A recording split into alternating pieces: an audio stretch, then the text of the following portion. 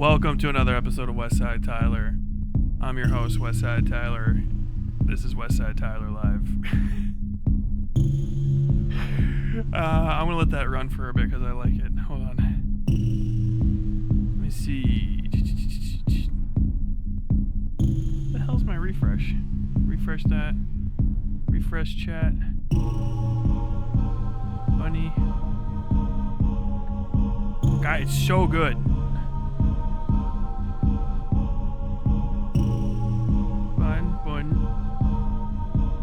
Treats. There we go. Okay, he works. Thank you. Ugh. Folks, welcome to another episode, like I was saying, of Westside Tyler Live. I am suddenly good, well-lit side Tyler Bell. Look, it might be the middle of the day with how bright this is. You can't tell. It's the power of cinema.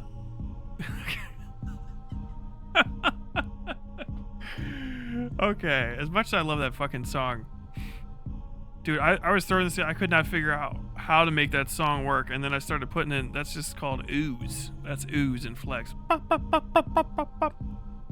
We went full fucking techno. We went full techno for that track.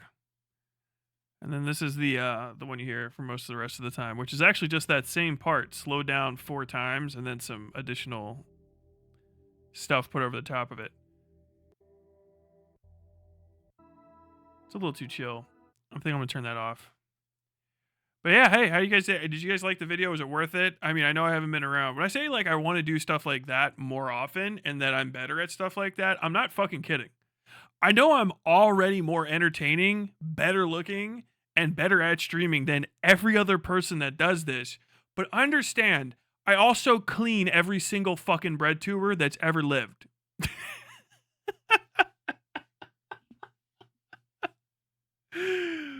I'm disappointed that you played with Charlie Kirk's face without consulting me. I had like 5 minutes today to put together a thumbnail that I wanted to see, and then I just did it. Whoa, God, I needed a fucking fake. It's a fake beer. I've been working on that shit nonstop. I was supposed to be done with that days ago. I had a rendering issue today that just murdered me. Absolutely killed me. And I understand, when you see every single clip, basically, what the hell is that? The fuck, fucking booger on me or something.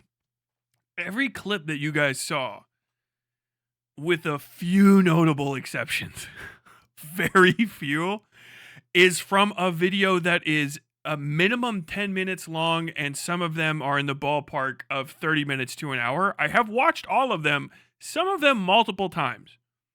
I have seen fucking George Rockwell talk for hours now, to the point where I was like, I gotta fucking finish this, or this motherfucker's gonna I'm gonna fucking Manchurian Candidate and just start going and I'm gonna do some shit you're not supposed to do to his side. That shit is sick. I didn't put everything in there that could be. I was trying to keep it light. I don't like doing the fucking misery porn shit. And I don't like doing the fucking putting too much of the guy talking, right? It's a good juxtaposition, I think. I think we had a good balance of, hey, racism is real, but also that's enough. That's enough. Can we we'll pull that back. Like, Jesus Christ. Fellow grunt and it's fellow hey, fucking grunt. Hey, right? Cringe. Hope you weren't listening to this out loud. Fuck, mute that shit. Oh my God. Joe Rogan, the king of BreadTube. Yes. Dude, please do more stuff like that. Yeah, bit by bit. If somebody's like, they say like the Demon Mama thing I did like a year ago, they're like, you're always said like that's mid-tier journalism. Like, guys, I can do this. You don't understand how much better I am than you. Trust me, I know you thought it was me. That's as good as you can accomplish. Like the vast majority of you guys, that's all you can get to me with a fucking leg numbing fucking spine injury.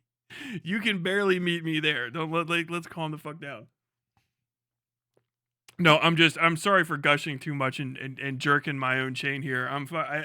I was highly nervous before it came out because I just wanted it to be perfect, especially if it's something like civil rights. It's not my shit, right? It is my thing to talk about it because it's America's sins and America's fucking trying to unfuck it.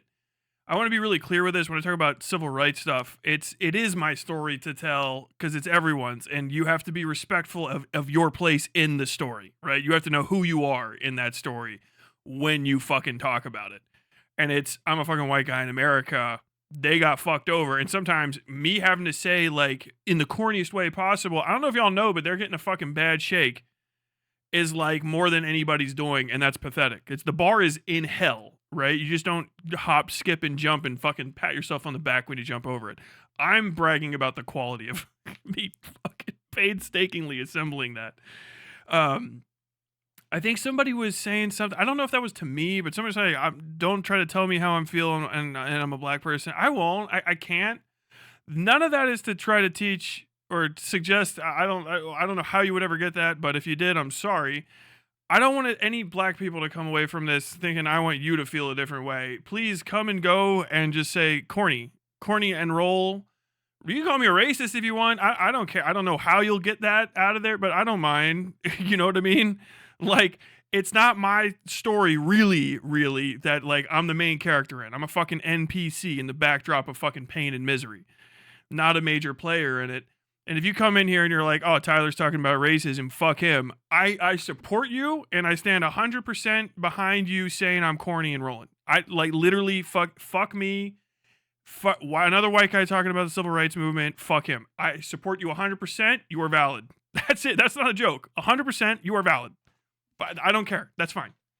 You disagree with everything I said? That's okay. I probably won't even argue with it. I'll say that's your opinion, and I'll never be able to change your mind about it, and it's valid. It's 100% valid, and it's yours. That's it. That's how I feel about the civil rights movement. White motherfuckers, don't try to find some random black person to come argue on your behalf, thinking that that's going to help you win that fight, because I will punch right through them to hit you. It will look. You will see what it looks like when fucking Jotaro's got fucking Star Platinum fucking shooting them fists around him. That is what you're gonna see, but it's gonna be the back of another person's head and me hitting you from every fucking direction around them.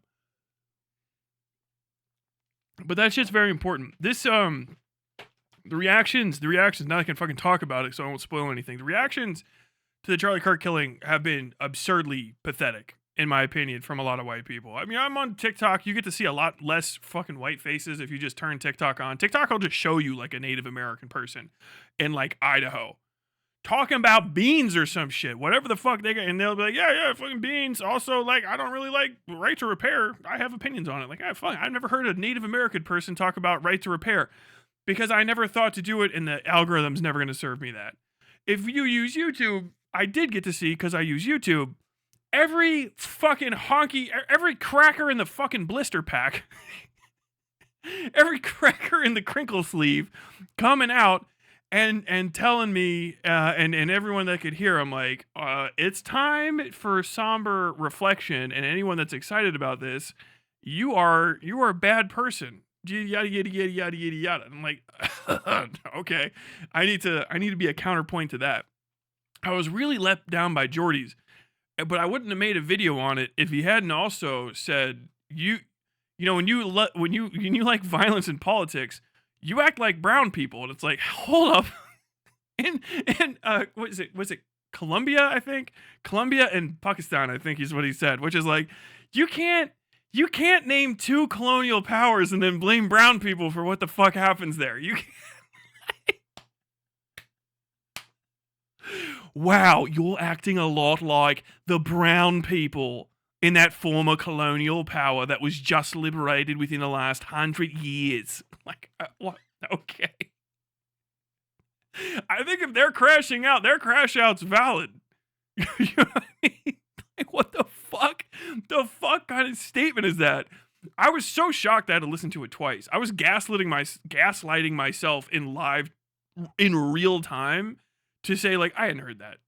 Because it's not every day that somebody that you really have liked for a long time completely lets you down. Well, when you're, me, I guess for other people, it's just like, damn.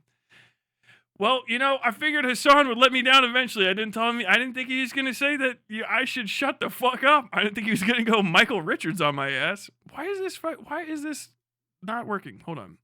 Blip. Connect.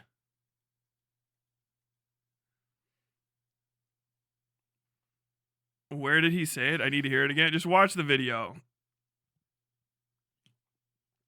Say what you want about the American Nazi Party. They did take out George Rockwell. They absolutely did.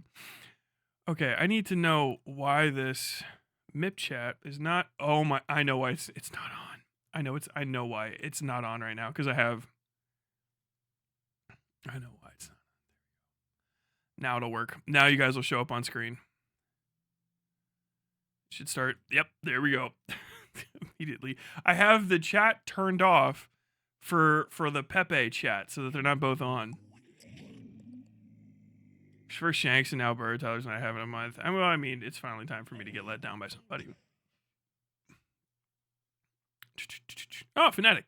Bro, I'm from Pakistan, whose relatives have been harmed by political violence. He has no place bringing that shit up. It was kind of crazy.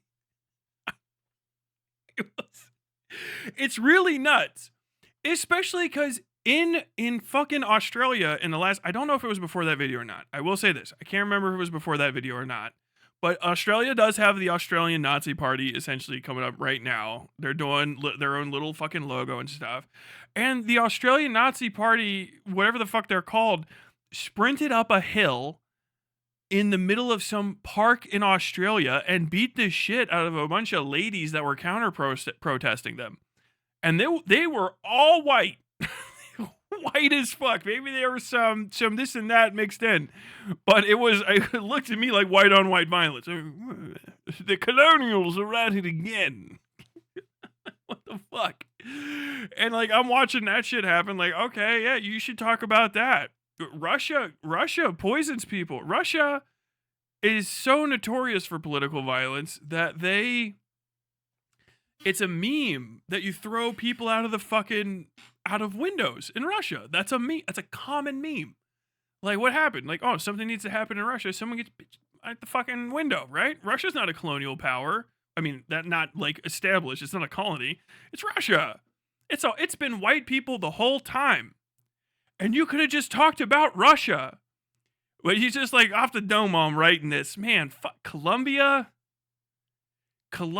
and fucking Pakistan, man. Like, what the fuck? Of all the places, you should have just chose Iraq and Afghanistan, okay? You just go against colonial, war-torn white people came in here to fuck it up. Like, oh man, of course you're gonna act like Zimbabwe. Like, what the fuck? What the fuck is wrong with it? Why would you say that? Why would you be a person that talk? Because you have less. If it would have been like your dumb fuck uncle that doesn't know shit, there's a bit of a pass. It's not like you can really excuse it, but you can understand why he said a stupid thing. You can understand the like, okay, you're dumb. You're an ignorant fucking idiot. So you said ignorant fucking idiot stuff. You're not falling short of my expectations. When you're a guy that talks about politics all the time, your whole thing is like, I watch a lot of shows about America, and I think I've got my finger on the pulse of what Americans feel like. You're like, wait, what? You're like that guy. You're that guy. You're doing white saviorism to white people. It's crazy. Like I've never felt that before. I got fucking white man's burdened by a white man as a whiter man from a whiter country. Do you know how crazy that is? Like, this is what I hear when you Anglos talk. You white man's burdened me. That's crazy. You're like Rudyard Kipling with a fucking internet connection. Do you know how nuts that is? That you white man's burdened a fellow honky? How dare you? And an American. We are your fucking overlords. That's why that's one of the things I really want to hammer home about this. We look on in fascination to America for their political. You look at us because we own the stock market. All your shit belongs to us and or China and Saudi Arabia. That's how. That's the fucking connection you were thinking. That's why. It's not because like you're interested in it's because we own you. And if it's not us, someone else does, because you don't have any independence. You're just like you're a colonial in your heart. But like to look up and then go, white man's burden. Can your country even end the earth? And if it can, how many times over? No, it can't. Your fucking elections aren't for anything. Of course, nobody kills anyone. Who's the most important president in Australia's history? Do you have a president? I don't know or care. I don't give a fuck. I don't have to. Because I don't... Do you guys even have nukes? Like, that's the point. Like, you gotta understand, like, you're not serious people. But then to talk about America where the stakes are insanely fucking... The stakes are high. The stakes are crazy high over here. Political violence is never acceptable. It's like, bro, what if you... Okay, what if you have a sniper rifle and it's Donald Trump on the way to the fucking nuclear football and he just had a bad day? But you got the shot and you're like, we should talk it out. I'll call him. What the fuck is this low stakes shit you fucking foreign actors have? I can't even understand being so casual about the political climate in your country. Like that's nuts to me. You're like, fucking no, this isn't life or death. Well, I guess so. Wonderful. I respect his decision. You're like, oh, I can't believe it's risen to that. What's the most stressful election you people have ever had? We had the Donald Trump Kamala Harris election, which was the second Donald Trump one, and we lost.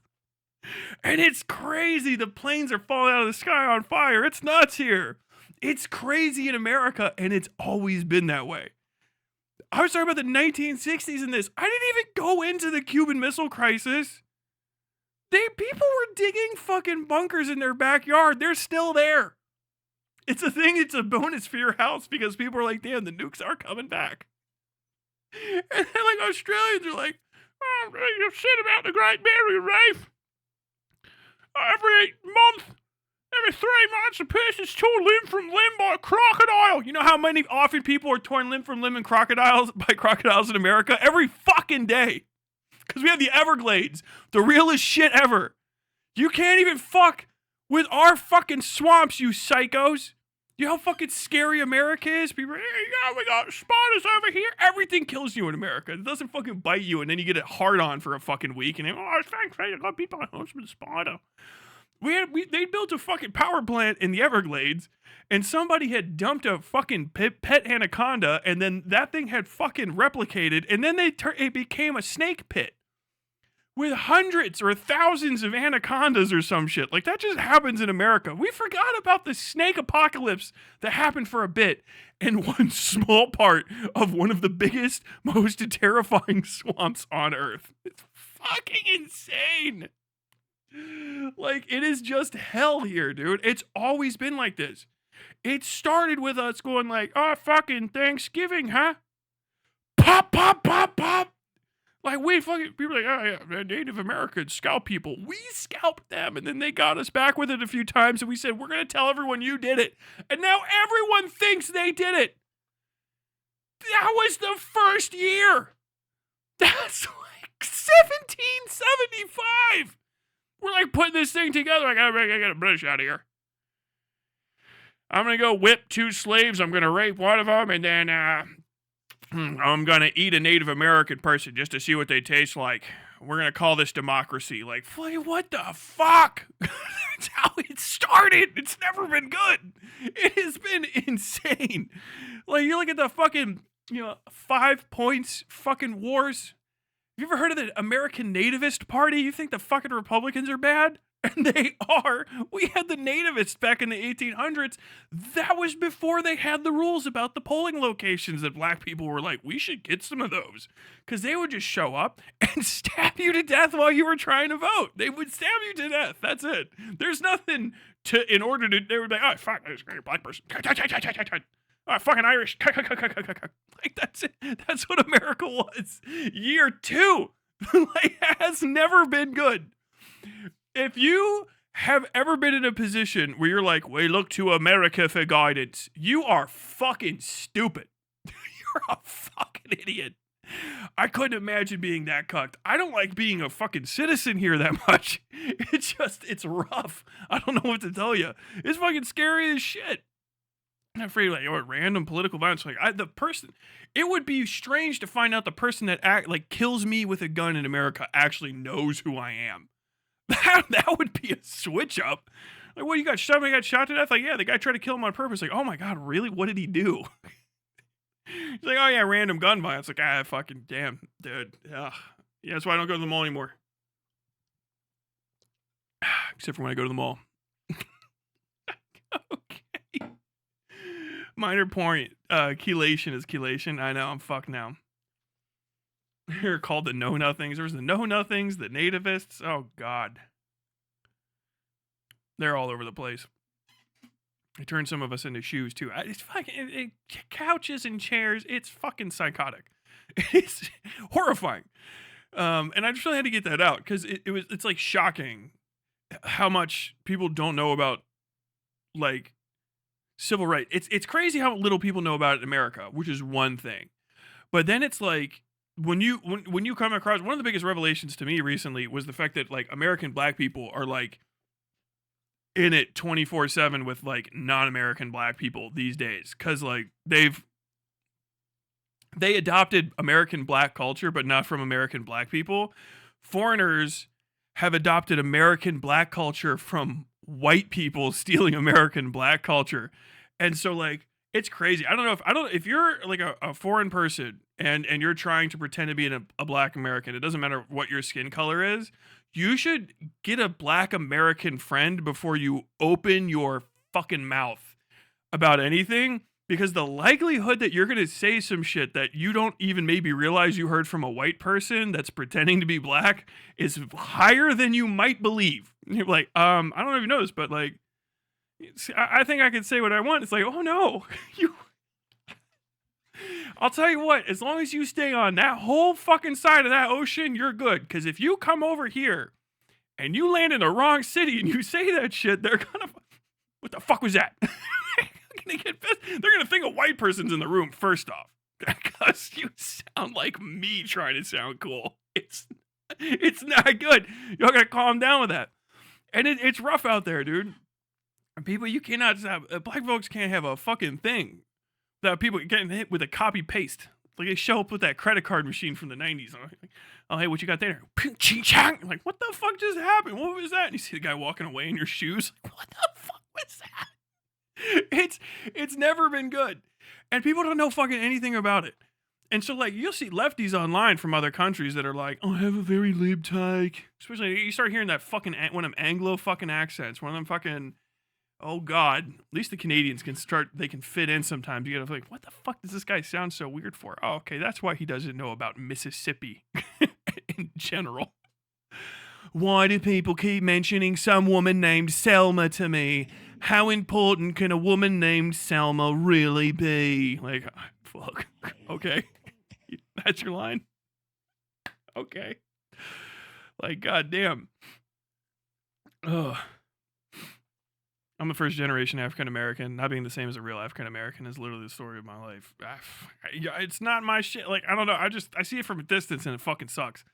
Because it doesn't affect me at all, but like, it fucking fucks with y'all. And I feel bad about it. I'm like, this is just fucking stupid. It shouldn't be this way. This is like horrible. But that is kind of the issue, is that people think that having a like passing understanding of America is enough to like talk about it for money at large.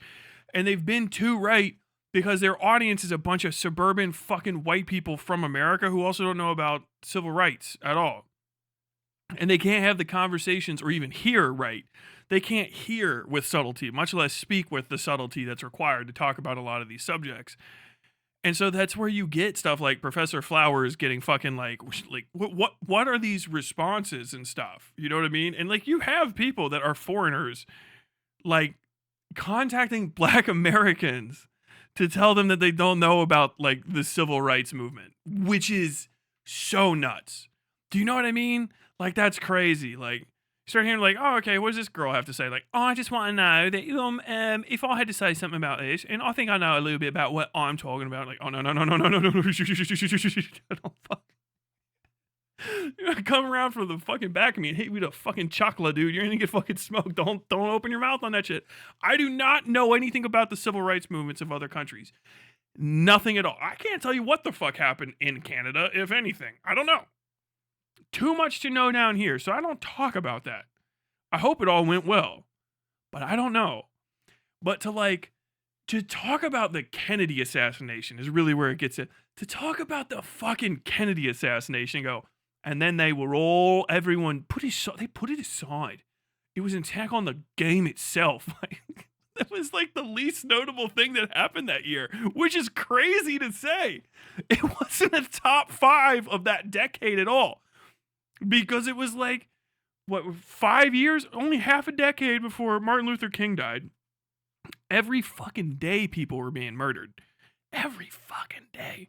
The anti-lynching law wasn't like something that they were just, like people just came up with, by the way. That wasn't like so people were like, what I think we should do is, in the rare instance of a lynching, have some legislation to protect it. They were getting lynched. It was constant. Some of the video I played from that is from the funeral of a man named Emmett Till, who was lynched. By the way, it's not always hung. Hung is not lynched necessarily. Lynching is mob justice, very often in the American parlance, against non-white people for white supremacist reasons. But it also just means mob justice, instantaneous mob justice, which went unpunished de facto in America in a lot of places. So some of these laws were being put into place to force people to take action, even if something was against the law, to make it so that someone else who didn't force that would also be punished, right? So we have Emmett Till, and the woman just died 5 or 6 years ago or some shit like that, which is crazy. A woman, and my mind says Mamie. I can't remember her fucking name, but go look it up. Emmett Till was walking around doing existing while black somewhere, and he wasn't near home, and a white woman said that he like whistled at her or touched her or raped her or some shit like that. She fucking made up. I think the story changed a few times, but it was eventually like a wink and he was untoward toward her. So what they did was a bunch of white guys found him, took him out to a riverbank, beat the fuck out of him, stood him up, stripped him down naked, beat him some more, did some other stuff, and then fucking threw him in the river after they shot him to death. And his mom, instead of burying him with anonymous dignity, she fucking took him to Chicago, downtown, unembalmed, and said, come by and look at my son, look what they did to him, with an open casket. And like hundreds, thousands upon thousands of people came by, and it's a whole thing. It's on video. I showed it on stream. I didn't show him. That was people. When you saw the black folks walking around and the lady was fainting like, that's because they were at the funeral fucking march of Emmett Till. Here's the thing. You should know what that fucking footage is. You should go, oh, fuck, I know what that is. You should know to look away. But you don't even get taught about that. People don't know. You know how I learned about Emmett Till? I learned about Emmett Till from Kanye fucking West talking about that's what his face looked like after he was in a fucking car crash, which is a crazy thing to say and makes more sense in retrospect with Kanye now. But like, that's a serious thing. And people don't know about Emmett Till. Everybody found out about that fucking the Black Wall Street from fucking Watchmen on HBO. It's the only notable thing people remember from that fucking show.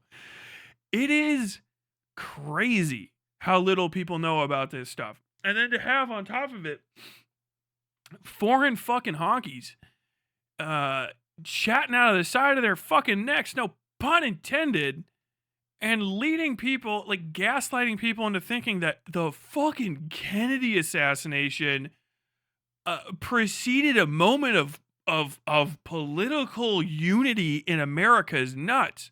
That first video I show of fucking George Lincoln Rockwell is him talking about Kennedy and going like, hey, he's a piece of shit though. No one deserves to die. Disavow, disavow, disavow. But he was a piece of shit. I don't think 2 bullets makes a saint out of a bad guy. Like that's what it was. Okay, we don't know. He definitely doesn't know. What the fuck does friendly fucking Jordies know about America? I watched 2 videos. You watched my video. You don't know fuck all about the civil rights movement. I'll tell you that right now. I didn't teach you next to shit about it with that video. Not next to a fucking thing. I hope you caught at least one of the names on there. James Baldwin. I had 3 people to choose. That's an amazing. That's on PBS for free, by the way. It's called the I can't say anymore. The Black American and the American Promise. The Black Person in the American Promise. But like that's incredible. That's fucking Martin Luther King Jr., Malcolm X, and James Baldwin, who's an author. I think I always get him mixed up with Richard Wright, who's native son, because James Baldwin's book is I Was a Native Son, I think it's called.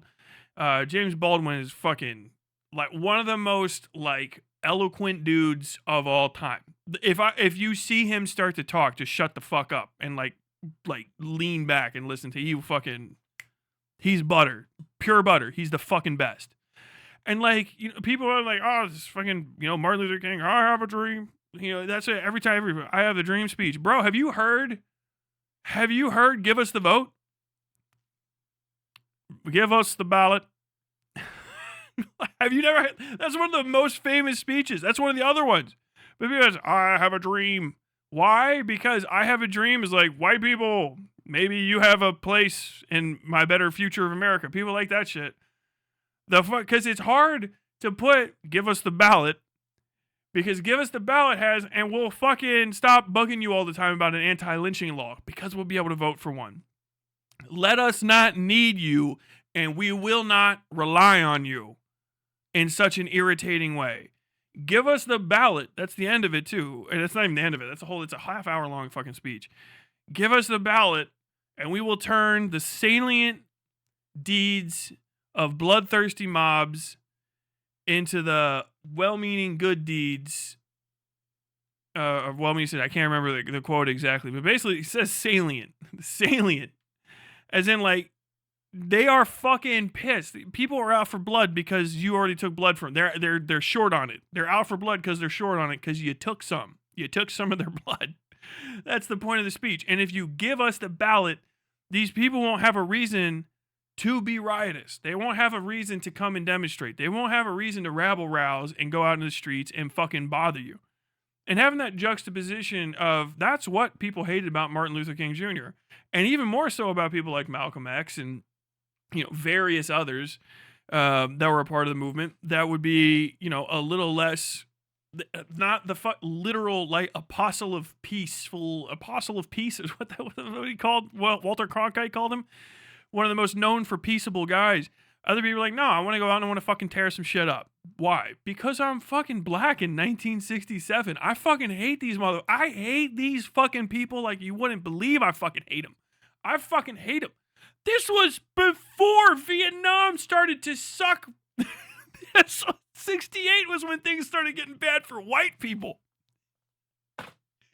All of a sudden, white people were in Vietnam. Like, oh, God. This is before we bombed Cambodia. It's like, oh yeah, America just started to come together. That's to do what? It's such a weird read of history. Oh, man. The book is Notes of a Native Son. Thank you. A lot of things about James Baldwin stuck in my head. James Baldwin is fucking great to listen to.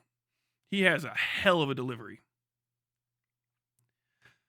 As an Aussie, Geordies definitely doesn't have the same grasp on American domestic politics as he does on American international politics. His expertise is on environmental and Australian politics. He should fucking stick to it. I'll tell you that. Because he is in other people's business like crazy. If you don't know why people are happy about fucking Charlie Kirk dying, you should really invest in that. Because if it's just like, oh, I was the victim of violence, like, you, okay. God damn. I was shocked. People genuinely yell slurs against queer people from cars, etc. Like people, yeah, that's constantly. They yell slurs at fucking black people from cars in America. By the way, they still do that. When I was a kid, I thought Martin Luther King and the Martin Luther from the Lutheran Church must be the same person.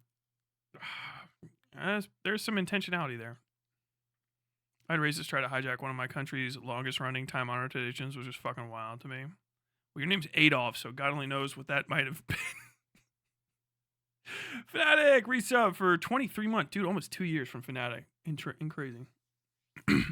Your video is why I don't talk about America. And understand, I extend this to other countries too. I'll give you like a wow, that's crazy. Whoa, that's nuts. You know what I mean? And if it's something I specifically actually know about, I will still cater with, I'm not from there. Probably somebody that's from there knows better, right? I do that about black folks that live in America because I'm still not black. I know it's crazy to think, but I'm not. So like, understand everything I know about black people and black people's struggle and black people's culture is me listening to them talk and then me repeating the things I've decided to repeat from them. So it's still censored, it's still filtered, and it's still it's got a nice thick layer of fucking mayo on top. Keep that in mind. You know what I mean? Like, go and fucking experience this shit from the people there. But I just want people. This is me talking to white people. Really, is what this video is, because it's like, hey yo, nah, like that, and also nah, and also no. Is the treat meter counting? I don't think it is. Is it not on too? That would be very frustrating. Hopefully it will reload all the way to the top though. Oh, I missed. All right, I'm gonna start talking to you guys though soon. Oh, yep, it's off. Damn it. Credits is off. Why? Bunny meter quantity. Well, one of those went on. One of those turned on. We'll give, no matter what, we'll say we're gonna give Sweet Cheeks a treat on stream because I got I couldn't see all of the donos from stream, but thank you everybody who donated subs during stream. That was very cool of you. Oh, thank you. Hey, gifted 5 VOD Gang subs. Base.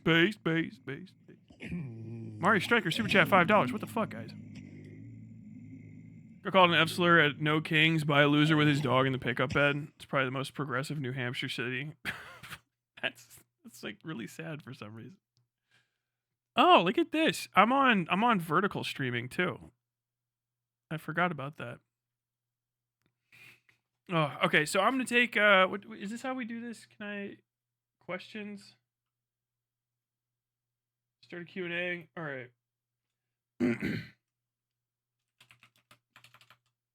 Q&A on video. I think this will like cut it down to just questions or something. I can't remember how that works. All right, yeah. So you guys should still be able to chat and talk. This will just let me do questions and stuff if you ask them with some money. So if anybody wants to ask questions about the video, I can get to that real quick. I've been reading Gerald Horne's The Capital of Slavery, 1800 to 1867. And the amount of political violence shocked me, and I thought I was informed. No, it's the more you look, the more you find out. It's always been this way. We live in one of the least politically violent times in American history, and we have had basically some sort of political wounding or assassination almost every month, if you average it out, definitely every month for the last 10, 15 years. And you're like, that it can't be right, but you stretch it out, it goes crazy. And then if you start considering, terror attacks, white supremacy terror attacks and all that stuff, it gets like, it's kind of constant. Q&A on the video. All right, let's see if any of these come up. I guess not. Okay. Trust and believe that my African parents see African Americans as different. It's honestly been hammered into my head. That sounds like maybe not the best way either. The false connection between British accent and intelligence has done real damage. It's nuts. It's nuts, dude. I love it because when I start fucking with British people on their accents, it is like I'm robbing people. No one else gets mad the way that they do. Especially like white people. I make fun of a white person, like, accent. Like a little fucking Texas accent. Oh, I sound like this. Oh, God, look, it's me. I'm Mike Judge. Waka, waka, waka. And they get mad at me, like, shut up, dude. You sound stupid. But like British people, like, react when you make fun of that stupid received pronunciation accent. They react like you're robbing them. Like they're getting fucking beat down. Like, oh, you can't take that from me. I have nothing else. Do not take this from me. Like, Pyrocynical wouldn't exist. Could you imagine Pyrocynical trying to exist on YouTube without his accent? He would just look like any other fucking fart pervert.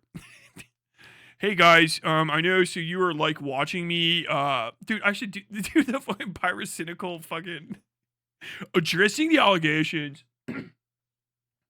So yeah, the leaks that were there were pretty bad. I was saying some of the craziest stuff. I'm gonna read some of this so you guys know like what it was. I want to fart in your mouth. I want you to fart all over me. I want to see your farts in your feet. And yeah, there's some more, but I know that's pretty disgusting. It's absolutely degenerate to me, but like yeah, Could you- hey everybody. Hey, dude, can I get full fucking Yinzer out here? Dude, so like I was gonna like talk about it, gonna address the allegations, you said I'm into like fart fetish and all that, but it's not. You just gotta calm down with it. I can't do it. Do you do complete Balmer? Dave Balmer accent? Can you get all the way down here? Do Balmer? Sure. I'm here to address the allegations. Yeah, I was into like some of that fart porn. What the Balmer saying, dude? Baltimore accent is crazy. Fort porn? I was there watching some fort porn. You sound fartier than normal. There are accents you could clean though. If you got one of them southern accents, I'd like to address the allegations. No, you sound like high level degenerate. You sound like you're racist too. On top of it, you got a native buff to your just inherent racism. On top of people are like, what the fuck's this guy up to? I'm here to address the allegations. Of course, that stuff was in there was degenerate. I'll read some of it to you. I like to fart in your mouth. I like you to fart on me. I like to fart in your feet. Pyrocynical would have been cooked like a fucking goose. Oh no! Corpo, you're so low to the ground. I'd say thanks for the Hegseth videos. They're hilarious and kept me from going insane. My stupid poke just stopped in the army. Hope to hear more DI impressions of silly crew training stories. Absolutely. Based. Why is Gorps, what's wrong with him right now? Why he be this way? Why are you the way you are?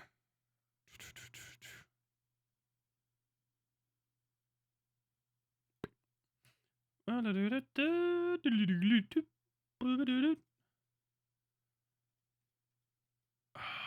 I have to fucking completely reprogram that. Oh no, I don't want to do that. Yeah, that's okay. Gorpo is going to be low today. I think I had this stream at a lower thing. Some questions though. How do I find out less about Rockwell? Good question. I'll be asking myself the same thing. It's rough. It's rough to find out about somebody like that, especially finding out that basically like, it's very obvious that he's the cornerstone of all these fucking movements. What is an actual counter to deal with the not left enough weirdos / infiltrators? Whenever I bring up politics here, I keep having to distance myself from them. I mean, here in my chat, I don't think anyone gives a fuck. If you start talking about another person and then someone says they're not left enough, you're already fucking up because you're defending someone else and not you. So you just have to stop that bad habit. That's all I can tell you. But other than that, all you gotta do say is nuh-uh, because there is no way to prove that anybody's more or less left than someone else. You have to play in a high school stakes poker game with 5 other YouTubers or streamers. Who's at your table? Like, I'm against them? No teamwork? Fuck, dude. Who's got some of the funniest fucking tells? I guess it's definitely one. I want Hasan there. I want Hasan and fucking Ethan Klein at that table because I know no matter what, I'm gonna fucking come home with some money. Ethan Klein fucking wiggling his way through every fucking hand. That's a guy. Yeah, you're never bluffing. You better get lucky as shit, homie. Oh man, Dude, no, it would be those guys, iDubbbz, because I would just fucking, I'm like thinking about how I want to win just to eat them up. High stakes poker, not like a fun poker night poker, because I'm going to fuck with them the whole time. That's just content. Yes, absolutely. Klein, iDubbbz, and Piker. I get two more. Fucking sausage fest. Let's get two ladies in there. Who are the two ladies? Streamers. Amaranth looks like a fucking idiot. I bet I could run Amaranth. I bet I could run Amaranth at a poker table. I can barely remember how to fucking play, but I guarantee fucking it. God, this is the most toxic fucking crew ever.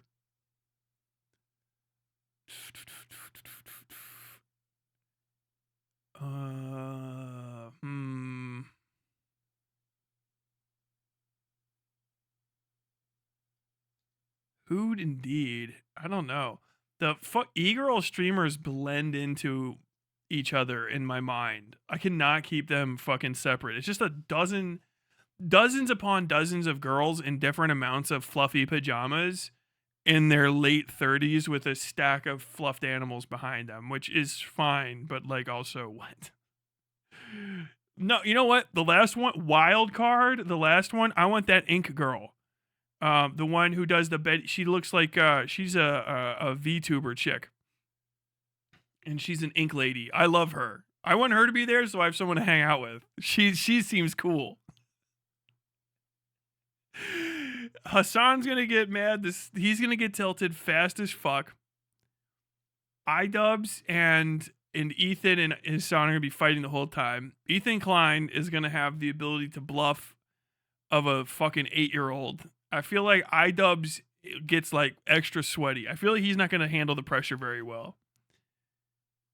Fucking Amaranth, because she's got the money to be there, and she strikes me as also being crazy stupid. She seems like she's gonna like she'll overestimate herself and try to get away with some shit, and that'll give me like 20K. And then the last person, I don't even care if I want to hang out with one person I want to hang out with. So yeah, Ink Lady, definitely. Denim's absolutely fucking not, dude. That's what I'll be playing fucking poker with Denim is like playing poker with a fucking wall that occasionally spits out $800. I could just play with I could just play with a fucking ATM where 18 of the combinations. Okay, that's what I would play poker for. There we go. God damn. One looks like Betty Boop with tattoos. Yes. I should hold on. I should be an adult. I gotta shout someone out. They're a way bigger streamer than me, but I actually like their stuff, which is rare. Honey, I'm a fucking shut the fuck up, Ludwig. I will fucking kill you. I don't mean that.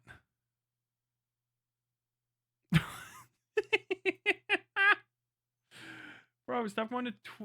Why does Ludwig's Twitch page look? Oh, you fucker sent me a fucking mobile link. You animals.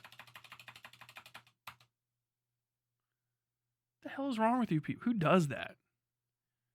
I'm not following that many people on. Where do you see? Oh, I gotta sign it. Oh, you gotta send me a fucking.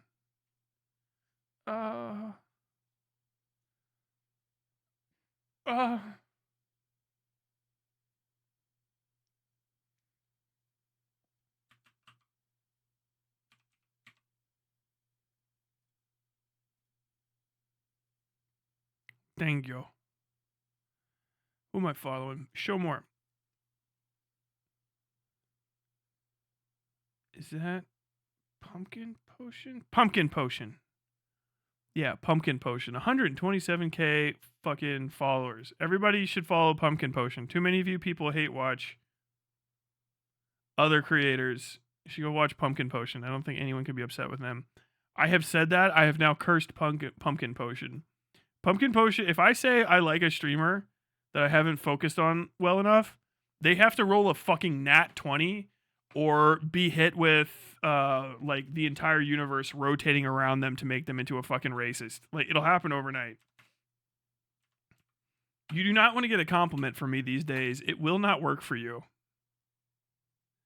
Like, oh, Tyler, Is this guy that you said you like? Like, oh, that's it. Yeah, I love that guy. Like, hey, did you know he fucking ate a dog live on stream, just raw? He unhinged his jaw like a fucking demon, just blah, blah, blah, blah, blah, blah, blah, and ate the dog. Really? Yeah. And he said slurs the whole time. It was crazy. Just slur, slur, slur, slurp, slurp, slurp. It was really like seeing fucking Lumiru hang out with Archcast. I hope I said the right name. Oh, Amalgamate. It was like seeing Amalgamate hang out with Archcast. Slur, slur, slur, slurp, slurp, slurp. Okay, let me see. Another question.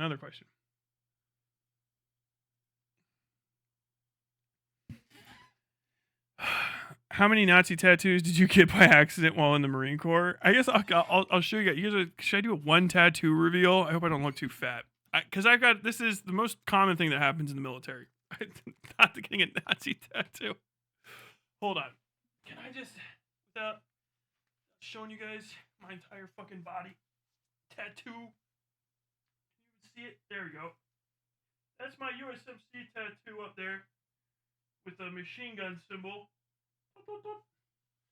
Now you've seen it. I'm not taking my whole shirt off. You'll just have to guess what the rest of the letters look like. It's right there. It's on my lat. This is the story. It's on my lat because I got a tattoo shit-faced, which is one of the most common things to do while you're in the Marines. Anyone that says I got a tattoo shit-faced in the Marines, I believe them, okay? Because there's no reason to even doubt that. It happened. I was so drunk. I wanted to get the tattoo on my shoulder right here. But I was so drunk, I pointed to my lat instead, and I got it in the middle of my lat. It is the stupidest tattoo placement, period.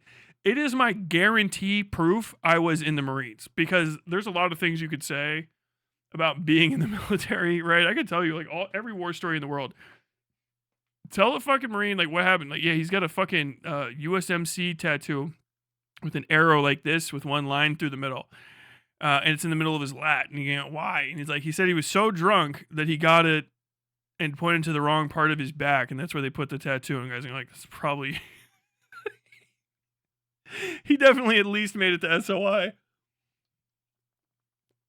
Oh my God. That was going to be a tramp stamp? No. What microphone did I use for the video? This guy. Because I was standing up. And I actually had it way too hot. I hope nobody noticed. This is a Rode fucking something or other. I don't know. I got it on discount. Rode Reporter. Designed in Australia. Assembled in China. Yeah, I got this on sale. This is a dynamic mic. So I can take it out into the field and stuff. It connects to the camera. But it also lets me stand up. This condenser mic has a bad... it's a condenser mic too. So it doesn't have a very particularly strong bass. So when I stand up with this thing, there's every possibility when I shift that it will wiggle. You probably just heard that. It will wiggle in. You can hear that now, actually. That's just me re-socketing the fucking plug-in. It'll wiggle in the plug and make that popping noise. This dynamic mic doesn't have that issue. The condenser mic does. What quote during your research for the show impacted you personally the most? I mean, I didn't really like learn. I wasn't surprised by much of what I found. My favorite quote from it is, "Could you imagine? Could you imagine being 12 years old?"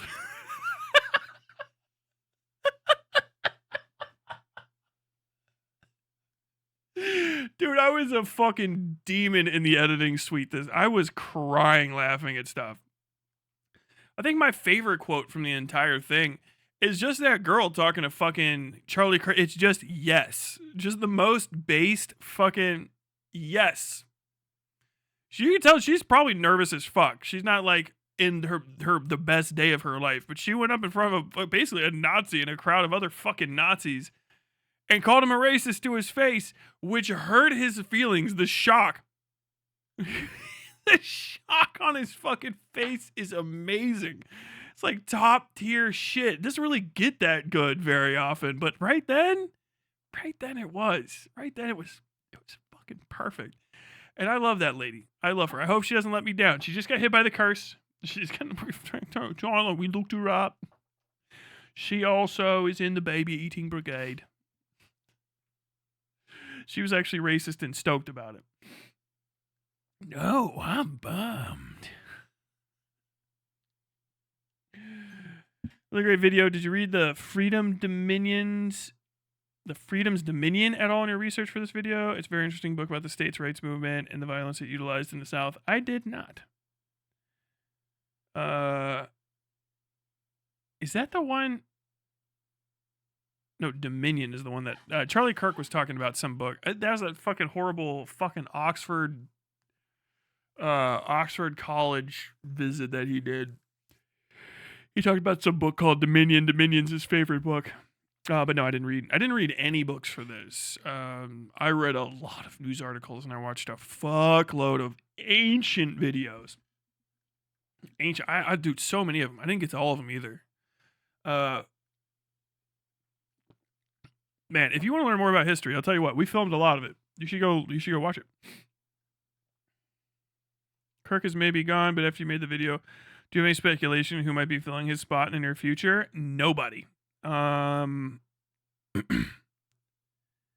a big guy for you.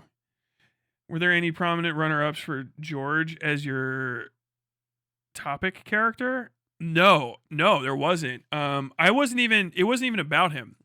I really learned about George Rockwell for the first time here too. I don't want you to get twisted on that. I hope I didn't say anything to that effect. I found out about George Rockwell during this, and that it turned into an entirely different video. I was like, Friendly Jordy's a fucking idiot. Premise, Friendly Jordy's stupid. Friendly Jordy's kind of coming off racist. I don't know why. Best video to make would be a quick 5-6 minute long rebuttal. It's gonna be a 5 or 6 minute quick video, Morty. Quick video essay, Morty.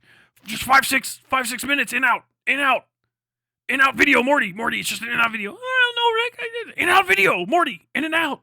And me crying. The video is 55 minutes long. I was trying to go and find some good footage to stack in there about people's reactions to Kennedy assassination, and I came across that very first video you see. You can't make a sinner out of a saint. And I was like, what the fuck? Commander George? Who the fuck is this guy? He's a Nazi? And then I thought I was being gaslit for real. Like there was a gas leak in my house. I was high in my mind watching his videos because the shock I felt realizing I had never heard of this guy. And he was one of the most impactful racists that's ever fucking lived. He was not kidding. He was the fucking Paul the Professor, like on Earth of Hitler's fucking legacy, because you do not have modern racists without him. You don't. There's not. There's another guy that was around at the same time who was an actual, like, they called them Germanic Nazis, who was an American as well, but was like a simp for like the Reichstag or whatever idea of, how are you supposed to call that? Basically like we wanted to be German. His thing was, no, we don't want it to be German, we want it to be white. Like that's what fucking Rockwell's thing was. And Rockwell brought a pragmatism to extremism. Like he's the juxtaposition of pragmatism and extremism almost in perfect sync. If he would have gotten older, he would have gotten better, and it would be indistinguishable from other people. Like Roger Stone pales in comparison to him. Like the only thing that literally stopped him from being insane, he ran for the Virginia governorship as a fucking Nazi when the World War II vets were fucking his age. That he is a World War II veteran. I don't know if he said but in a real, like a combat veteran. He flew planes in World War II. Like he dressed up as a Nazi and was still fighting age with Nazi killers. You understand that? Like, and he was getting away with that at that time. In the modern era where people are way softer on that shit, he would have been an entirely different fucking beast. He was well groomed. He was well kept. That goes further than almost anything else that exists on this earth.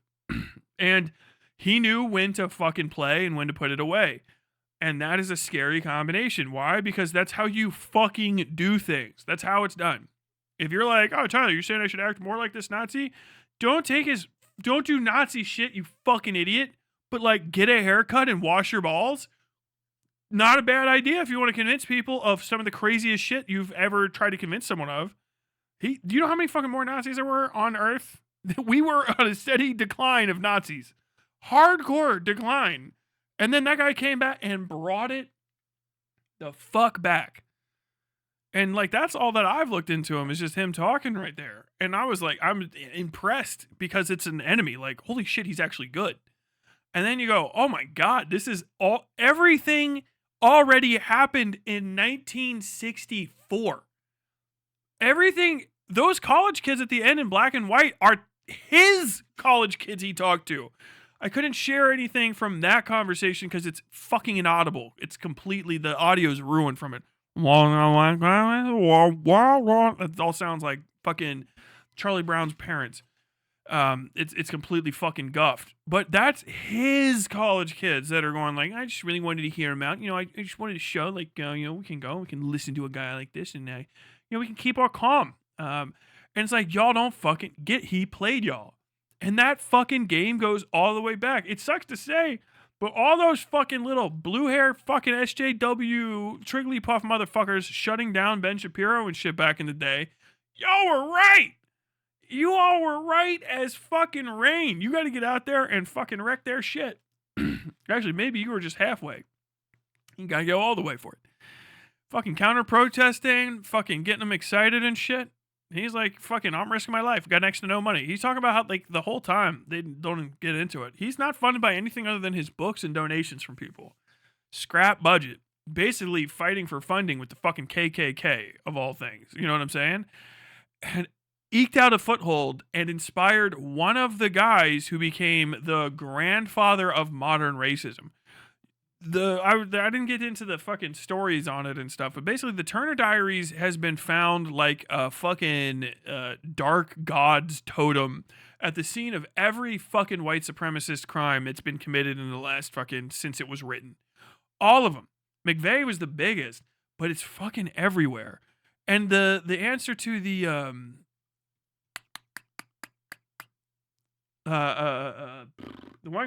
question says, he's not a Christian. Isn't that crazy? How about that revelation? I didn't even get to get into that. Oh, he wants a white Christian West. He's agnostic. He says it. He goes into it. Isn't that crazy? That's one of the biggest revelations that's there. He is the forefront of fucking new atheism. That comes from him. The getting atheists to come over to support a white Christian America, that comes from him. That's his bread and butter. Is saying, I don't mind about your religion. I don't like atheist Jews. I'm agnostic. I don't have a faith. I don't go to church. But I understand that a white Christian America is the Christian America we need. He is big tent Republicanism of 2013, right? Of 2013, 2014 era. Gamergate mentality. All of those conundrums, all of those hypocrisies, and you're like, I can't quite, where does this come from? It's his. He made it in 1959 in response to fucking Brown v. Board of Education. He was one of the guys that said, fucking saw one of them little fucking kids get hit in the head with that fucking brick and went, I can do that better. Like, he built on that. And that is the Gamergate connection. Like, it's crazy, right? The new atheism plus, I'm an atheist, but I'm an atheist to Christianity. One of my favorite fucking dog whistles, dude. It's one that you don't even realize they're hearing it. We wouldn't have TJ Kirk SJW videos exist because of fucking George Lincoln Rockwell. Isn't that nuts? It's a direct connection. It's fucking insane. And people don't talk. People have been talking about them and they crush those videos. They push it out, push it to the side, push it down. But you're like, what the fuck is with well-dressed American Nazis? I thought that's the one thing that we care about. That's all from him, man. It's all from him. Then there's a bunch of splinter groups after he died. But he was the fucking start of it. It's fucking crazy. How about the aren't you all secretly gay? How about that's from then? The fucking Fuentes, everyone's a crypto queer. That came to my mind, and you know exactly what fucking phrase came to my mind, and I didn't say it. I saved myself. I am not gay presenting enough to say that. Oh my god. Why do people not call, dude? Queers online. You know what you need to start saying. Do not type it in chat. I will ban you. No slurs in chat. Oh my god. But even that stuff's from him. Isn't that nuts? How about that, bro? Opinions on lolcow watching? What else are they there for? What was your favorite section to work on in the video? Absolutely the one where I got to eat the French toast at the end. And I don't know if you know, if you watch the video again, you can see that I clearly was hungry and fucking forgot to film myself actually cutting into it and eating it, because by the time I had it all stacked up, set the camera up and stacked it up on that plate, I was like, I'm gonna fucking tear through this shit. And I started eating it. I barely had any left. I'm like, oh fuck! I had to hurry up and set the camera up again because I had to give the kitchen back to my wife. The kitchen was full of lights and everything, so I had to give all that back in the camera and stuff. I had to clear all that out. I'm fucking eating, and I'm like, oh shit! I had to hurry up and set the camera up so I could fucking eat.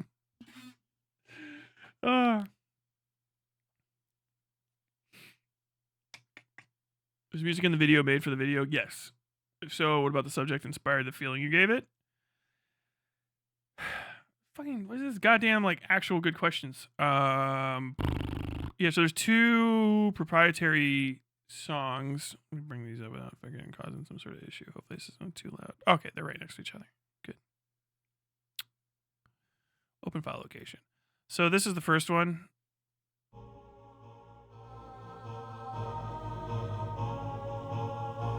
And actually, the intro, I gotta let it play through so you can hear the actual. This is the song I wanted to make.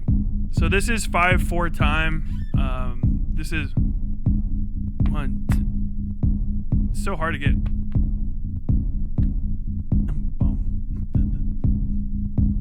So it sounds like that's the end, but that's actually the beginning.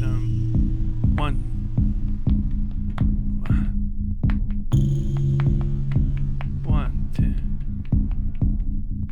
It's 4 5. It's 1 2 3 4 5. 1 2 3 4 5. 1 2 3 4 5. 1 2 3 4 5. 1 2 3 4 5.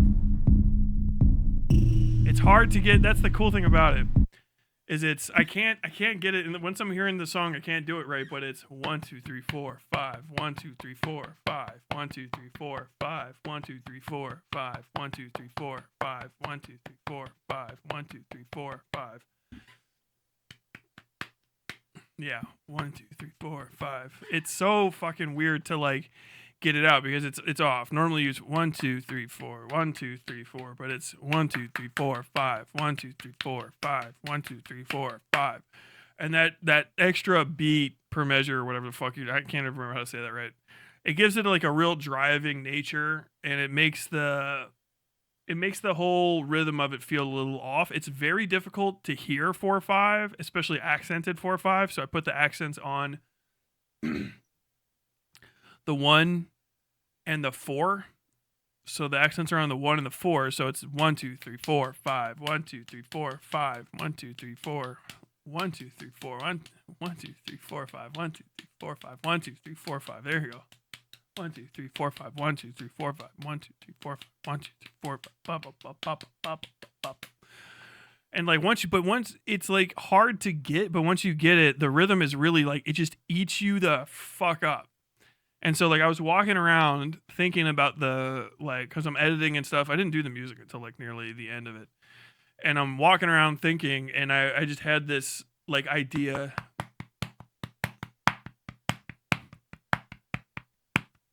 And so I started with that, and I built that rhythm up out of 808s and kicks, basic shit.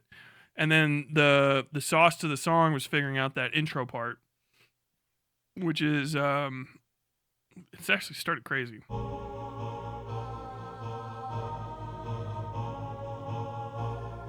And that sounds mad fucking good. That was actually hard to write because it's if you don't write in 5/4 a lot. I keep saying 4/5. I mean 5/4 every time I say that if I say it backwards. It's kind of hard to understand because you really don't understand how like deeply 4/4 is in your mind, or probably 3/4 if you're a slightly different culture than me. But it's just like fucking in your fucking head, and to move off of that, especially to add instead of pull back, like 2/4, whatever the fuck, 3/4, everyone loves a waltz. 5/4 is like it really gets into you, so it takes a second. And so what I did at first was I just like threw notes into the thing to see what would happen, and it was just like this, and it just sounded too much. So I pulled it all back, and I just started over from the beginning again, putting all the notes on B. I can't remember. This is in Dorian. I can't remember. This is fucking C sharp Dorian, I think. I don't know. I can never fucking remember that stuff. So I started there,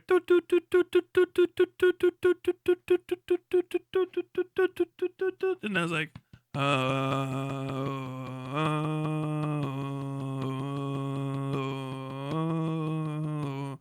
and I kind of got that, and then underneath that the ba ba ba, and I was like, that sounds good, but it was in, you know, fucking waves. I mean, it was fucking. It was. And I'd been messing with those oohs, ahs, whatever the fuck. It's just a vocalizer, you know, whatever. It's a chorus. It's not actually people singing. It's just it sounds like a chorus, right? And I'd been messing with those earlier, and I was like, let me put it into that, and then it hit, and I was like, oh, that's it. And then deeper in it is just the most bit tuned. Let me get down here. That sound was so fucking hard to make. Oh my god.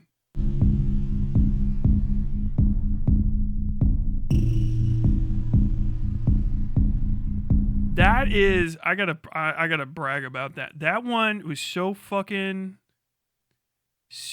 difficult to do. Oh my god. Hold on, where is black and white? There we go. What is this? Hold on, I gotta. Did you hear that? So it all has to mix together at the end too. That is just one note. That's in Citrus. That's the bad BAS. But no, it's not. No, it's not. It's called click. So that's what it is. And it doesn't even normally sound like that. That's after I have, how many effects is it even on that? Let me.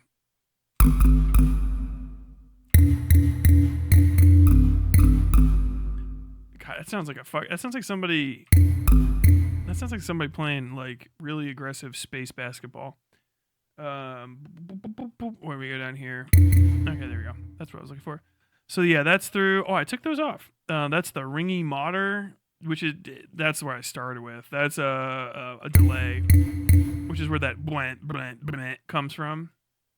And then over here I have it ascend out to some fuzz. So it normally sounds like this. Oh, and I have the transient shaper on there. So if I turn all my effects off, what it starts as is this. And that's just this one sound in the middle.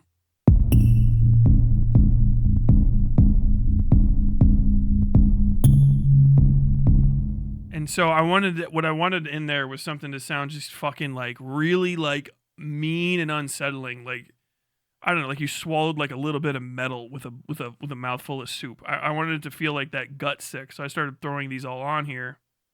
Right. And so I got the sound to where I wanted it. But obviously that lasts too long. So I had to throw on some automation to basically eat it and kind of suffocate the sound like it's being like literally has a pillow being held over its face. So you have this.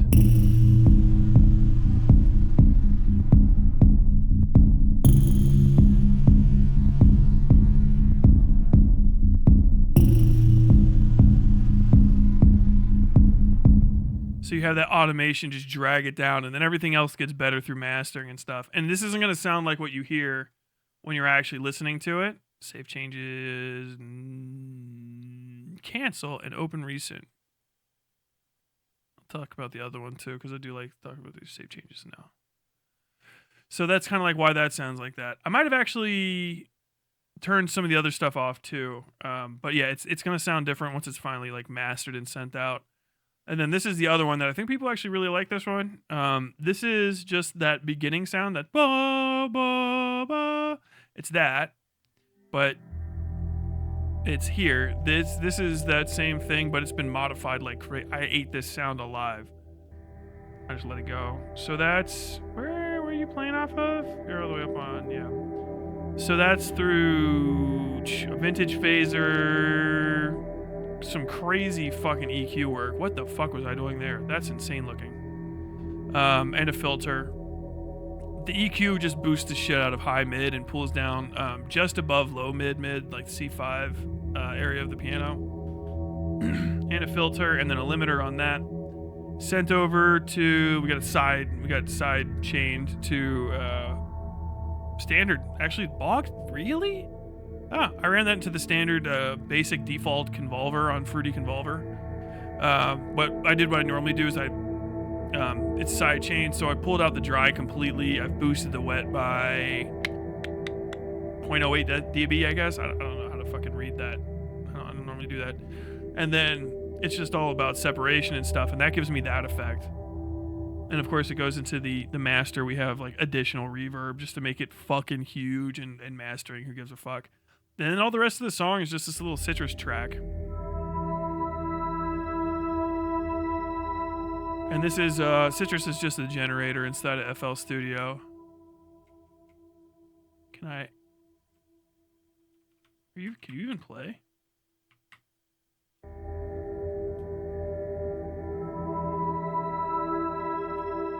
Why is that not working? Oh, because I don't have it open. There you go. So this is this synthesizer, and then it just goes through a bunch of shit to make it sound like the 1980s.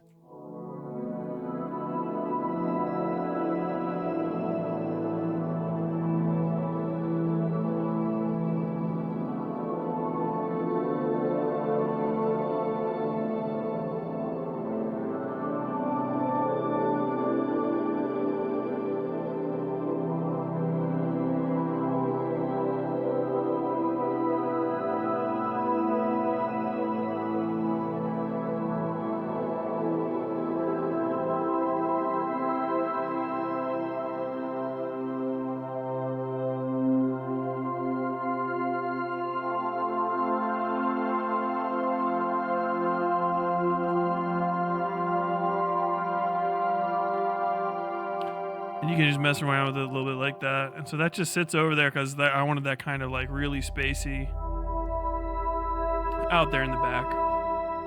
And I just live played this. I didn't care if it was on beat or anything like that. This kind of music doesn't really need to be. Sometimes I feel like it's better if it's not and just really floats, because then you kind of get lost trying to find a beat if you're trying to find one. And because the beat's really just not there, you end up hyper fixating on tone. And so the anticipation for the next sound becomes like way more important to you.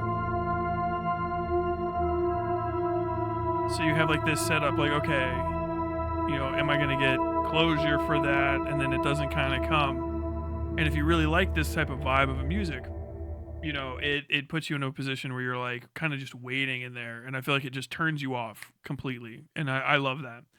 It's really harder to make soundtrack music than you think. I mean, I guess it would be overall easier than making like a pop hit ballad type deal, you know, depending on who you're talking to.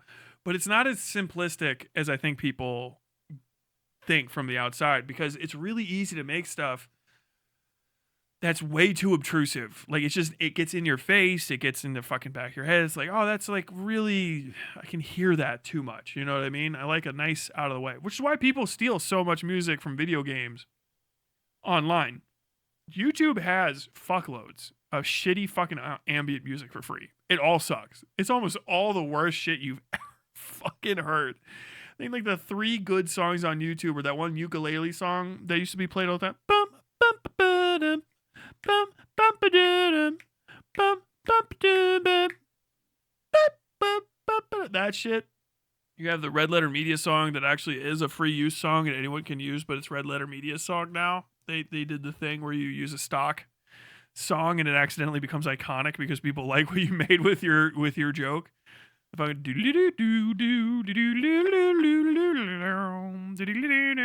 there's another YouTuber from the same era that started off near them that uses that song too, and it's always so jarring when I listen to that person's videos, and I can never remember who they fucking are. But then I'll be putting on like, oh hey, it's that guy again, and then it's like, what the fuck? Why is it red letter? I'm not okay. I didn't click the wrong video. Rainbow Asphalt when? Oh, that's one of my songs. Which one is that?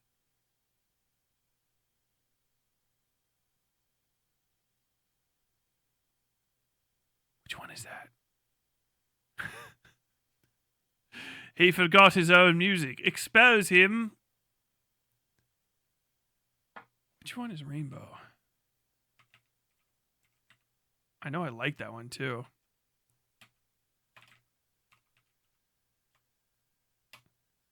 It's lost. Oh no. Oh no, it's gone. Got a regular Geschwaldo here. I don't even know what that means. Was the other guy you were going to talk about Yaki? That sounds familiar. I can't even remember what the hell that even means, though. Who do you think is most likely to get got next? I know you did the streamer tier list, but do you think anyone else tops the list outside of streaming? I think that if anyone gets hit in the next several months, I would be pretty surprised. People seem very smart about stuff.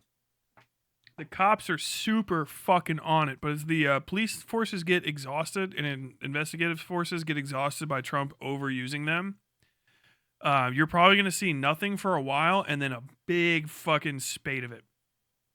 Like a big spate of violence. Which one was that? Oh, I know what one that was for. Ooh, this one I never put on. Okay. What are your thoughts on analog horror like the Walton Files? I'm making my own fan project. Good luck. That's what I think. Okay, I'm gonna end the Q&A.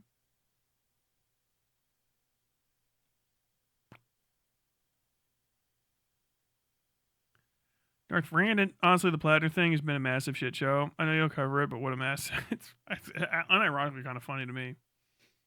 I just don't give a fuck. I'll get to it in a second. God, I can't wait to. I've really got to finish this one so I can just. Is this?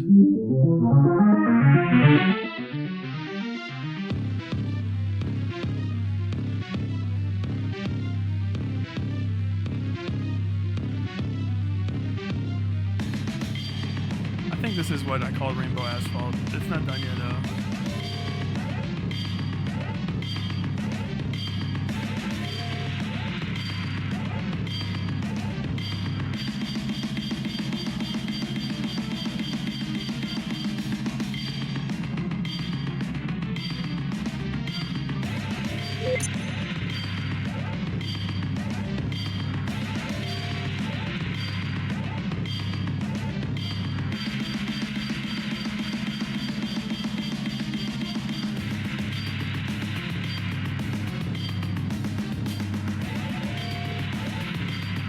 Man, I'm too tired. I was supposed to sing that song on stream, too.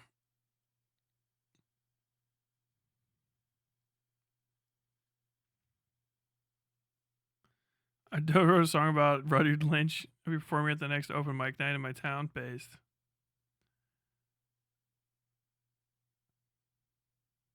What the hell is Giswaldo? I don't even know that. There are federal agents outside my apartment type beep. It's true. This is a good one. I can just turn this one on in the background. Oh no, I wanted to play this real quick. Where the hell did that go?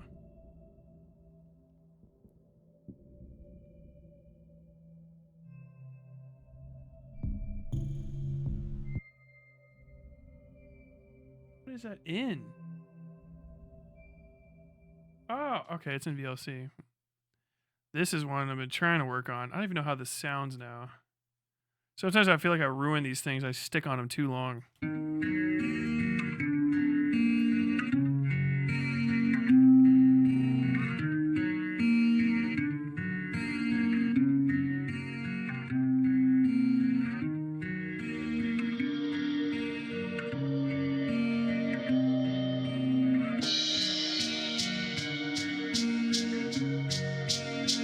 That makes it horrible.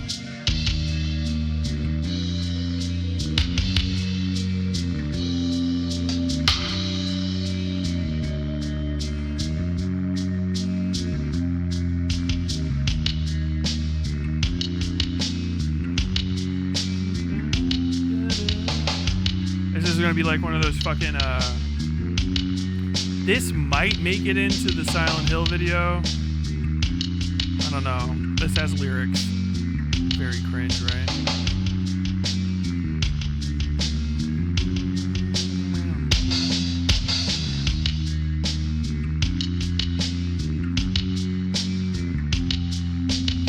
Sorry, I know everybody else is here for like entertainment, but sometimes I just want to boogie. I've worked too hard this week.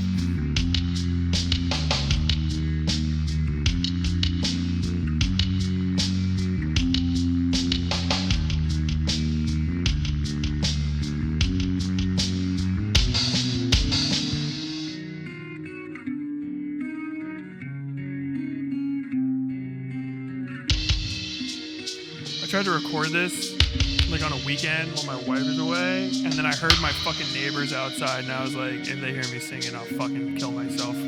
Fucking turning that off. Absolutely not.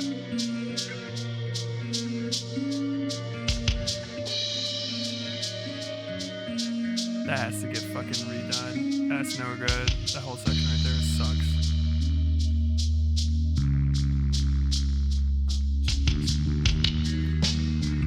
Oh, that was terrifying. I just realized that there's actually lyric chunk left in there. Oh no. Save changes. In that case, yeah, I'll save that change. Jesus fucking Christ.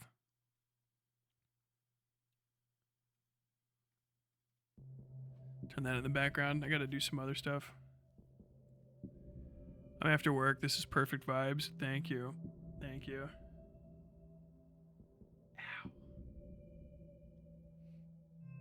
I'm drawing a Cheeks coin. I don't give a fuck. Play your little musics. I can't wait for your Platinum segment. I might as well just hop into it. I don't need to fucking waste any more time. We've talked about the video. Oh yeah, I am fucking gonna be away for a little bit.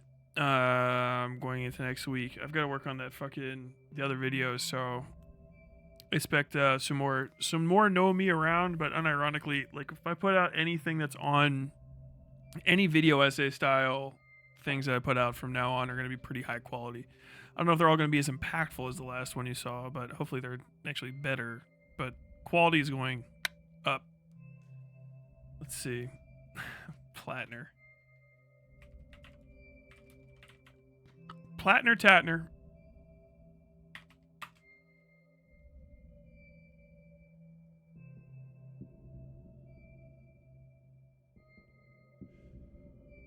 Okay. Should I have the music on? No, I'm not. I'm not Xander Hall. I'll do a segment. I don't even know why I'm doing a segment. I'm probably going to edit it out, so.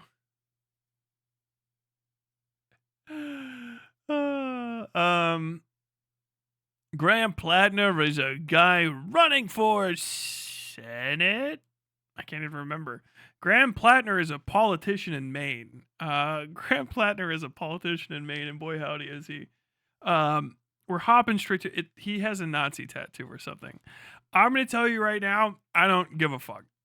You can't pay me to, and you're weird if you care that much and live outside of Maine. I'm not kidding. I don't care. I wouldn't care that much if a Republican had a Nazi tattoo. It wouldn't surprise me. I don't know what the fuck this whole thing is. So I got the AP here. Maine Senate candidate Plattner says tattoo recognized as Nazi symbol has been covered. This is by Kimberly Crucy and Patrick Whittle. a gun kit, Ogden kit mate. I don't even know where the fuck this dude. Okay. Senate campaign. His USM campaign is under fire. Main Democrat Graham Plattner said a tattoo on his chest has been covered to no longer reflect an image widely recognized as a Nazi symbol. The first time political candidate said he got the skull and crossbones tattoo in 2007 when he was in his 20s and in the Marine Corps. It happened during a night of drinking while he was on leave in Croatia. He said, adding he was unaware until recently that the image had been associated with the Nazi police. It's like damn, that's a terrible. He got the fastest fucking cover up, my dude. my man's running for Congress. He got his nipple on the screen. That's nuts.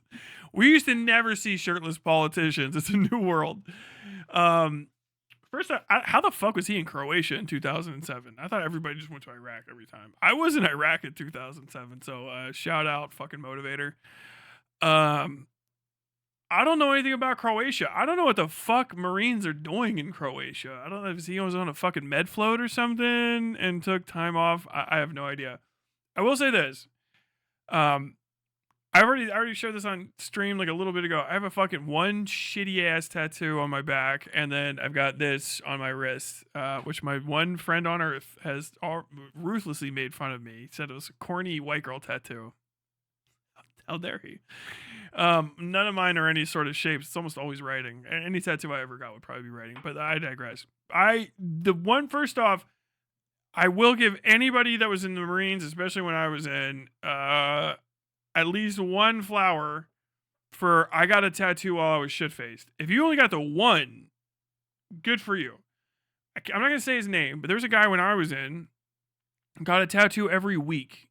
Every weekend, he got another tattoo, and they were like his $25 tattoos. He had a name for what he was doing, and his entire body was covered in the worst tattoos you've ever seen. Other friends, other guys I've known have gotten tattoos and gotten massive staph infections because they were just like, people just get drunk. I'm not kidding. They just get shit-faced, and then they go and get tattooed in the Marines. Usually, it's lucky that you got a tattoo, because I know a bunch of guys that have gigantic holes in their body like this because they tried to brand themselves with the Eagle, Globe, and Anchor, our symbol, which looks like an EGA for 5 seconds and then heals into a gigantic burn wound. It doesn't look like that at all. You can barely even see the shape of it. And I know a lot of guys that did that. I know guys that got tattoos of women that don't like them at all. Whole leg, a whole woman's whole name down their whole leg, and that woman did not like him at all. I get a call from that. It's gonna find out if somebody watches my stream or not. So like I went to the tattoo parlor and I got something off the wall and it was stupid. Yes, that is real. That happened. I have no idea how he didn't know it was a toad comp. It kind of looks a lot like one, but there's a shitload of symbols in the military that look like stuff like that. It's highly possible he did, and if he got it because he's a Nazi, then he's a bad guy. Do a suicide. Just I don't know what to say. I don't know what to say. I don't. It's like there's just people doing Nazi stuff to pass Nazi laws. Getting the tattoo as a Democrat means nothing to me. I really can't hammer that home. Let me finish my screed on tattoos. I've known guys who've gotten misspelled tattoos, and they wrote the spelling out and asked other guys if it was correct, and showed up with like, if you live like a dog, you're not ready to run with the wolves or something like that. I can't remember what that dude's tattoo is, and it's the wrong "your," and it's huge. I know a guy who, like, his happy accident was when after he got the staph infection in his tattoo, it just all happened to be inside the mouth of the skull he got, so it kind of looked like it was an intentional wrap around the staph infection that he got that almost killed him. Tattoo parlors are dog shit, or at least they were in the mid-early 2000s. I mean, there's probably some good ones out there. There weren't that many. They just fucking sucked. They were cheap. They were dangerous. You could get really fucking sick, and a lot of that has changed now. But people just go in and they just point at the wall and be like, that was fucking cool, I'll get that. And they're shit-faced in the middle of the night. You would have to prove to me that he does Nazi stuff before I care that much about the Nazi tattoo. Now, is it a piece of a puzzle? Yes. If you find a puzzle and more pieces, sure. Is it Big Spider? Camel cricket? Oh, very well done, babe. I thought that was a spider for a second. I was like, you got fucking hardcore. What the fuck? That thing's fucking huge. But yeah, is it bad? I guess. Here's the thing. He lives in Maine. I don't fucking care. I wasn't gonna give him money anyway, and I still agree with all of the sentiment of what he brought to his campaign. None of that changes. I don't think any of the working people need help, and politicians should pay more attention to working people. I don't think any of that's different. So all the things that I said about him that I was supportive of, I stand by all that, and I don't care if the people in a country in a different, almost a different time zone, than me want to vote for him because he is or isn't, and I don't care. If people that live outside of this country caring are fucking freaks. I just don't give a you're stupid. I think the people that care about Alexandria Ocasio-Cortez outside of the fact that she's a novelty are dumb. Because if you don't live in her congressional district, why do you care? I've been let down by Ocasio-Cortez before. No, you haven't. You have the wrong accent to be let down, first off.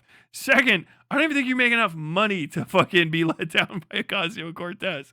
She's from fucking New York. She's a congressperson. Well, she represents all Americans. She literally does not. She's a representative that represents just a few. In one place, I'm not there. I don't care. I don't give a fuck. I wasn't going to raise money for him. I don't give a fuck if he wins or loses. I don't care. I hope he does, and I hope he fucking actually does stuff.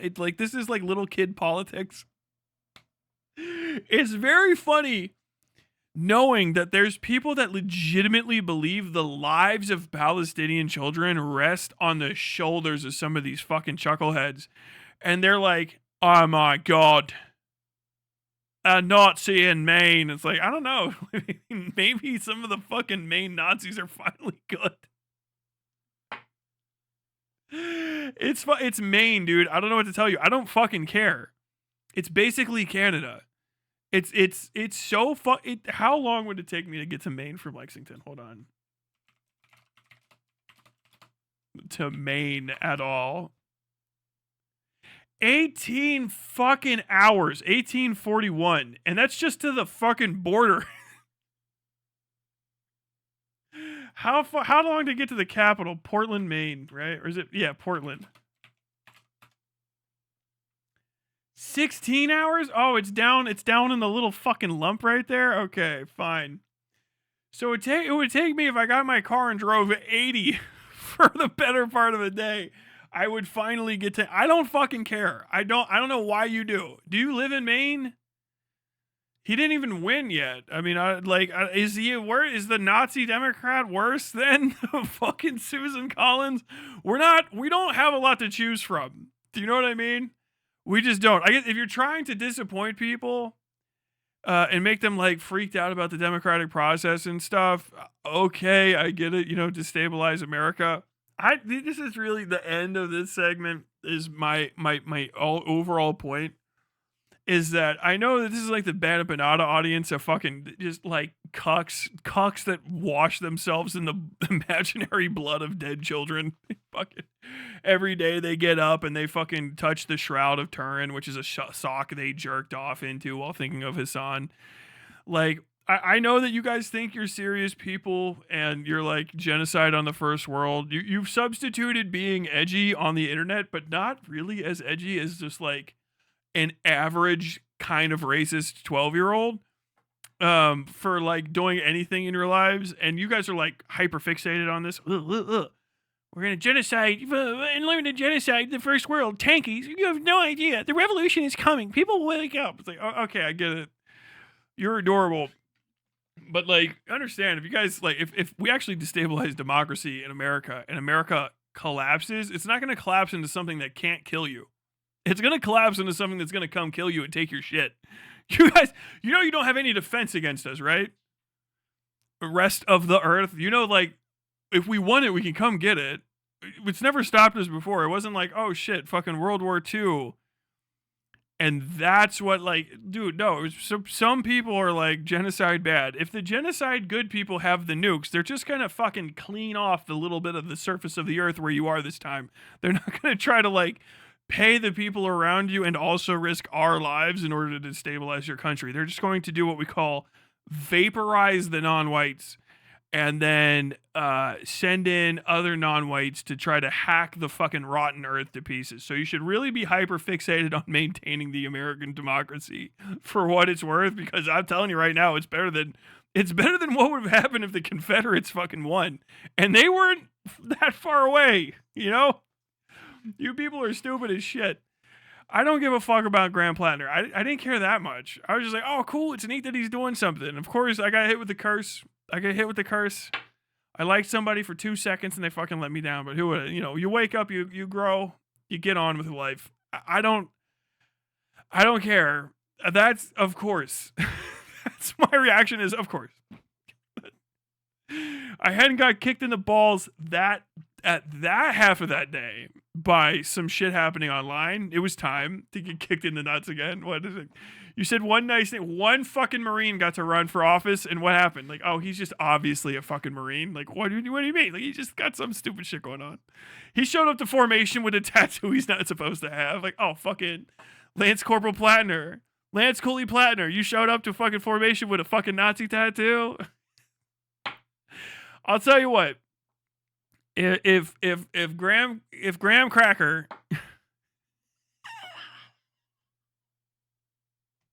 Graham Crackner really wants to make it up to me because he starts giving a fuck what I think, I got an extra cheese grater at home and I'll send it to him and he'll know what to do with it if he wants to make good. No cover-ups, just cheese grated off and we'll all be good. All right, that's as far as meaning about it is all I give a shit about. That I don't fucking care. Oh, you want to disagree with me, Tyler? Please, yes. Ow. Do I have a fucking cavity?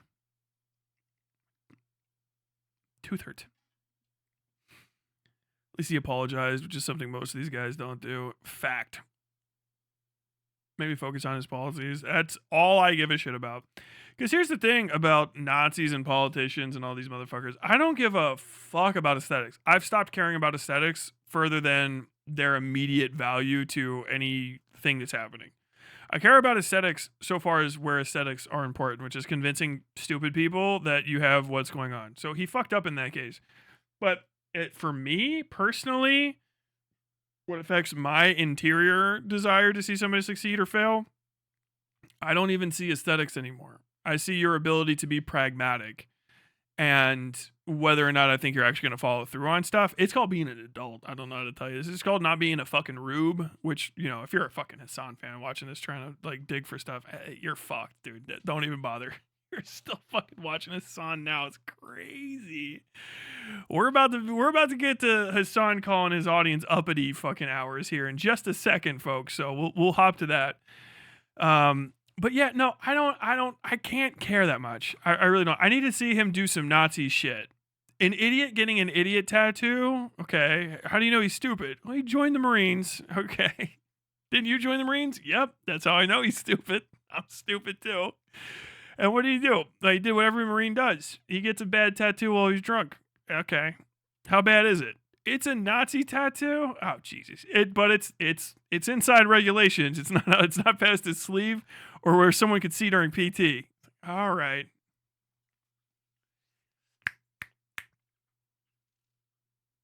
All right. You know what the stupidest tattoo I've ever seen was? There's a black guy in my unit who was raised white, basically, because the Black Marines got his ass over this. He got color tattoos of rings of fire on his actual fingers. And I have never seen a worse tattoo in my life. And he got lit up like you wouldn't fucking believe.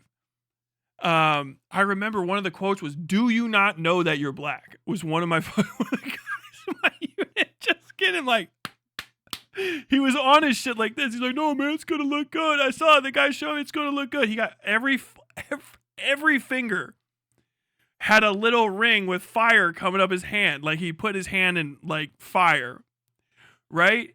With color tattoos, which lasts for 2 seconds if you have like dark skin. You can get color tattoos if you have dark skin, but he had on the darker side of dark and like its sun. More importantly, it was bad tattoo work. And more importantly, he is going to get NJP'd for it because you cannot have a tattoo past right here, past your upper bicep. Because that's non-reg when we were in. No forearm tattoos or hand tattoos. They passed that like right after he joined. He was a boot too. He was a boot. He was new to the fleet. He was a fucking boot. A fucking boot. Got NJP'd as a black dude for fucking color hand tattoos, which is just like you took so many L's at once. He was physically, spiritually harming the people around him. They were pissed at him. Black Marines were furious with him. Like, they're like, you're getting NJP'd. It's just non-judicial punishment. It's a pun. It sucks. NJP is like lost in rank. You can get stuck in the barracks for a month. You can not. He couldn't pick up for a while. He couldn't get promoted. And he had to stay in the barracks. He couldn't go on leave. He couldn't like do shit, and he got extra EPD, extra punishment detail, like 45 days, I think, probably. So for 45 days, when everybody else gets off work, he's gonna go like fill sandbags and take out trash. He's gonna get fucking like run through the fucking ringer, and he did it for the ugly. They weren't well done, and his skin was too dark to see him. And like they healed. He's like, you're all gonna see, and they healed. And like in a month or two, you couldn't see. He looked like his hands were dirty. He just looked like he had some shit on him because they were like purple and red and shit. And it was like his actual undertone for his skin. So they just vanished. They're just completely gone. There was no black outline on it, nothing. And they just blumped. So it just looks like he had like a skin disorder. And dudes are on him like, you don't realize.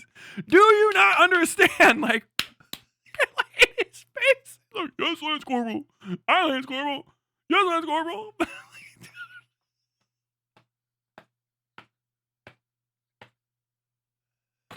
I still can't believe it. I think of that tattoo. I think of that tattoo job like at least once a month to this day because I just want to know. I never use a boot, so I didn't follow him on fucking like Facebook or anything. I just want to know what they look like 20 years on almost. It's been like 2008 or something. Just fucking absolutely. I have light skin, obviously. The way the tattoos were done, they would be light on my hands. It would be like, they call it watercolor tattoos. It would have been light on my hands. And on his, it was just, like he looked like he had gangrene, I think someone said. He looked like you got trench hand. I can't stop making fun. It's been so long.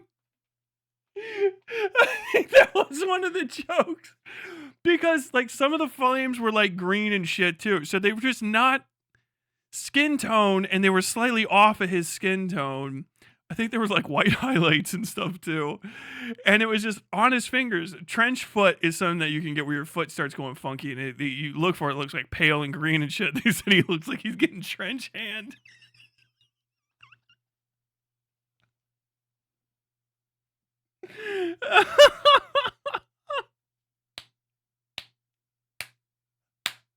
He owned it though. He gaslit himself into saying like, no, they're good looking. They're great.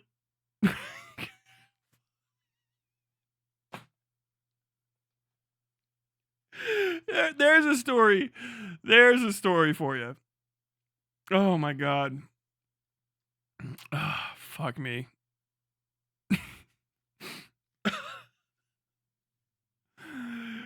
Oh, I wouldn't want to be the guy that looks like he just got done handling dung.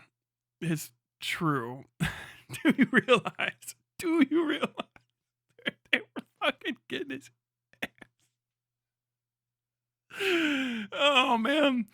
Dude, it was one of those where, like, we're all hanging out, right? And he's starting to get roasted because his, like, section leader or whatever, fucking squad leaders got him over there. And, like, I'm smoking cigarettes. I don't give a fuck about this guy because he's not, like, in my immediate wheelhouse. But, it's like, he's getting in trouble over there.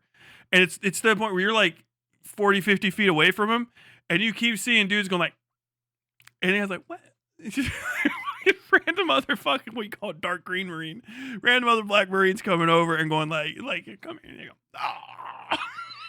He just keeps like a fucking procession for like hours until eventually we have to go to fucking Monday morning formation. This is, by the way, like early as fuck in the morning, because it's like this is Monday morning at work, so everyone's finding out he got these tattoos in the morning. So like we're all getting ready to like whatever, and he's gonna get in trouble. He thinks he's not. He's like, I'm gonna be fine. He's in denial or whatever the fuck, and guys keep coming over.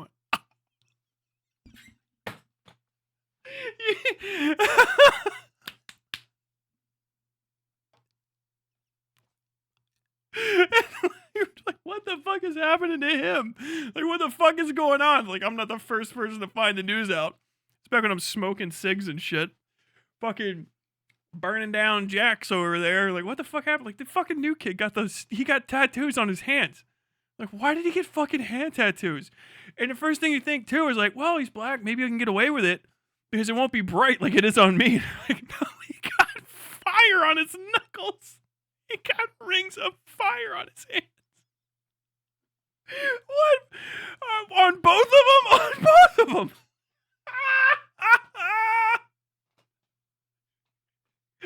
Oh my god, bro. Oh, what a kid. What a kid. He got $25 fingers. He really did. He got a fucking, those cost him so much fucking money too, because he got NJP'd. I know he got fucking non-wrecked over that shit. Dude, oh, there's so many pictures of Grand Platinum with his fucking tits out. My man should have fucking lost a little bit of weight. He's a little pudgy. You like a non-rag marine? Oh my god. Whatever. But yeah, that's the whole Grand Planner thing. I don't fucking care that much. I think I would much sooner believe he's a fucking idiot than he's a Nazi. Although me saying this now means that he's gonna come out with like, we're gonna fucking find out he's got a fucking whole ass Grand Wizard fucking robe in his goddamn closet. Because I can't have a fucking thing these days. Oh, he's a bug. That's a bug. What you doing, bug stuff? What you doing, big bug stuff? I'm sorry, my dog is here. I'm sorry, give me just a second. My dog is. Hello, butt. Hello, butt. Are you trying to say hi to everybody? Will you say hi? Can you come up here? Can I get your hand? Come on. Can you say hi? Oh, okay. All right. Little sore butt. Oh, you can play. You can play, but you can't stand up anymore. Oh, don't hurt my butt. Don't hurt my butt. Do you want a treat? Are you a good dog for everybody? Are you a good boy? Place? Oh, wag the tail. He's a wagtail. He's a wagtail little boy.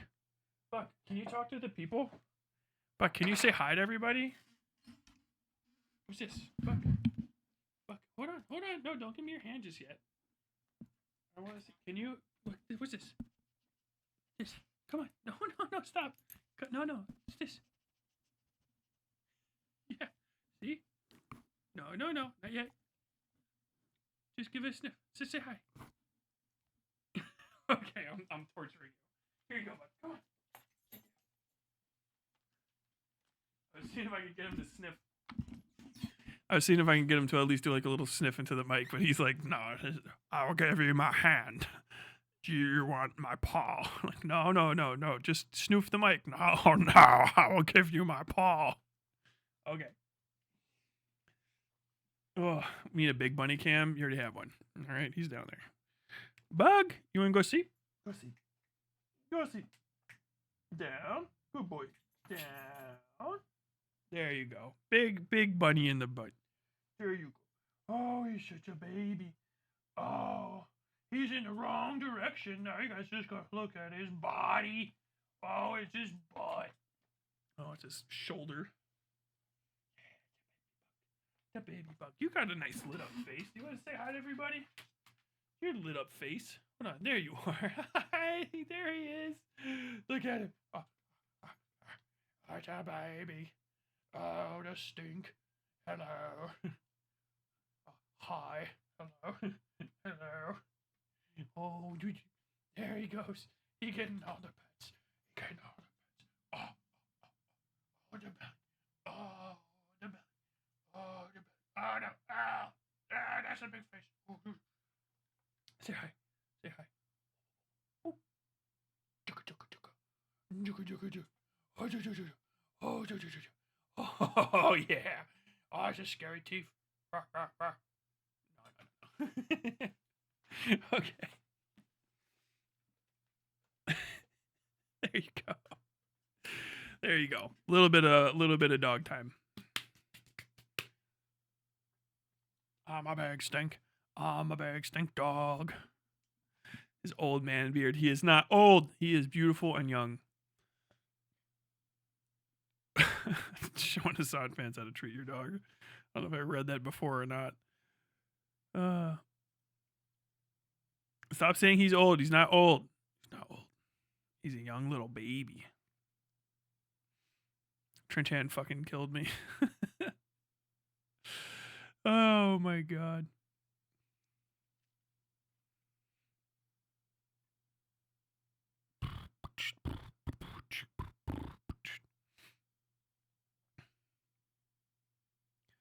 I was in Croatia too, which makes it make more sense. It's less getting the tattoo drunkenly that bothers me more than he never realized it was an issue. I think some people are just ignorant of that stuff. Somebody was saying, I don't know, I'm not looking it up, but not everybody knows all the fucking Nazi symbols and shit. I'm not surprised, but also it should, like, people in the military should be the ones that do know.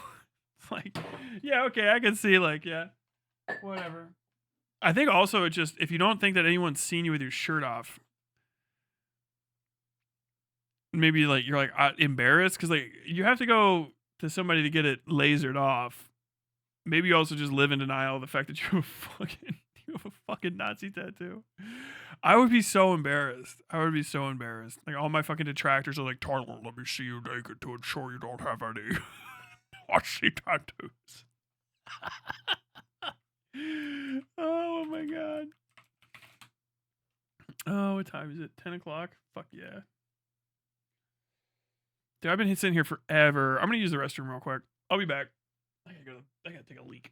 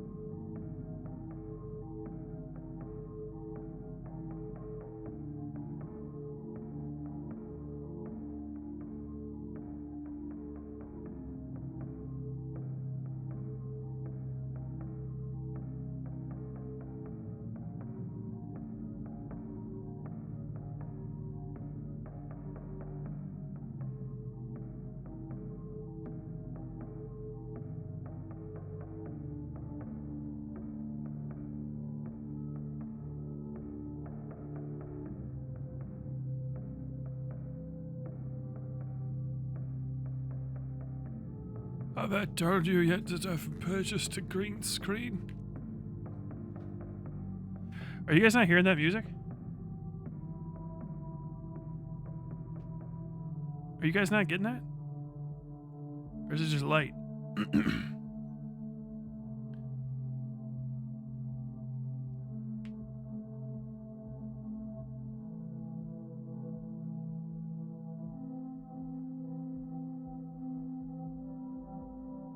As I remember correctly, black people either can't or have a very difficult time getting tattoos lasered off because the laser also burns their skin. Oh, God. The hits keep coming.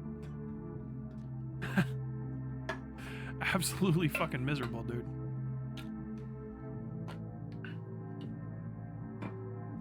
Okay. Denovian has been an ascended Vodganger for 16 months. Thank you very much. You have to be careful with the skin. Not all inks react well to it. You can burn it into your skin. Oh, Jesus Christ. I don't have a Nazi tattoo. No, I do not have a Nazi tattoo. I grew up watching Indiana Jones, so I have a very deep understanding of what is and isn't Nazi symbology. Symbolism. The word you're looking for is symbolism.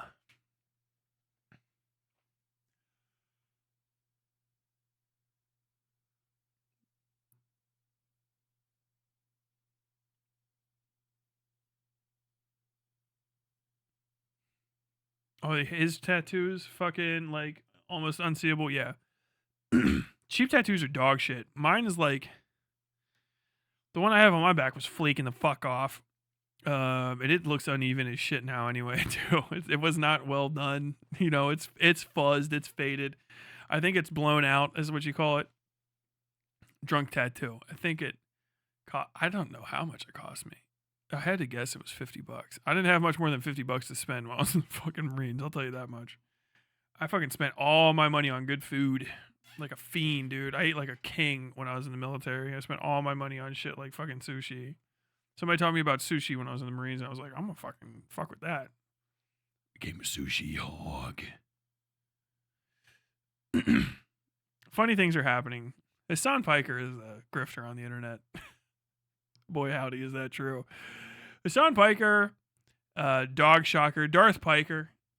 We're gonna call him Darth Piker. Darth Piker, he likes to see buildings fall down. He likes to see dogs electrocuted. I don't like to see dogs electrocuted. I don't know about you people at home, but I hate it when I see a dog. When I see a dog electrocuted, it just drives me up the freaking wall.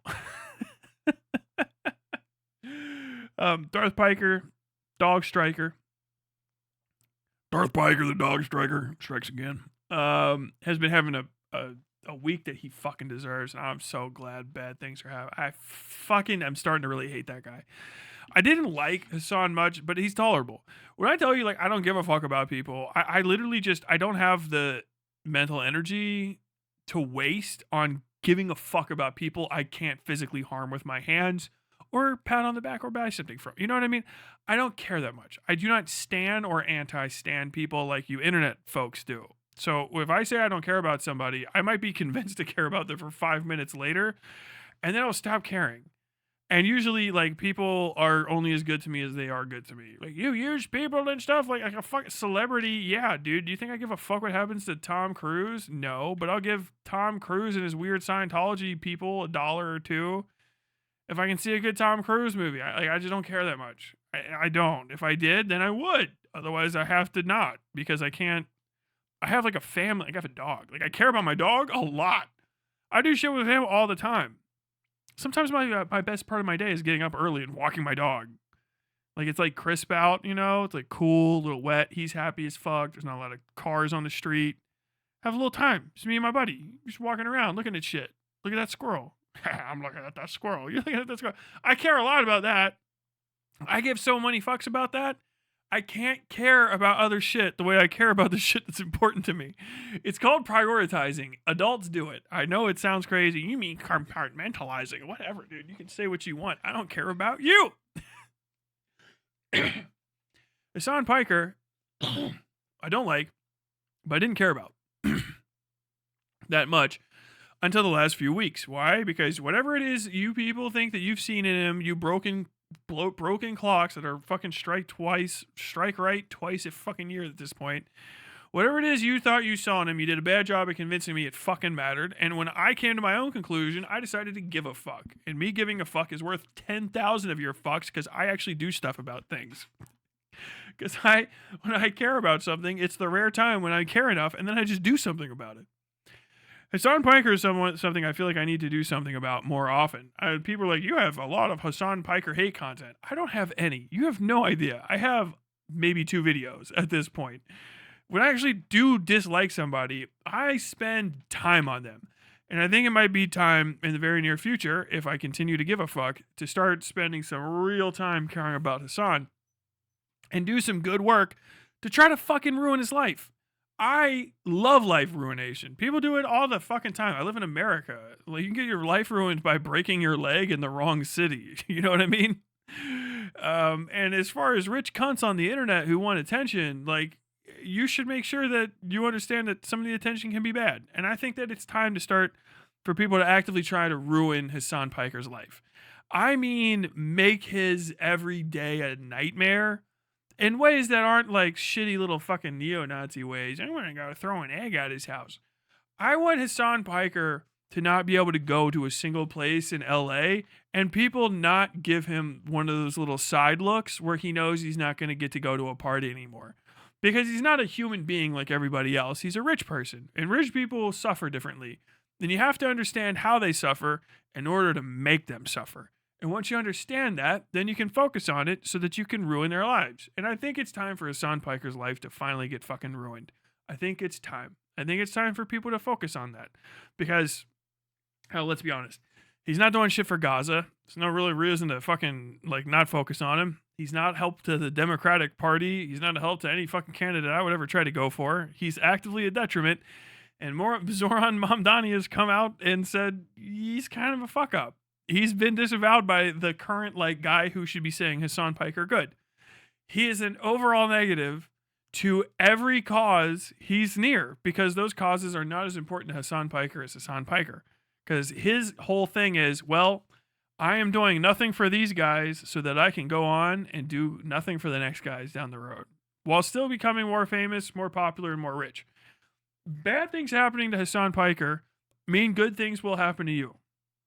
Because every time he gets sad and upset and talks about he wants to die and LSF is ruining his life and he has to fucking, he's having little sniffles.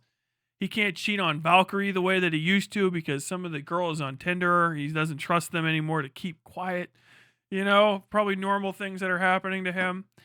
When you make him sad, he's going to fuck up because he's a grumpy Gus. And his capital is not based on good capital because he is, thank God, a fucking idiot. So he doesn't have a series of gas stations and shit like someone like Amaranth does to back himself up. He doesn't have real property that way, or at least we haven't found it yet. And so his reputation is really the only thing he has that keeps him afloat. It's fortunately probably been plateau tanked. It's probably been fucking trimmed off the top. And because of the kind of guy he is, if you start him on a fucking lolcow roll, he will probably fucking freak himself out into a serious issue. He's already starting to do it. Now is the time. I do not believe that rich people and self-serving dickheads like Hasan should be in charge of anything that I care about. Because he's a self-serving dickhead. Liberal chelation. There we go. Chelation theory. Liberal chelation. He's always going to separate himself from causes because he doesn't give a fuck. They don't affect him. That's kind of the thing.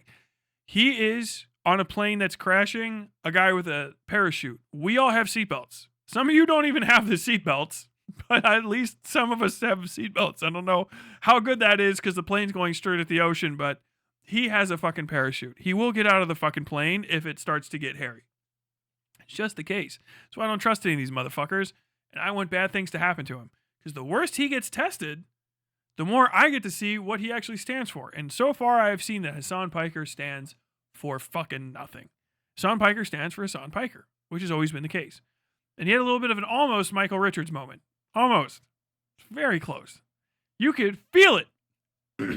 I've seen black people on TikTok say, damn, Hasan Piker managed to say black with the hard R. And it kind of sounds a little nuts.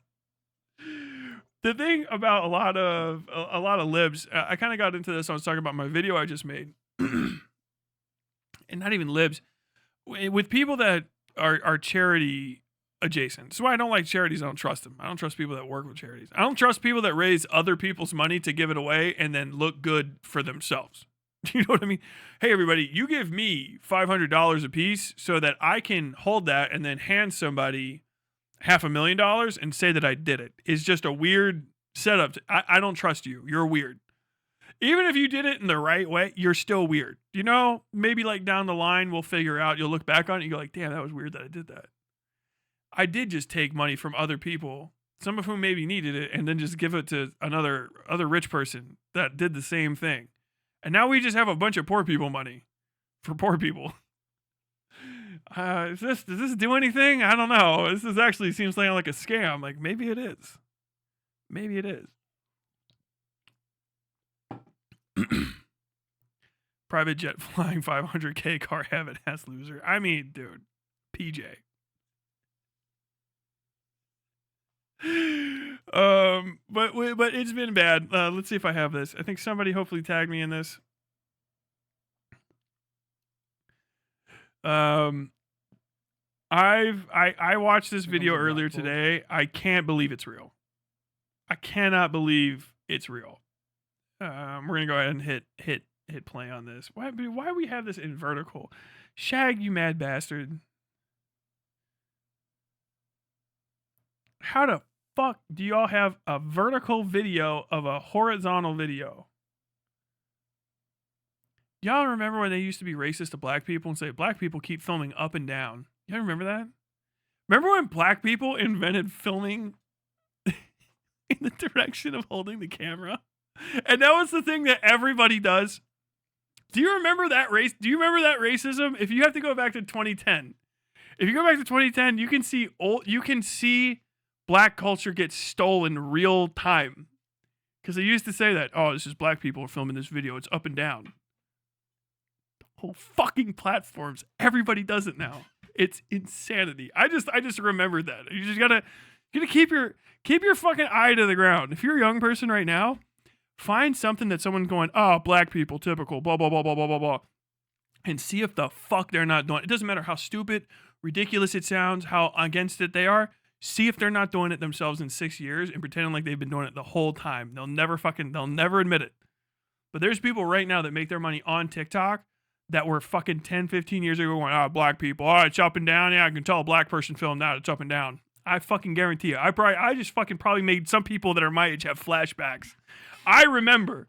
I see you motherfucking racist out there. I'm fucking paying attention, all right? You fuck my life up too. Ugh. So fucking. Ooh, I'm paying attention. Shut the fuck up when it comes to black folks. Oh my God. Shut the fuck up when it comes to black folks. You really don't want to talk about us. Oh no. Okay, I'm excited. All right. Shut the fuck up when it comes to black folks. You really don't want to talk about us unless it comes from voting. When is the last time you spoke about Sudan? I'm gonna fucking ether you. Any other black folk want to engage in radical activist language in this fucking chat? Suck my. Now.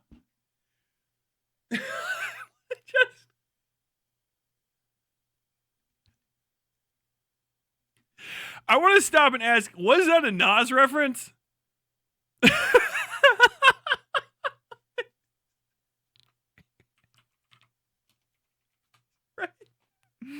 Right?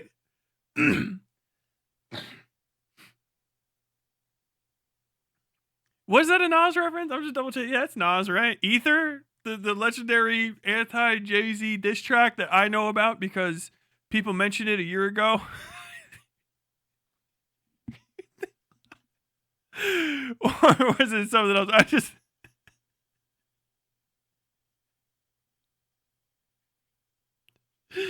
Oh my God. Shut the fuck up when it comes to black folks. You really don't want to talk about us unless it comes from voting. When is the last time you spoke about Sudan? I'm gonna fucking ether you. Any other black folk want to engage in radical activist language in this?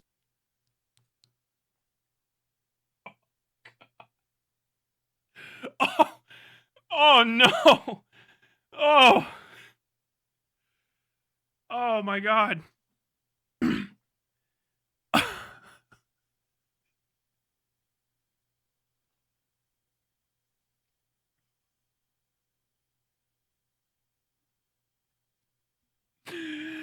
Oh fuck.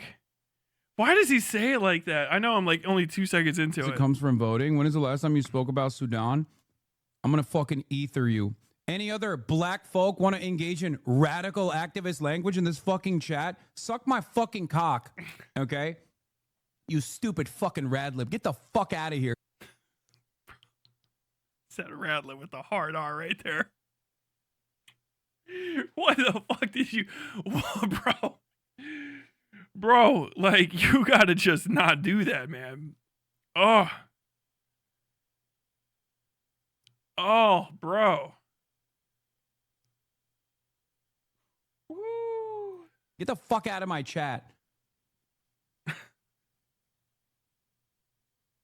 Fucking stupid, moronic, fucking radlib nonsense. Suck my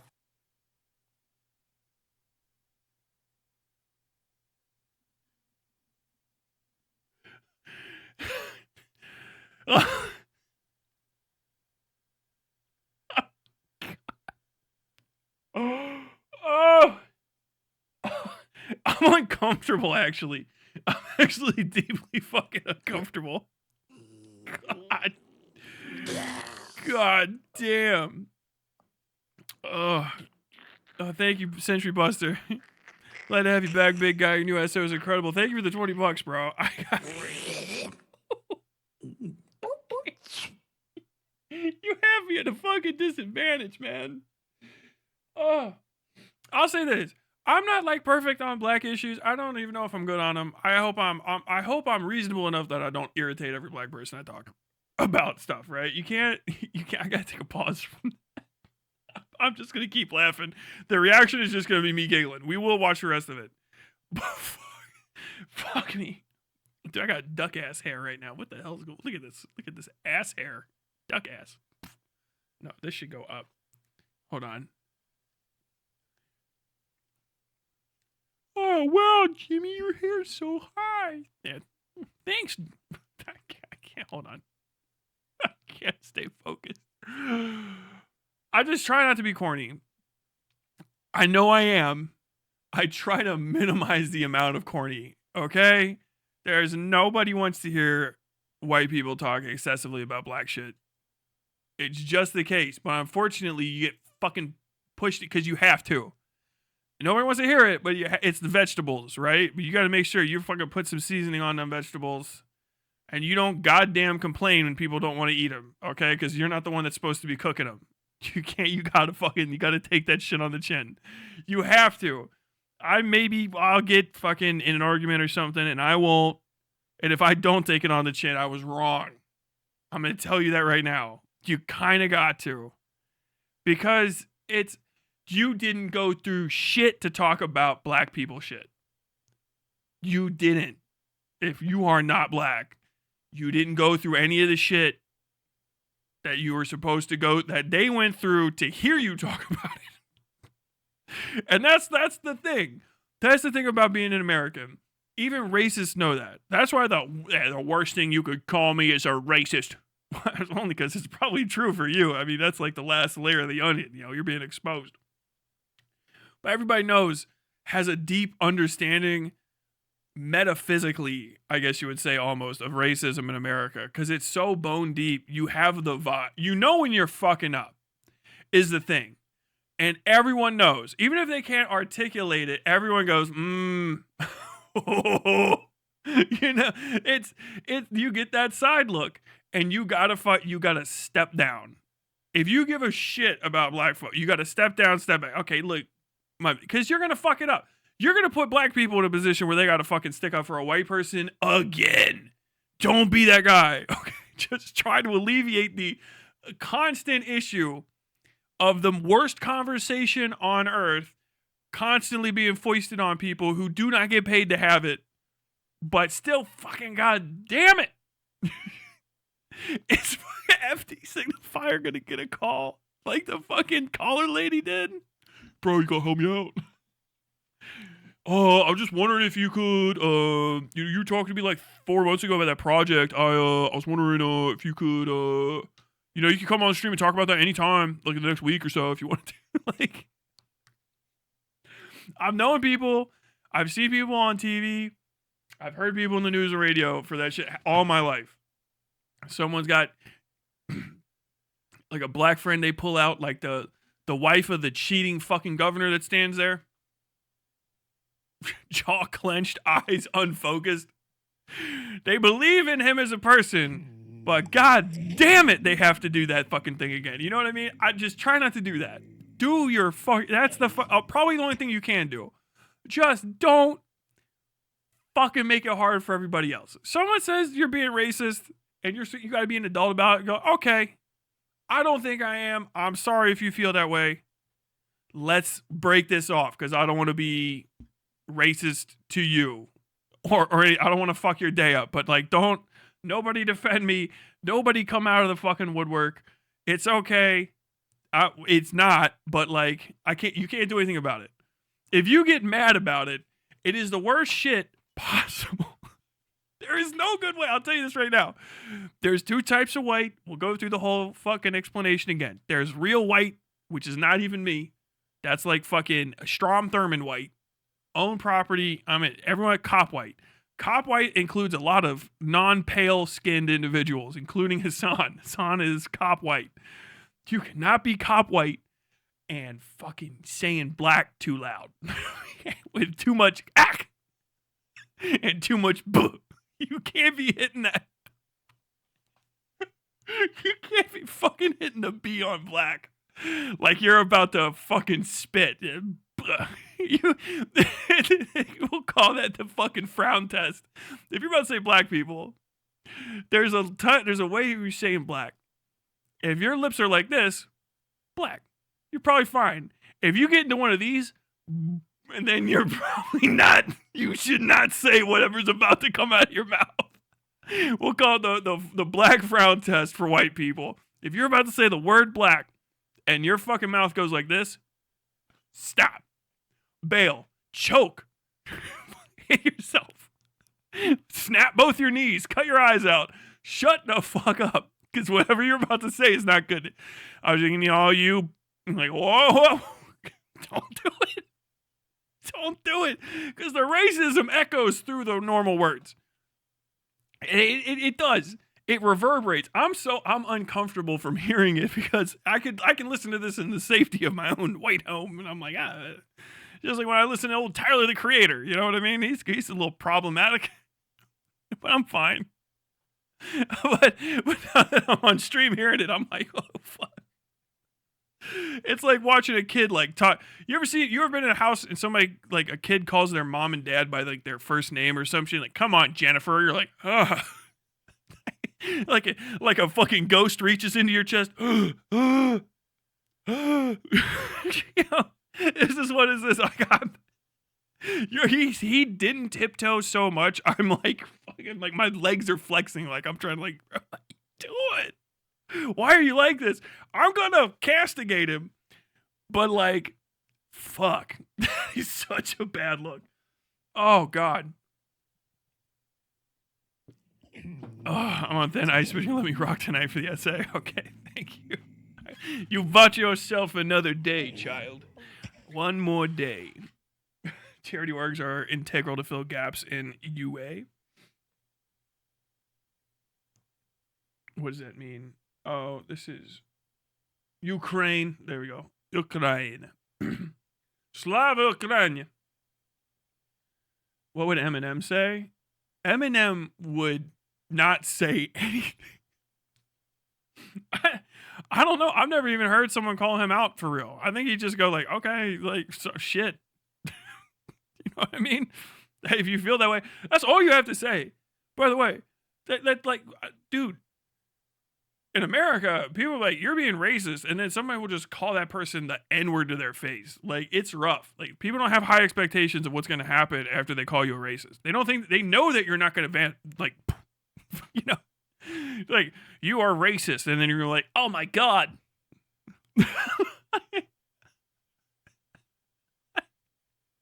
That'd be a good bit in a movie because I've never even seen it as a joke. And it was fucking racist. Oh my God. I am so. What? You know? Oh shit. Well, I'm going to change everything. Oh shit, my bad. A lot of times people just come back with people with slurs. I mean, you can see that on TV all the time. Or on the TikTok at least. All you do, somebody says you're fucking being racist, hear them out. You know what I mean? Like, you don't have to be on, you're like, on the lookout for a Jesse Lee Pearson. You love my people, you know? That man did way too much cocaine. He's got the deviated septum. You love my people. Like, yeah, man. I think you're racist. Okay, Jesse. Okay, man. I don't want to fucking rag on you. Okay, thanks for having me here. I didn't know that they still let you do stuff. What with you fucking all your co-ed, your interns or whatever. You know, just fuck back. Just get away from it. Just let them have it. It's fine. God, just let them have that one. Hey, you're not talking about the Sudanese genocide enough. Okay, sorry. That's all it took. Shit, all right. Yeah, true.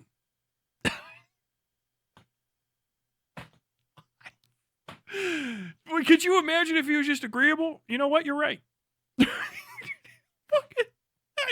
a point. Here's 1 point for you. You could have gotten one of Professor Flower's little fucking brownies. She thought she was gonna go in and talk to a condescending lip. She didn't realize she was talking to a Condanita. You know, on some racism, she didn't even know how to fucking. Like, I have not experienced this flavor before. You have shocked me, sir. That's crazy of you.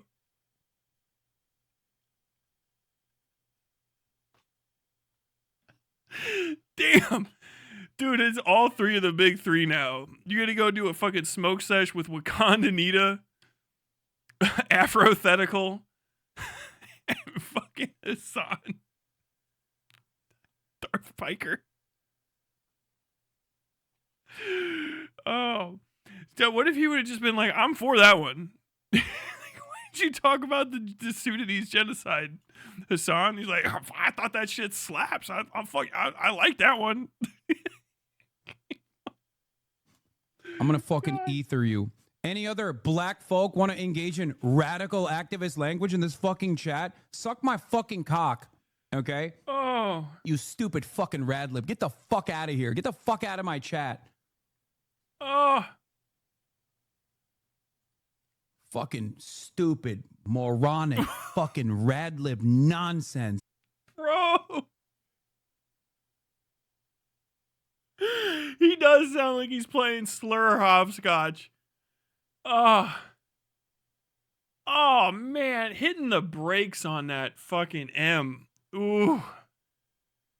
Oh, motherfuck, bro. Oh, that's not good. How are you so... he's not even gaming. Suck my fucking dick. Fuck you. You can feel them. You think you have a pass in here to fucking speak like this? Get...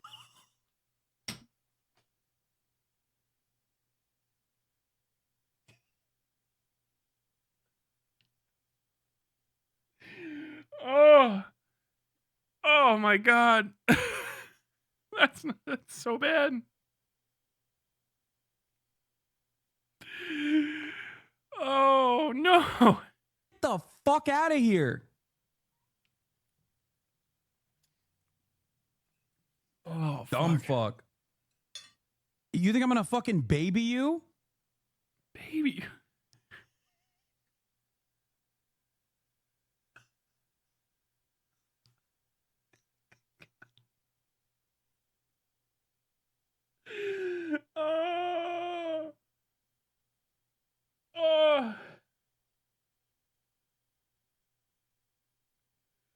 Even if you wanted to be hostile, there's ways to do it.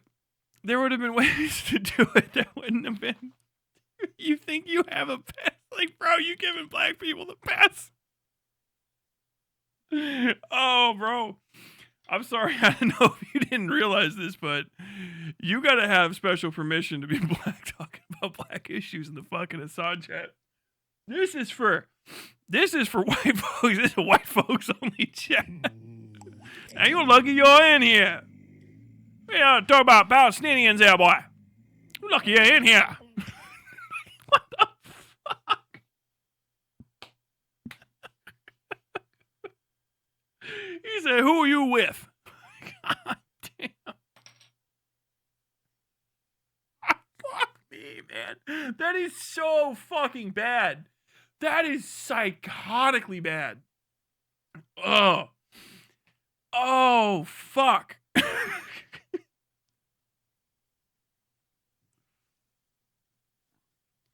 Go ahead.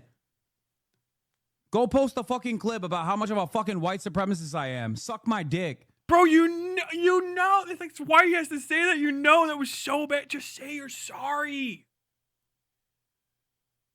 Yeah, that's that frustration that is real privilege. It's the moment where you know you fucked up and then you decide to get away with it. I think that's what it is. You know you fucked up. He knows he fucked up. If I fucked up, I fucked up. You've seen me do it on stream. I have to go, ah! I'm fucking wrong for saying that. That was stupid. I went too far. I did the wrong thing. I got excited. Fuck, my bad. You can just do that. You can apologize and stop at any time. People don't have to accept your apology, but you can just stop and apologize. You know what I mean? They say like, okay, go ahead. Just go ahead, post it and say I'm a white supremacist. Like, oh, did you just come to that interpretation too?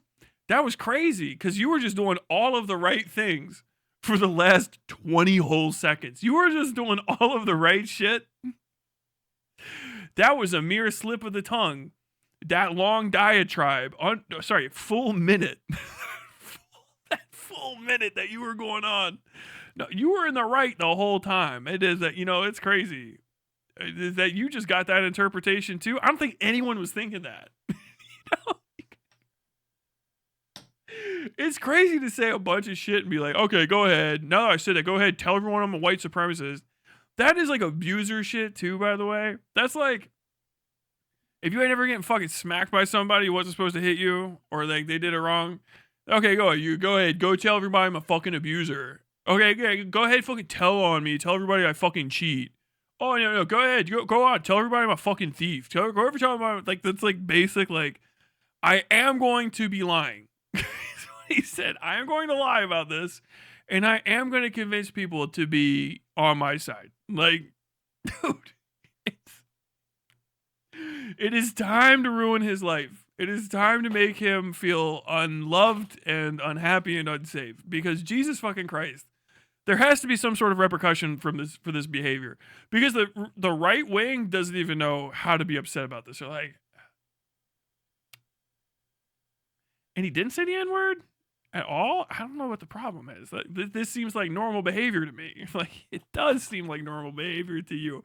That's the problem on our side. Unfortunately, he's got a bunch of people that I guess want to do a sex with him, and so they'll forgive everything. So we just really got to figure out how to get him to stop doing whatever comes to his mind and acting like a self-serving cunt all the time. We can't help it. They're like, well, I think that's a you problem. Like, I think it is an us problem. Thank you, right winger that I imagined.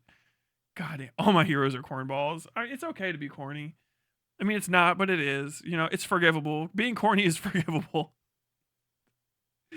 This dude is just nuts. Annoying, dumb fuck. God damn, dude. This kind of attitude is so insanely repulsive. Like, the guy's not in the room with him.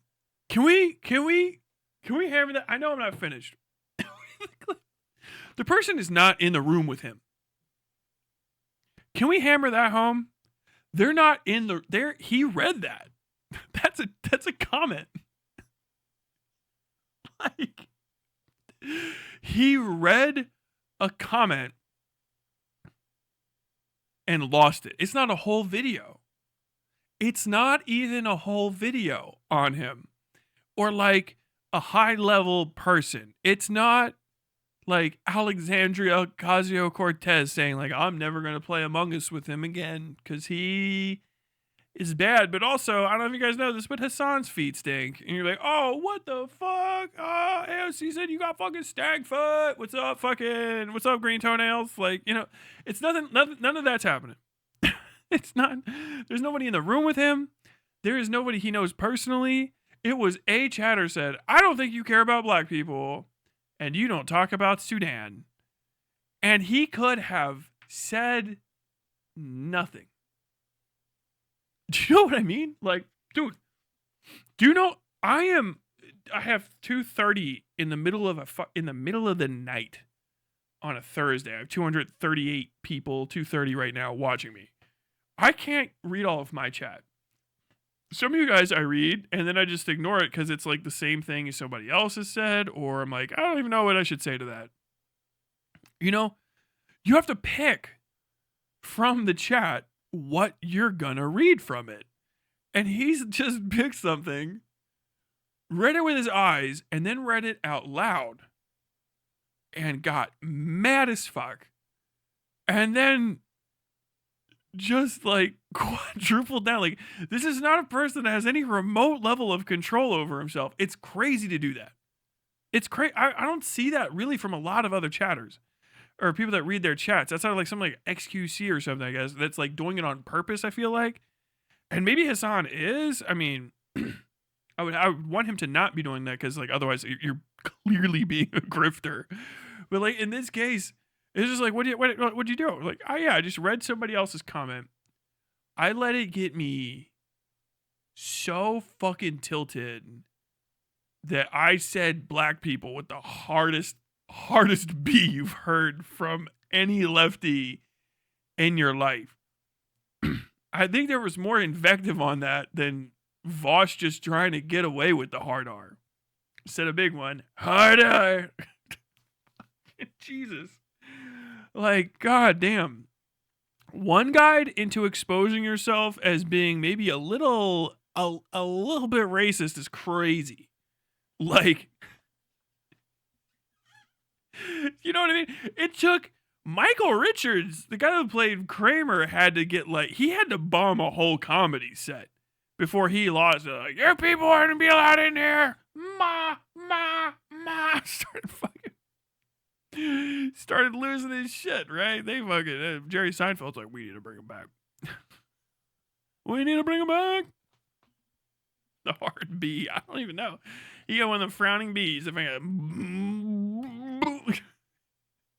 you start getting one of the fucking racist southern frog faces. You know, dudes in the fucking, we just saw him in the documentary thing I made. You know, some of those old southern dudes, they got them bullfrog. They can really hit some of them continents in strange ways. Let me just tell you right now, these some black people. With the bullfrog black. God damn. I can't believe he did that. I'm nervous. I'm hammering it home, not because I'm trying to be like virtuous or a good person. Behavior that is unhinged and out of control like this freaks me the fuck out. Because it's like in a secondhand way, it's so embarrassing to like see happen, to just like be a piece of shit like that because you got fucking tilted. Like I get fucking tilted out. I got probably got the CTE. You know what I mean? I know I have a TBI. So sometimes I do get a little fucking tilted out. It just happens. But I mean, I don't know what the fuck. He's fine. You know, I don't even think the dude plays sports and he's like cracked out completely. If he acts like that with chat, who the fuck knows how he behaves in real life? It's got to be nuts. What the fuck do you think you're doing? We're talking about fucking creating a larger, broad people back movement and fucking creating solidarity. And you immediately got root.com article regurgitators in here instantly being like, sweetie, you don't understand black people. Shut the fuck up. Bro, that sweetie is that's a black culture thing too. I know he's trying to say it like it sounds like a white lady, but that's still stolen black fucking lingo. Fucking Jesus Christ. What in the fuck? I don't know if you know, we're trying to land back. Dude, dude, you know who would eat him alive is, what's his name?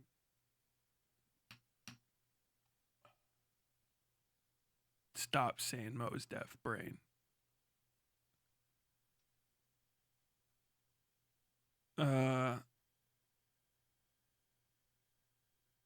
He thinks Malcolm X looks like Brian Gumble. Dude, he was on fucking, oh, damn it. I can't. Back in the 90s, whatever, 90s and 2000s, there used to be there was like a running gag. It's like a meme running gag of white people that couldn't talk to black people about anything because black people would be able to do like the flip. And it was always the guy that was doing the like woke. I guess, yeah, it was actually literally woke. Literally, I did it right. I did the 90s, literally 90 woke, 90s woke culture. So he's wearing like a dashiki. He's like, oh, fucking popped up. Now let me ask you. You try to do that to him? Oh my God. I need a pass to be in here. Like, that would be one of the dude, one of those comics would kill him. Would fucking murder him over this. You trying to build a land back movement? Land back? Where do you want me to go back to? Tell me where you want me to go back to. I'll wait. One of those dudes. Oh my God. I would pay to see it happen. I think I'm happy where I am. Where do you want me to go back to, Mr. Piker? One of those, oh fuck. It is kind of a crazy thing to say. What is wrong with him? What in the fuck? The immediately, like, dude, the fuck, using the cause as a life raft is always the worst thing too. That's always like the biggest. You know, I was here to talk about Jesus Christ today, and infidelity is a sin, but reminding me at all times of what occurs in my own home and bedroom and in a van off of the side of I-75 between 3 or 4 young men I found on Grindr. To bring that up in the middle of while I'm talking about the Lord Jesus Christ, to bring up what happened in that panel van for 15 hours straight while on methamphetamine underneath the hot September sun is insanity. And I won't stand for it. We're here to talk about John the Baptist, not what I did with this. Call them a meth pipe. I don't know. What's a Southern preacher in my head always wants to rhyme. They're always trying to freestyle a little bit, right? That's what it sounds like to me. This is like classic shit. You guys should talk about, I don't care about black people. I'm talking about things that are more important than blacks. The black struggle. Isn't that how he phrased it? You're talking about what black Americans are going through. I'm talking about something more important than that. As a man who was raised in wealth and opulence in Turkey, I'm trying to remind you more important things. I have a lot of people that deliver food to my house that are black. I've only had like one guy that everybody remembers being black in my house. I showed him terrorism videos. Actually, there's not a lot of black people that go to fucking Hasan's house. I guess FD Signifier was there. I guess Sean the Black had a non-speaking role in that video. Damn. Does Hasan know black people? Coming this weekend on UPN. God damn. That attitude left a long fucking time ago. It doesn't work, okay? Keep advocating for your Paul own Mooney. fucking demise then. Thank you. Yes. Paul Fucking Mooney. Paul Mooney. That was one of my favorite jokes on Chappelle's show because Stephen King's in it. Ask black people. So if a black person died, would a black person want a white undertaker or a black undertaker? Weird question. Creepy question coming from Stephen King. Stephen King, you want to know what's really scary? Black man with a library card. How scary is that? Fucking love that motherfucker, dude. Should have remembered that. Is that Earl Sweatshirt? No, is that Earl Sweatshirt? Did you say about black as Paul Mooney when the moon is out? Point theory ass motherfuckers. Oh my God. I got his tone down. Yeah, I won't try to do like a full thing. I love the way his delivery is intense. He punches when he talks, which is the coolest. A lot of people don't focus on delivery when they speak, and they don't know how to make their words hit right. Paul Mooney talks the way fucking Machine Gun Tommy Robinson, not Tommy Robinson, Jesus Christ, Tommy Hearns, Machine Gun Tommy Hearns punches. If you watch Tom Hearns punch and you listen to Paul Mooney talk, it'll line up. Pop, pop, pop, pop, pop, pop. Paul Mooney talks like this, and you wait, and then he hits you, and it's beautiful. Like, the guy's elocution is unfathomably fucking top notch, and people just don't practice stuff like that anymore. Everybody just fucking yaps. Everybody's just, they speedball. I speedball when I'm not actually trying to do anything, but he has such a I think it maybe comes from like culturally knowing some people aren't going to listen to you. Not even in just a racist way, just people are just going to ignore you and you won't have anything to do about it. That you've got to drag people in for that next word and crack them. And Paul Mooney, he's deceased now. God rest his fucking soul. He was a fucking champ at it. I like him eating somebody like that was great. Oh God, fucking awesome. Great delivery. Great big. Who? Fop, fop, fop. Who? Fop, fop, pop. Pop, pop, pop. Fucking tremendous. Tremendous way of talking. Man, and fucking creating solidarity, and you immediately got root.com article regurgitators in here instantly being like, sweetie, you don't understand black people. Shut the fuck up. I'm going to tell you right now, you don't. That's, you can't. Like, I don't know how the fuck, where did Hasan Piker get his black education from? Like, he wasn't even raised here. Do you know what I mean? Like, if you have to start earnestly answering that question, then where did you get it? Because you're going to only be able to answer, I studied African American studies in college. Corny. I love rap music. Corny. I have a black friend. Corny. If you actually have to break that down, well, how do you know black people? Mr. Piker, do you know black people? How do you know black people? Tell me how you learned about black people. Oh, I watched YouTube videos. Oh, so you know black people because you watch YouTube videos? Fuck, you know. I like rap music. Kevin Hart is very funny.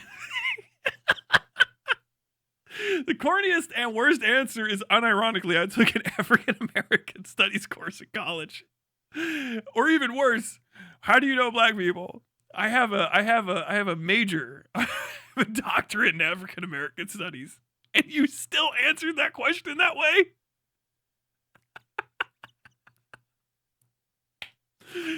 I was raised up around black folks. That's why I don't know them that well.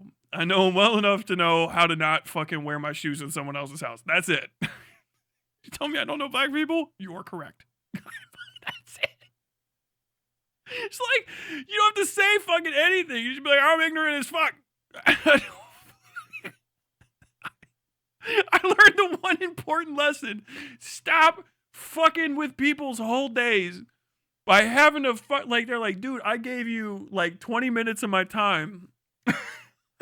You're my dude. I'm listening to you for hours a day. Can you not make my 20 minutes in this section just like, fuck me. Why did you say that? That's it. I just got to avoid it. Come in, enjoy my white comedy. I will make funny videos and little things. Yeah. And I will pay you back by trying not to awkward it up. Try not to corny you, to corny you out. And then you go, ooh. That's all you need to do. If someone says, you don't know black people, you go like, yeah, probably not. I'm sure I'm not one. I'm not married to one. That's pretty much it. yeah, I'm not. I wasn't raised around them like in a black household or anything. I probably don't know that much about black people. I know a shitload, but I don't know all of what you would know just by having been born that way. You know what I mean? It's like it's you just try not to be corny and weird. That's it. You know, just try not to be corny and weird. Don't get mad about it. Don't get pissed. Don't be evil fucking pale skin motherfucker. Don't be all 8 by 5 by 8.5 by 11 colored. And then it's starting to get a fucking little blushed up. You turning red and shit because you're like, yeah, hey, I don't think you know much about black people. Your face starts going.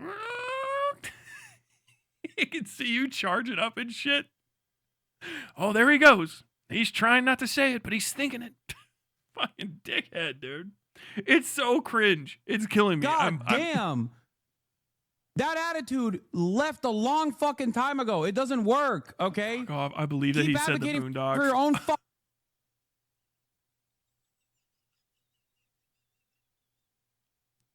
Boondocks might actually be the one thing that's like a little bit worse than a fucking African American studies degree.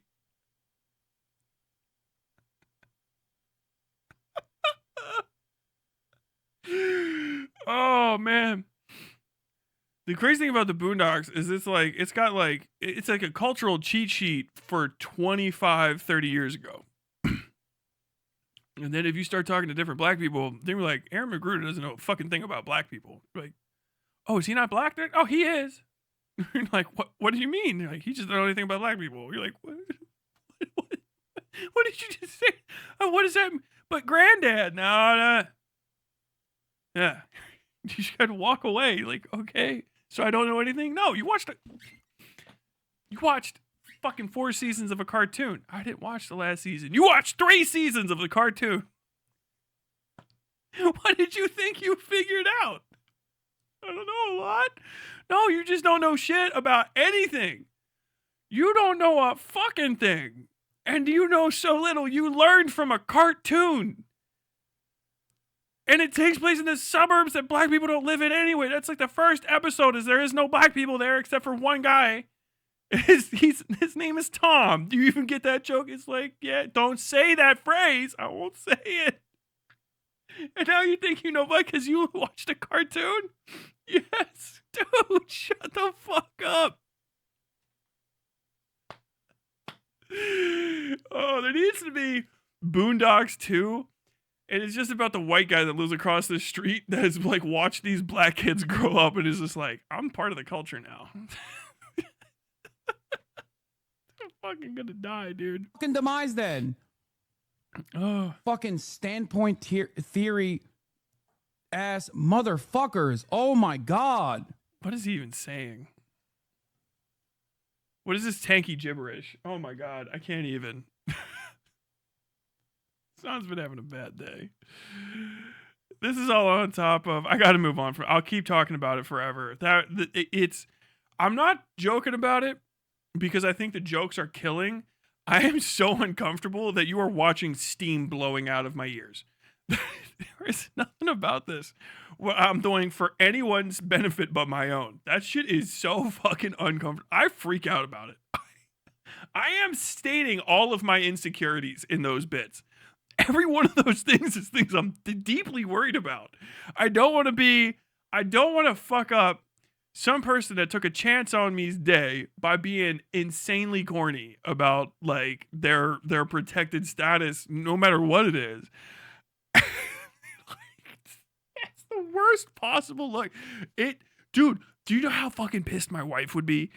I'd have to go sleep in the shed. I can't, I'm too tall to stretch out in it. I'd have to move the lawnmower. I would be sleeping in the shed if I did that. You didn't say anything racist. Oh, you, what? Don't say that. I'm a Black Hasan fan and I don't think, okay, yes, 100%. I agree with you. I'll agree with you 100% until you're gone. We're all going to chuckle. But like, come on, man, don't do that to yourself. Fuck. Oh, dude, the fucking. If you be a Black Hasan fan having to defend him to other black people. You can do it to white people all day. That's a fucking that's a knockdown. Wow, quack. But you're gonna go talk to other black people, like, hey, I don't think he did it. And you're like, you have to carry him around like a fucking big old, like a wide-shouldered, small-headed cross. He's just on you like a fucking like a Roblox character. You just dragging him around like Jesus Christ. Ah! That's about corny enough to be a fucking Boondocks episode. The passion of the Tom. That's what it would be. It would be Tom, the next door neighbor, carrying around his black coworker that said some mildly racially insensitive thing, like, forgive them, Lord, they know not what they do. It's just Riley going, boo! Oh. Boo! Oh. God damn it. I bet Ben Empanada somehow has the dumbest take on this situation. He's just going to remind you that American black people are American. He's going to say, if black people, Ben Empanada's take is if black people didn't want to be American, they'd just leave. If black Americans didn't want to be part of a colonial first world power, they would just leave. I think that might actually be his take. Okay, slavery was a problem. I understand that, but slavery ended 200-300 years ago. There's no reason, no black people today are slaves anymore. There's no reason for you to be lounging around in a first world country drinking the blood of the global south. So what you're saying is they should go back to Africa? Well, I'm not.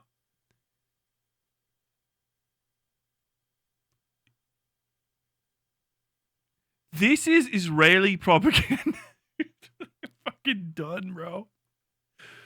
Oh my god.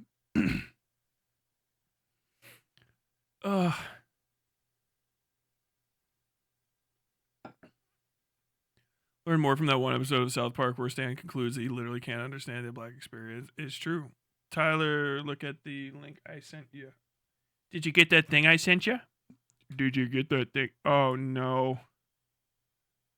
This is going to be like 6 times more nuclear. It's from June.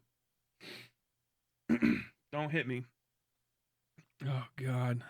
Oh, it's from Hospause, too. Oh, last. Good. Okay. This is the last time I'm going to say this.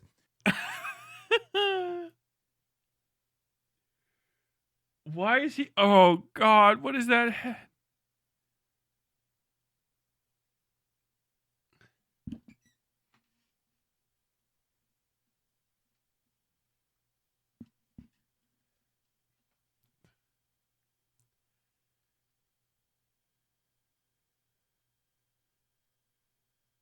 I haven't even hit play yet. Don't worry, you're not. Oh. Okay, so he lives in LA. That's all right. There's things from Latino culture I could wear because I'm Catholic. Unironically, everything with La Santa de Guadalupe, all that shit, Maria. I can wear that too. It's a Catholic thing. All right, I've said my Hail Marys, and I have been fucking snatched up over Catholicism. There's things that I can wear. Because in Latino culture, they have like what you would call chromatic or charismatic celebrations of Catholicism, which is a little bit different than like Germanic. Germanic's a lot pulled back, right? Because Germans are fucking boring, but we still get our mustard up. So when Latinos celebrate the Catholic faith, whether or not they're religiously Catholic, they can be ethnically Catholic. They have a like Latino relation with Catholic culture. So you have like the big glass votives with fucking Marianum, Guadalupe, that whole fucking thing. And they do like big time street art, big tattoos, shirts, hats, which might not necessarily be something that you would see in like other forms of Catholic culture, but still you would see it in other forms, not all of them, but wearing that stuff is not also always acceptable, especially if you're not Christian at all. It can be highly offensive. I'm not going to speak on behalf of any Latinos. I know a few people that would be miffed about it for various reasons. But my man's wearing a fucking Guadalupe embroidered hat. But I mean, he lives in LA, so he probably just bought it somewhere. But that's not, before we even start, that's just as a Catholic thing. That's kind of crazy for you to be wearing. Because that's a very that's a very, very important religious symbol. That is definitely culture as a costume. That is 100%. It's like it's a step down, and not an insignificant step, but a step down, but still just a step down from wearing like a crucifix. You understand? Like that's you. Especially if you're telling people that you're Muslim, they can be very offensive to some people. I don't know how to, I wouldn't show off my like uncovered Quran collection, even to my like ostensibly a religious audience. This isn't even maybe what this got sent to me for, but that's a crazy hat to be wearing. Oh my God. Santa Maria. Yeah. That's so I don't know. I mean, because the thing is I know that he wears stuff in like mockery of it, right? And it's not like it's going to offend me, but I'm not the one that you got to worry about offending. 'Cause, you know what I mean? Like you should be thinking about the people you are, especially like if you're going to kick any Catholics, don't be kicking fucking Latino Catholics. There's probably plenty of Latino Catholics that'll come out and be like, that shit's fucking based. I don't give a fuck. I made that. I sold it to him. Okay. Based. No fucking, no heat for you. All right. But I'm just going to tell everyone else, don't learn from this example, okay? Especially if you're not Christian. You'll be fine until someone's unexpectedly and extremely heated uncle comes up to you and asks you why the fuck you're wearing that as a hat. And if you're like in a cultural thing, like you could probably explain it, but if you're like, well, I don't know what's important about it. Like you could get put on the spot. Like you can get your ass beat or anything, but people might make you feel bad. I would be very hesitant and am from intentionally wearing obvious symbols of other people's religions around as a prop. I would watch myself about it super hard, unless I'm trying to make a statement, which I don't know. And now I'm going to watch the video. I'm just surprised to see him wearing that. Here, I'm going to say this last, okay? This is the last time I'm going to say this. There are certain things that you just simply cannot address. Like, for example, when people say, oh, why don't you have any black people on the stream, right? This is a line of I read chat for 2 seconds.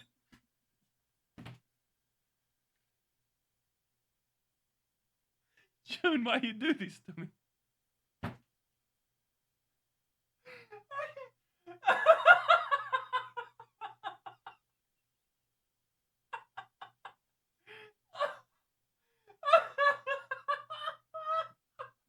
The answer is you don't think about it very often. The answer is black people don't got much. So if you're a clout fiend, it's rare that you can get your buck off a black person. That's what it is. That's the actual answer. I'll just tell you right now. If there's ever anyone and you're like, hey, why don't you ever have any black people around here? It's not because there's no black people that are willing to go on and they're not around, or that there's none that can value. It's because if you're a clout fiend, it's hard to get clout off black people. Because clouted up black people very often are like, no. I'm not sharing with you. You know what I mean? Which is fine, right? Or they're light on time.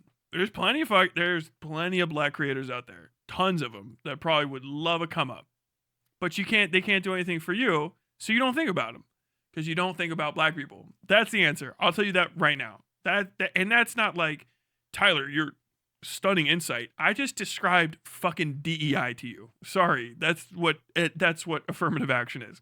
Black people have not engaged in primitive accumulation because of slavery and disenfranchisement. Tyler, but we're talking about the internet. Yup, still happens. That's why it was important to the white people to destroy black people by taking that even little bit away.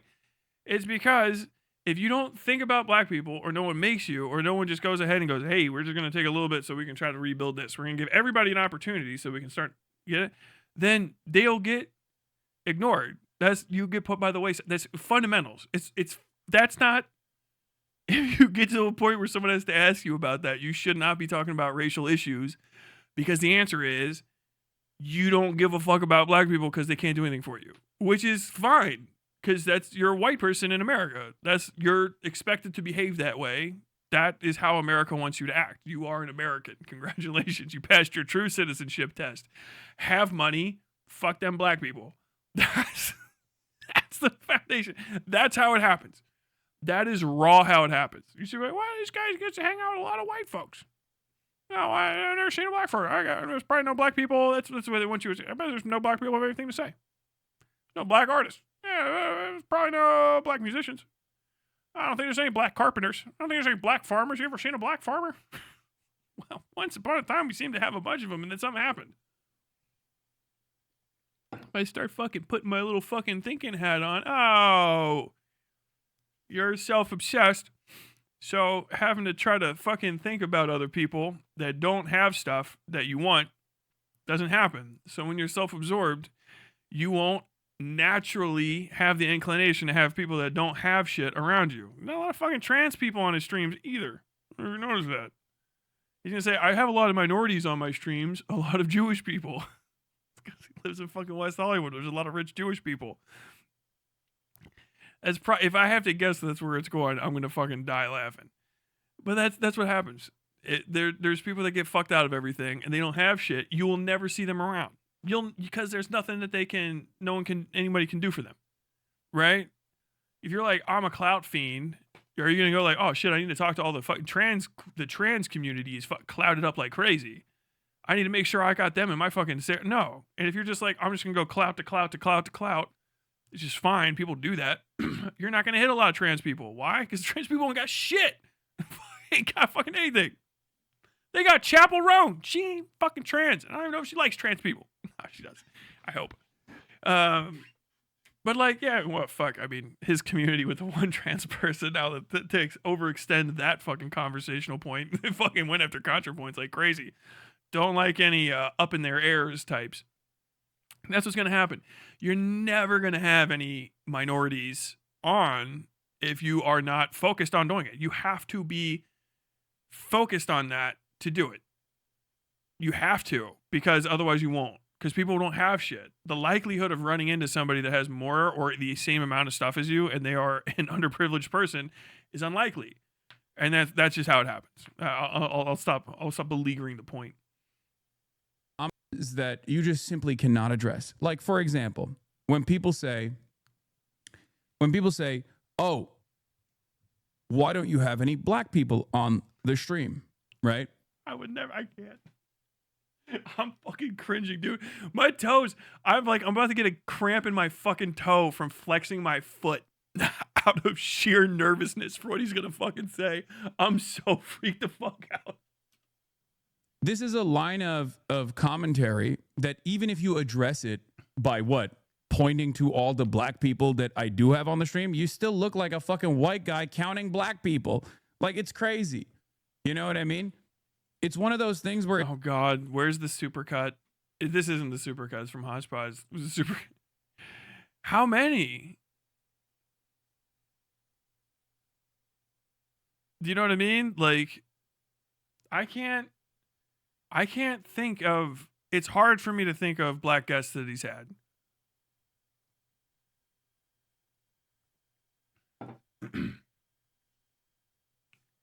Like... Lol Overruled, sex pest that used his connections to his son to force women into sex, got to be on the show all the time. Lol Overruled stayed over for fucking Christmas You know what I mean? So it's like, if you're like, oh, I can't do anything but point at like a few token examples, that's not good.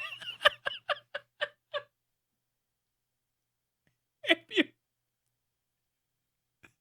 if someone's like, hey man, why don't you're like a big about race and stuff and a lib, why can't you talk about all the black people that maybe have been on your show?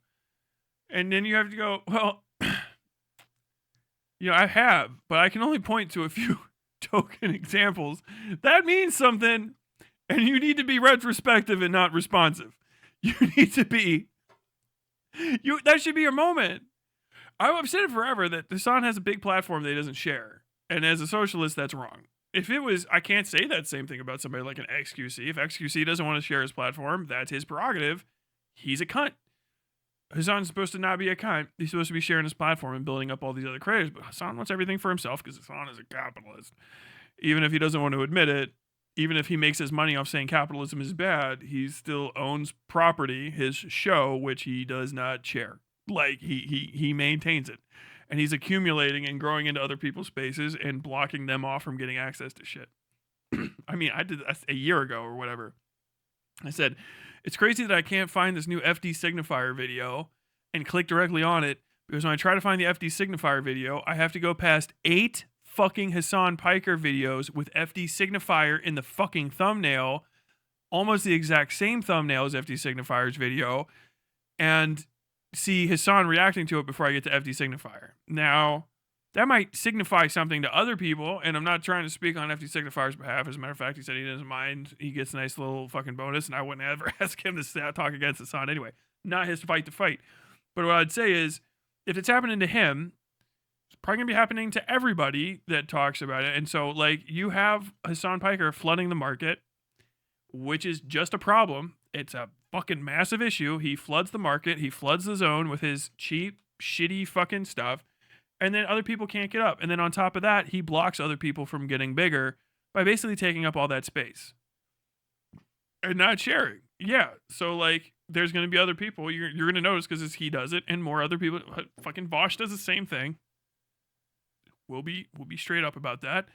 Vosh does the same shit. I can't say that necessarily Destiny does. I think Destiny brings all kinds of people on there, but I mean, I can't think of any black ones. He's definitely brought on more Nazis, I think, than he has black people. So, not really a fucking breakthrough. But like, that's just the case. That's I'll play the video. That's just kind of how it works out. It's like, it automatically, even the defense, even if the truth is the defense of it, you still come across kind of racist. You know what I mean? Not even kind of. You come across pretty racist where you're like, okay. Is he putting it together in real time? This is going to kill me. I'm going to fucking die from this. I'm going to get a fucking ulcer watching this. Okay, this is the last time I'm going to say this. There are certain things that you just simply cannot address. Like, for example, when people say, oh, why don't you have any black people on the stream, right? This is a line of commentary that even if you address it by what? Pointing to all the black people that I do have on the stream, you still look like a fucking white guy counting black people. Like, it's crazy. You know what I mean? It's one of those things where it's like, it automatically, even the defense, even if I know you're gonna say, I'm gonna provide you a good response to that.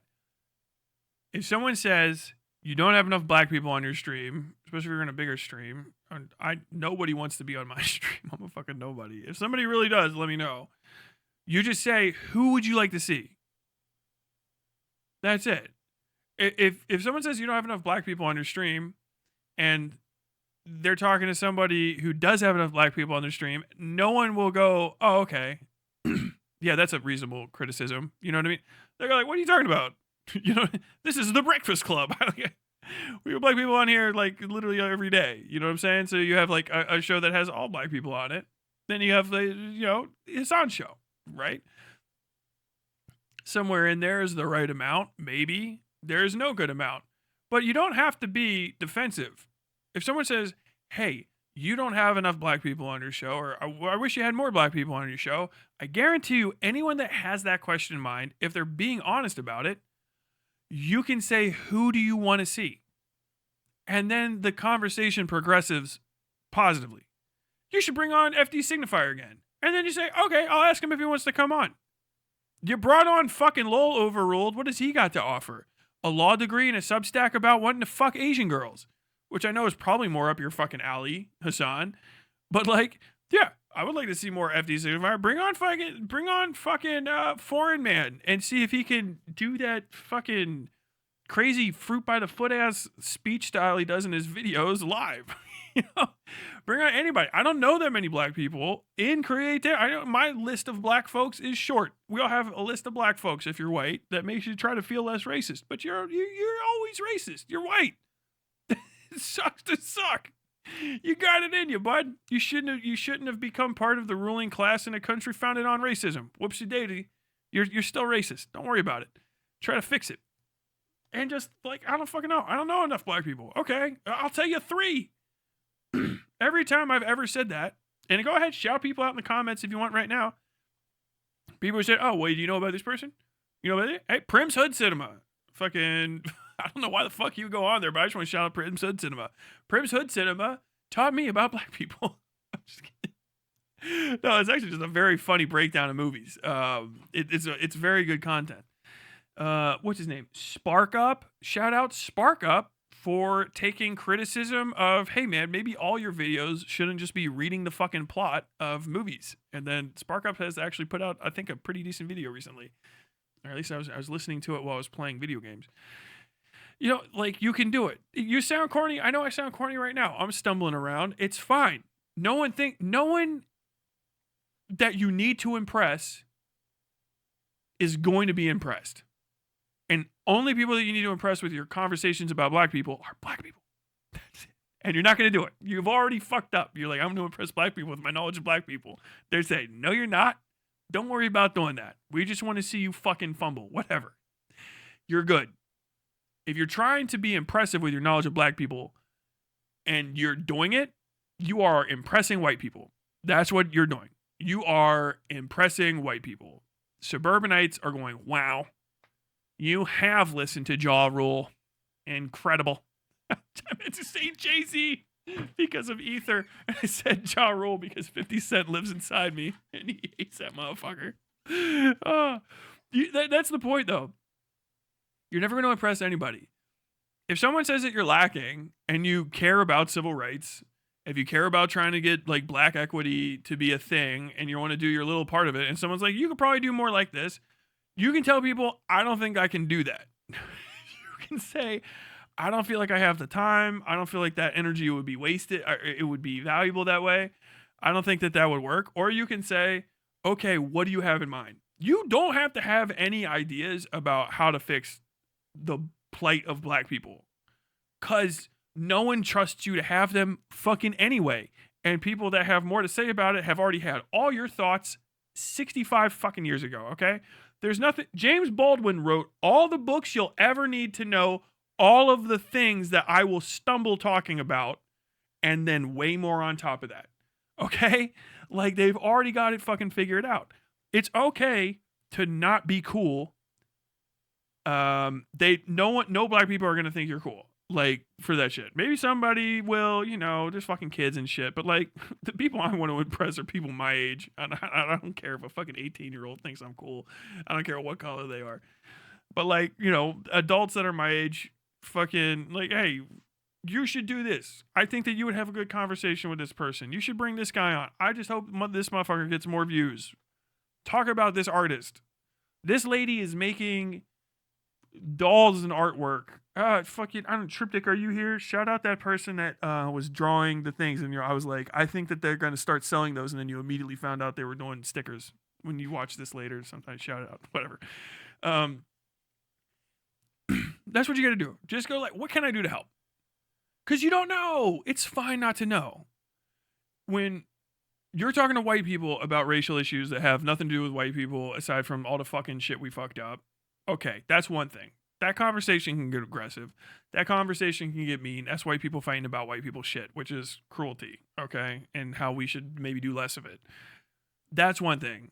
Once the people you are talking about enter the conversation, it's their conversation now, okay? It's not like they're not fucking like gods or whatever. It's just like, oh, hey, you're talking about me. you know, when you're talking about racial issues and a black person walks in a room, you are no longer talking about someone that's not there. You are now talking about someone that is there and is overhearing the last half of a conversation that is regardless of how they feel about your opinions about them. Do you understand that? Like, I really have to hammer that home. If it was you, if someone was like, the treatment of Tyler in America, right? The treatment of Tyler in America is great. He just fucking gets all the French toast he can handle. I think that he deserves more French toast and more filming equipment to film his French toast making. I agree. He's great. And then I walked in. I'm like, what are you guys up to? Are you guys talking about me? And then I was like, I don't think I need any more French toast. If you guys both went, what in the fuck? Like, we were just trying to talk about how Tyler needs more French toast. And like, this is a big conversation point. Like, okay, well, I'm Tyler. Okay, well, look, I understand you're Tyler. But maybe while we're trying to handle the French toast situation, you can, I don't know, stop being so uppity and sit on your place. Like, okay, dude. I just had a lot of French toast because I shot that scene. I didn't want any more. I don't know why I'm getting yelled at. That's how you sound. Just don't do that. When you talk about this kind of stuff, you are talking about real people. Regardless of how they show up in the chat, right? You can be mean to chatters, but be mean to chatters because you say you're a chatter. You are a chatter and you are chatting. I don't care about you because I don't know who you are. But like, you can't say like all the ways that he talked about it. I don't know. Truth is the defense of it. You still come across kind of racist. You know what I mean? Not even kind of. You come across pretty racist where you're like, okay. Yes. Like, what are you pointing to all the black people that you have as props on your stream now? Wow. Like, there's no. Mox, no, Mox, you're out. I'm kidding. It's an endless cycle, right? It's an endless cycle. Speaking of black people on the stream, Crash That's Dummies, a good question. Shouts out. Hold on. I'm sorry, Hasan. I'm going to have to rewind this. That's actually a great question from Cram Barger. Now, what if it was Jesse Lee Peterson that walked in? That's the point of Jesse Lee Peterson. You got to back out. That's the point. The point of Jesse Lee Peterson is to show the corniness of you. You just got to have a conversation with him. If he wants to call you racist or something, whatever, that's fine. He went through if Jesse Lee Peterson has to go and fucking scrap with other black people about what he believes in, which you have almost probably, if you think about it, never seen. I've never seen it. I've only seen Jesse Lee Peterson talk to white people. Why? Because he is there to interfere with a conversation between white people in a way that he deserves to interfere with it because he still had to go through fucking America. No matter, it doesn't matter. It's like, I know it sucks that they can get one up on you, right? For being a pick me and fuck a pick me and all that stuff. But you have to handle that situation extremely delicately. You gotta go like, all right, what the fuck? You know, and you can box it out and you can swing. But if you swing, you got to go hard. You can't say that you're doing it for other people. You got to attack that person on like, I want to attack you because I fucking don't like you kind of shit. And you have to go be an evil piece of shit. And you got to understand that you're being an evil piece of shit. But like, if someone's like, I went through fucking civil rights and I think that the fucking Klan was right and I'm black, you go, okay, that's fucking crazy of you. We can unpack that shit. But like, I think that you're white and you don't give a fuck about black people. Okay, that's your opinion, man. That's fine. You got to stop trying to impress white people with your black people talking to skills, whatever the fuck that is. Cause you know how it sounds condescending as fuck? It's cause it is. And that's what Jesse Lee Peterson does. And a lot of other black conservatives who enter into that pick me role. The point is to confound an argument that is already actually based on condescension by showing it for really what it is, and that is condescension. They're going to say things that are wrong, but the way that you stump for black people as a white liberal in America very often is from a place of condescension. That's why he's getting fucking lit. He's not doing the best for black people because he thinks that black people are his equals. He's doing the best for black people because he knows that it's gauche. That's it. And that's the same for a lot of fucking white people and well-off people. They're nice to black folks because they're supposed to be. And if they weren't supposed to be, they might not be. And if it stops being like beneficial, they won't be. And you can really expose people for being condescending, self-righteous assholes by the way that they talk to people. A great example, if you guys have ever seen Alec Gunter talking to black conservatives on that fucking Jubilee panel. Holy shit. He literally told them, like, I just think of myself as like a big brother. You know, you can tell me you don't want my help, but I'm going to be a big brother to you. And he's like my age. He's like 35 or something, talking to a woman that's like 55, 60, a grown, like a grandma, like a mean black Republican grandma. And she's like, dude, you're not, even she's like, you're not even doing this the right way, you fucking moron. Holy shit. Dude, you gotta, yes. It is so hard for people to get. You can give black people 1 point of privilege. And it's just like, what is it? Like, you just get to be right about black people shit. They get nothing fucking else. It's no other privileges. Not a fucking one. I get all kinds of stuff. Dude, you know, I can walk into any neighborhood in America the second I fucking feel like it. So long as there's not like a gate there with a fucking actual dude with a machine gun. And still I could probably talk my way into those. And if I got found there, they would let me leave. I can just do that. You can't do that if you're other kinds of people. Sometimes you just fucking vanish. I can go to sundown towns after sundown. I could go stay at a hotel there. Go eat at the diner. I'm like, hey, what's up? From around here, are you? Nope. Passing through. Fucking hotel. You understand that? It was like, oh fuck. But what if a black Republican calls me a racist? Just be like, okay, sure. Sorry, man. What can I do to fix that? Be nice to them. Be helpful. Just give them the one thing they got. What is it? Just I don't know. Black people just get to always be right about racial issues about black people. What if they're both wrong? Well, then just stop talking. Maybe you shouldn't be there talking about it. Seems like the only weakness point is you. If you left and a black person was talking instead of you about black people issues and not you, white boy, then what would the black person that had the other side be able to do? I wouldn't be able to do anything. Well, then maybe the problem is that there's not any fucking black people talking about black people issues and it's all white people. Maybe that was the fucking problem all along. What? Hold on. So you're saying Hasan is noticing the problem and not caring to fix it? Yes! Yes. And it's been this obvious the whole time. Black people have been telling us that this is the case since they were allowed to speak to us and no one would shoot at them for crossing the red line. Hey, you're bad at talking about me. Stop. You, hey, you with the high pants, stop defending me. You're horrible at it. Stop talking about black people. You're not doing me any favors. Cut it out. I go back 100 years. See if some random black poet talk about like daisies and rainbows and drinking and fucking and all this cool shit. And then they always have one like, God damn, these fucking white people need to stop fucking being my friend. What the hell? These guys suck. Just cut it out. Elevate black folks so they can go and do it for themselves. Give us the vote, and we will no longer have to bother you about an anti-lynching law. The only thing I lack is the ability to do it for myself. I don't want you to do it for me. I want to do it my fucking self.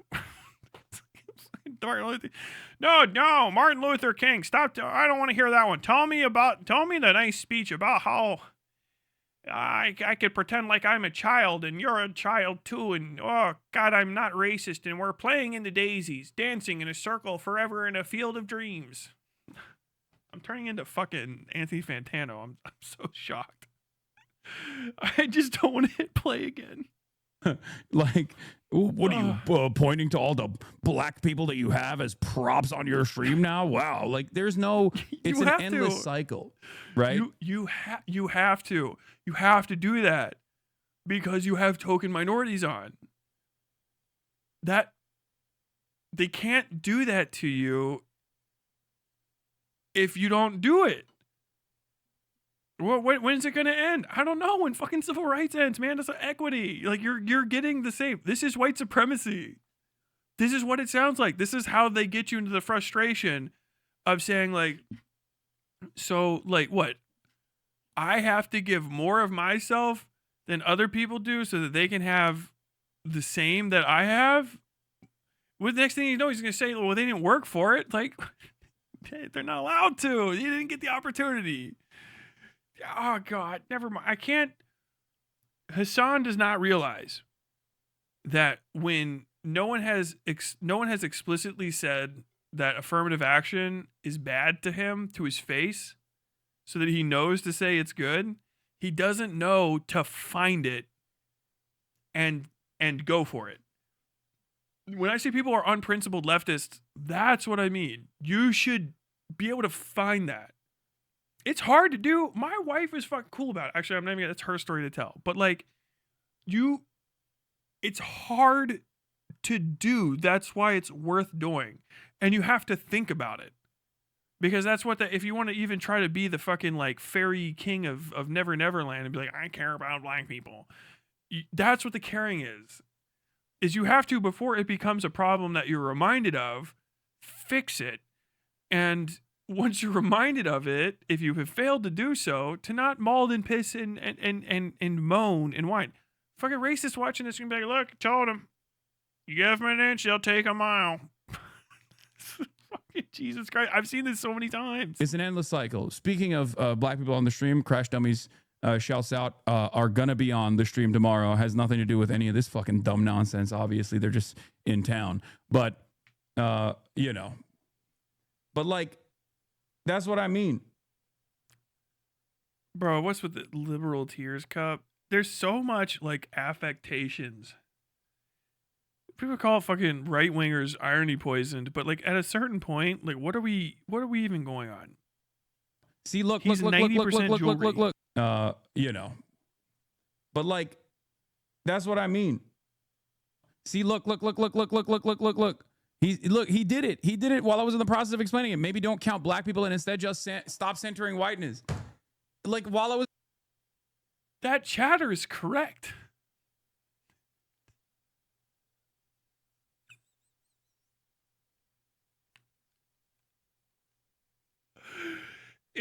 Here's the thing, anybody who's not, it's not you should do it. You would have an excuse to react the way he's reacting if you weren't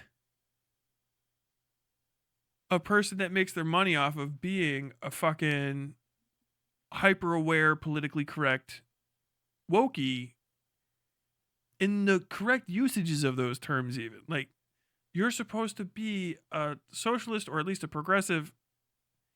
They're talking about equity. You are centering whiteness. You're in the center of the screen all the time and you don't share it, and you fucking take up space. And like, here's the thing. It's like, to a degree, man, fucking right wingers won a lot of the conversation because people are so afraid of being corny in ways that aren't that bad, that they are corny in ways that are fucking egregious. So many people are afraid of being like, I don't want to look like a fucking loser. I don't want to lose a battle of like cringe or not cringe, I guess you would call it. I don't know how to say it, against one of these right wingers. I'm so fucking worried about that I'm actually going to embrace the right wing talking point, embrace the right wing version of this where I groan at like centering whiteness, but we're not talking about some fucking college student misusing centering whiteness or stating it, using that statement in a place where it's not acceptable. You know what I mean? Like, Okay, you don't say you're really centering whiteness when you're talking to your fucking manager at Applebee's. They're not gonna fucking know what the fuck you're talking about. You're gonna sound like a dork. You the place to talk about centering whiteness is in a fucking like hyper libbed up left wing atmosphere when you are specifically talking about racial issues regarding the lack of black people in a space. That is the unironic appropriate use of that term. That is the moment where if you are a person that understands what it is, even if you think it's cringe, you'd be able to see, okay, fair. But pivoting off of that statement by saying, oh, you've done the cringe thing that is the cringe thing from Cringe Town, I've got to avoid it, means that you are actually going for it in a situation where you win nothing for it except for, you know, clout or just, I guess, a defensive maneuver for yourself. You are now doing the right wing thing. You are saying that centering whiteness and noticing lack of equity in a space is actually cringe and bad. You are taking Archcast's position. Unironically, for no benefit in the long run to anybody. Because we're not in a situation where you can go like, yeah, sometimes like, you know, oh, fuck, yeah, this girl's being cringe. She's saying centering whiteness, but we're talking about fucking like popsicle manufacturing in Tibet. Some fucking completely nonsensical, it's a non sequitur term. She's just trying to say something, some buzzword. Cringe. Okay, sure. You're not there. Like, they're literally having a conversation about you being centered and white. Like, that's the right time to use it. And you're not meeting that moment. This is like the time to show off your other credentials. Everyone can be cool, right? You can go and be cool. It's apparently not hard today because Asmongold is technically, by clout numbers, cooler than Hasan, which is crazy to say. So you can just be cool. It's not hard anymore. So now is the time to be woke. Now is the time to be grounded and centered in your principles and show your okay. That's like a moment. That's a real test. And that's, you failed it. Right? Does it mean like nothing can ever be recovered or it's like the worst thing ever? No, it's just another stumble in a series of stumbles, which is why it's bad. And it's a thing that I've been noticing more and more and more and more and more. And now other people are noticing it, so I guess I was right.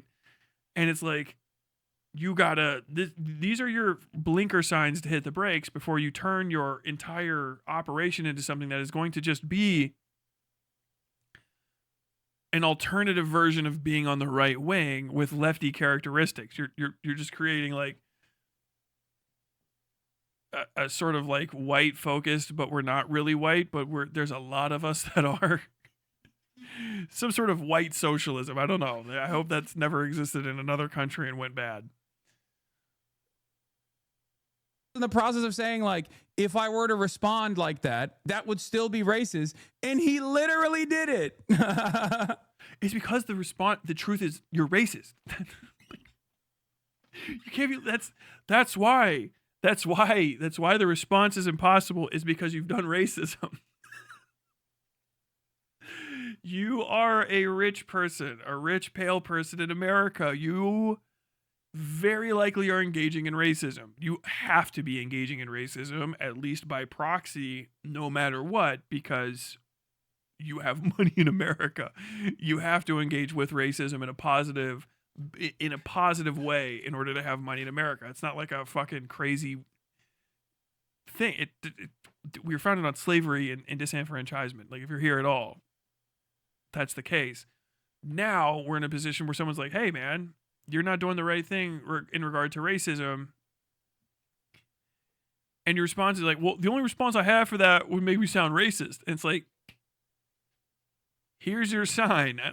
Bill Engvall. Bill Engvall came to mind. You're not in a good position. This is what I mean. This is just like silly, unproductive, dumb, nonsensical points of contention that are impossible to address. Every time you address shit like that, you're just going to look like a fucking asshole. And, you know, I'd rather just not address it. If you think that that's the case, then you think that's the case. There's not really much I can do about it. Like, be charitable, be open-minded, and you'll probably realize that that's not the case. Okay? Dude, think about it, and if you think about it, though, I'm not racist, but I'm not going to do just an ounce of charitability. Dude, charitability has fucking, god damn it. I don't know who did that psyop, but that is my favorite shit ever. Charitability means just like, hey, if you just think that I'm good and ignore the things you've seen, you'll understand that I'm good. It's just, I love that. I love that. Okay, I guess we're done. I'm shocked. Shocked and unsurprised. Dude, that is rough. I guess this is the last thing for the Hasan beatdown for the day, because this is just fucking funny. I haven't actually watched it yet. I've just heard people talking about it. I'm a fucking CEO here. But, you know, some other maybe more social issues, sure. I'm also not even friends with his son. Legitimately, I'm not. He's not someone that I invite to like my birthday or things like that. He's someone I've done streams with, and I think they were fun. He's a streamer friend is the group I call. But we're not boys. My boys are fucking Slime, Aiden, Nick, the people that I hang out with actually on a week-to-week basis. When I retire, I will never speak to 95% of the streamers I collab with again. Hasan is part of that group. That's a fact. This is just the reality of life. Okay? Connor, Yo, I'm an actor. My dad had the sweatshirt. My dad has this as a sweatshirt from the 90s. Like this Western Conference thing. I don't know anything about LA. But my dad has a sweatshirt. He worked in the restaurant industry. He probably got it from fucking the Los Angeles Lakers are probably in town for something. And he got it.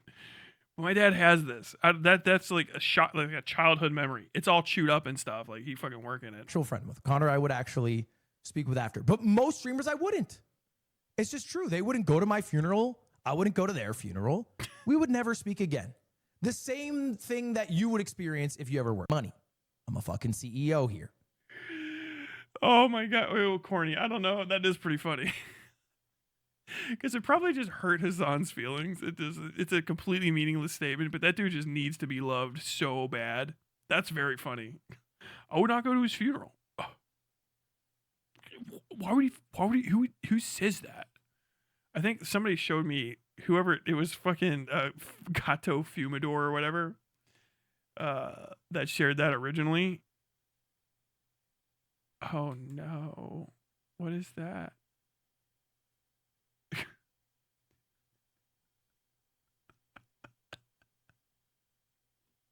Why did they share this? Is this real?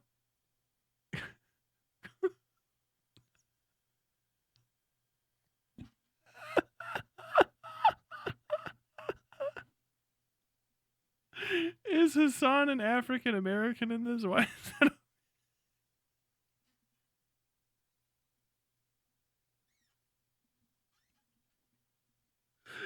Bro, just fucking shoot me. This is fucking Macaulay Culkin Home Alone face for fucking you shit. Oh, here's some black people say the N-word today, buddy. Oh yeah, thanks for stopping by, Chalier. Oh my god, you guys are gonna fucking kill me. This is why you can never win. It's hard if you like we're talking about. It's crazy. This is like crash course anti-racism stuff. Like, you guys ever looked into anti-racism literature? This is why anti-racism is important. Let me just talk about anti-racism. I'm sorry. Jamie, pull up the video. I'm getting tired as fuck. I have been up all day editing the video that I premiered. Nah, I'm just kidding. I didn't disappear. I clicked the wrong button. Scared you though. I'm not watching another video. Sean Piker suck a dick. Not him making the lunar box face. No. Anti-racism is important, not because you need to look cool to people, but because racism is bad. Racism rots the soul, it rots the brain. If you want to find a good reason to be racist, but you're like a little bit of a sociopath, you will still find that racism is not beneficial to you. It is for in groups of the pathetic. It decreases your ability to bargain effectively. It decreases your ability to experience the entirety of life's joys. You will not be able to run the full gamut of humanity. You will not be able to meet all of the people, and all of the people not rise to the extremes that they can rise to and the heights that they can rise to, because racism will prevent you from seeing them. Racism is anti-meritocracy. Racism is anti-humanity. Racism is bad. It is bad for the racist. It is bad for the race that is being abused. Racism is always bad. Anti-racism is understanding that racism has already worked. It's already done. In a lot of cases, racism has ended. It's accomplished its goal, such as with Native Americans. Native Americans have been almost completely, and really, depending on how you understand genocide, they have been successfully genocided. I cannot go outside of my house and stand on the land of the Shawnee people and meet one. Okay? I don't know where the fuck the Pawnee Reservation is, if there even is one. I don't know if there's any Pawnee people left. I know where the Mandan, Arakira, and Hidatsu tribe is, and that's kind of it. I can't even remember who's at fucking Pine Ridge. And I don't know all of the fucking reservations, and I don't even know if the people on the reservations know all that much about their culture anyway, because they were genocided. Racism was successful, and we genocided the Native Americans, and then we lost all kinds of shit. LA is on fire all of the time because we genocided the Native Americans. We what? Yes, we genocided the people that live there, fucked up the land, and now the land's on fire all the time because we stopped letting them take care of it the way that they had been taking care of it. We lost all of the people that were part of those tribes that could have become doctors, lawyers, good welders, that could have been animal husbandry people, water purifying technicians, everything under the sun. We lost all of those human hours and man hours by murdering children and cutting the skin off the top of their heads to sell for $10 on Bop. We committed a genocide, and we are forever impoverished because of it. Further, them as a people are permanently alienated from the rest of the people that are around them because you have to identify a race in order to genocide it. Thus, they remain identified and separated from people and still poorly treated. How do you fix this? Well, how do I just stop? We already stopped. We're done. We finished in 1860 fucking 8. The genocide is complete. There are so many Native American cultures where some of the people have survived, and they think that they're from a tribe that they're not from, and there's no reason to ever try to convince them of the reality, because it's better they live in the dream and try to keep someone else's memory of a civilization that was crushed under the heels of proto-capitalism than it is to say, I don't know if you know this, but you're actually Sioux, or some stupid fucking shit. We did a horror that is unforgivable. And it's done. It's done. How do you fix that? You have to put more effort than a genocide into undoing the damage of the genocide. You have to rebuild the land and rebuild the people, which people think is too hard. So they say we're not going to do it, and we're just going to let the suffering continue forever. We'll never let anyone stop. And that level of sloth and apathy towards other people's suffering is what lets somebody like Hasan Piker engage in racism and feel like he's not being racist, because he doesn't do what we would call like active or banal racism, i.e. he doesn't say the N-word. A lot of people think they're not racist because they don't say the N-word. Why? Because racists convinced everybody that racism is about saying the N-word. And that's it. There's no deeper mystery to it. Basically, people like the Klansmen from that video, and people like George Lincoln Rockwell said, "Oh, I'm not racist. I would hire a black. I would hire a Jew. As a matter of fact, one of my best people is a Jew." Oh no! And then they figured out a few decades after that, well, I just won't say racist words anymore. I won't say the N-word. I won't say a slur here and there. I won't say it in public. I would never say it to somebody's face. And then you turn the entire conversation to like, well, I think that there's racism. Well, yeah, well, I haven't said it. And so now you get to a point where you have that white woman talking to that white man about black people, and him going, well, would a white supremacist organization have a black communications director? Yes. Yes, there are ideological shields. There are ideological shields that you use, people you use who are just as white supremacist focused as you. Because racism is active. To slow it down and stop it, you have to be anti-racist. There's different ways to do that, but you have to be actively engaged in making sure you don't contribute to the problem first and foremost. And second, in trying to always do anything that you can to stymie, to frustrate, and to defeat, if possible, the mechanisms of racism. Well, how do I do that? What are the mechanisms of racism? Bitch, the fucking books were written decades ago, and they're updated all the fucking time. I'm not even gonna do this one bit of work. Sure that you can do this one bit of work, and just go look up anti-racist literature and start reading anything, and just get involved in that stuff. Listen to those kind of. Get out of internet blood sport stuff for like 5 seconds. You can come back when you want to dip your toesies in the fucking hot tub, and just go figure out like what's going on over here. What is racism? What really is it? Can you define it? Because most of the time it's just like, I think it's treating other people bad because of their race. Okay, but what do you mean by treating? Well, I think it's like when you say the N-word. I think it's like that. Like, I don't know. I feel like it's more than that. But why were the banks involved? Why were housings involved? So you think like you're not being racist if you say a black person can't live in a house? Well, hold on now. That's my property. I can do what I want with it. Who are you to tell me if it's racist if I say black people can't live in it? Well, I'm an anti-racist, I guess. I don't know. I think that's pretty fucking racist for you to do. That is one of the worst things that you can call a person. Is it? I would never call somebody an N-word. I would just do everything I can to make sure I never hire a Jamal. And you're like, what? Which sounds racist? More racist. I would never, the N-word, which I won't say. Which sounds more racist? Raw, the N-word, or I would never hire a Jamal.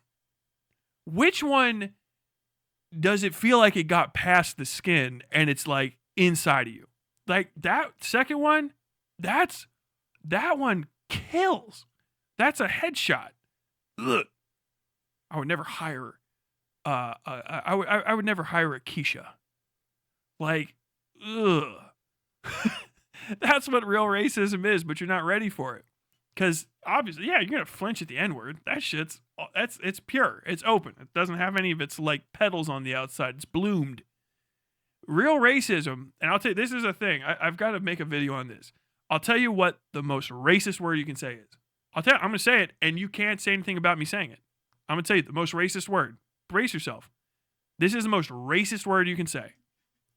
Bar none. Typical.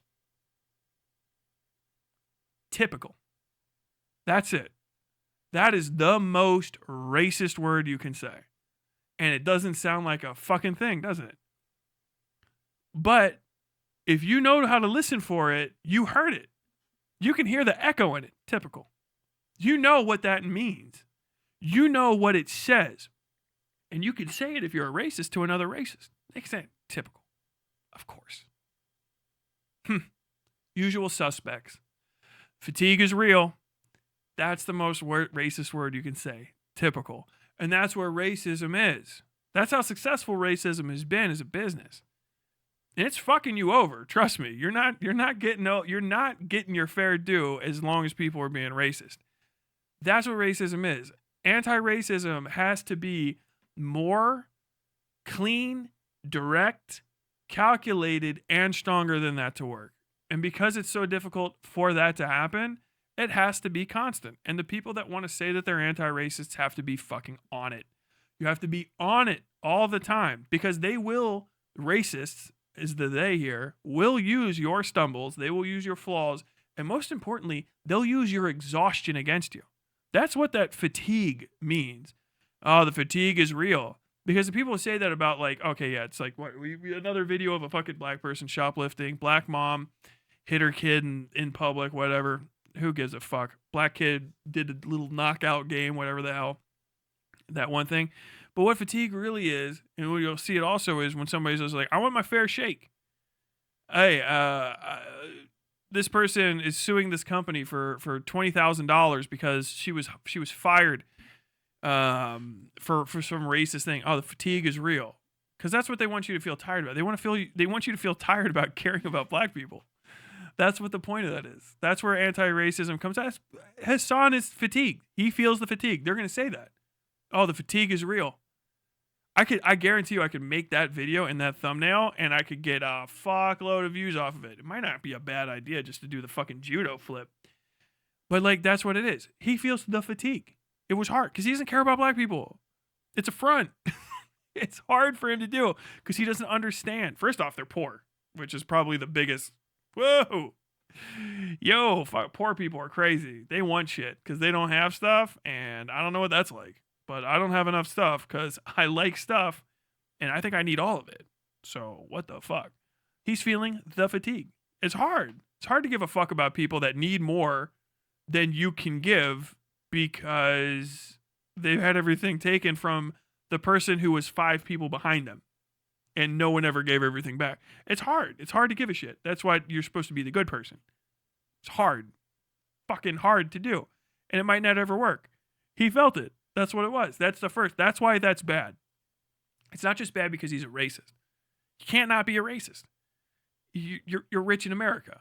You're a racist. Sorry. Racists made sure that you're racist. They want you. You're successful and they're smiling. They want you to be the one that wins. Because they know, especially for somebody like him, when he gets tired, fatigue getting to you, huh? It's hard, wasn't it? They just never stop. Fuck, always whining, crying. You know, we used to have a solution for that.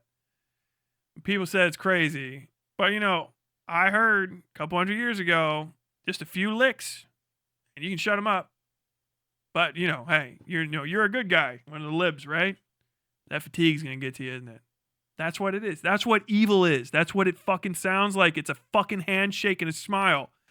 Anybody that wants someone to be nice to them all the time is always a fucking rube. Every time, this guy wants compliments. He doesn't want any criticism. He's one of them. He's one of them. He's going to be if he's not already. Because people that don't have everything, people that are fucked up, people that are getting fucked over, they're grumpy. They're upset. They get fucking, they have their bad day. The thing is that moment, even they know sometimes that's fucking it for me. Fuck. I lost everything over it. You don't want to hear it because you're, oh, God.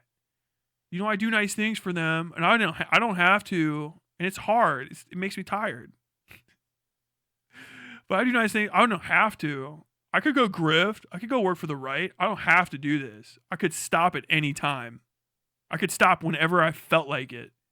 So shut the fuck up. You're kind of being a fucking, just shut. Everyone can see that. Everyone who knows what that is knows what that is. Is it tiring you out? God, it sucks because you're on the plane and you have a parachute and everyone else has a seatbelt, or maybe not even a seatbelt, and you're going, and you're tired. You're fatigued. Oh, it's hard to do the right thing. Hard to be anti-racist. Maybe you should shut the fuck up. Maybe you should place. That's what it is. Not for the monologuing. It pisses me off. I don't like it that it's him.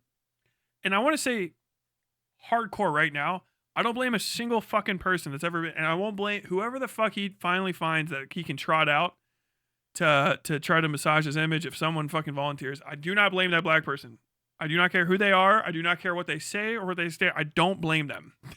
Because if I had living in America as a black person on one side, and then living in America as a black person that got a few 100,000 pity views from fucking Hasan fans to help him apologize, I would take that right hand. I understand that if there's a single person out there and you would call him self-serving or whatever, keep that shit to yourself.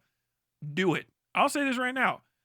If Hasan wants to throw a black people parade through his fucking office to make himself feel better, I say jump on it. I say support those black people like crazy. I don't give a fuck. Because even if they fuck up, that's better. That's better than nothing. Push him in there. Okay, good. Then he did the right thing at least. Do not be the person that fucking slows up one fucking like decent black person by making them think that they're gonna be a fucking UT by helping fucking dipshit Hasan out of a fucking jam, and they would get nothing otherwise. Let him go do it. Let him.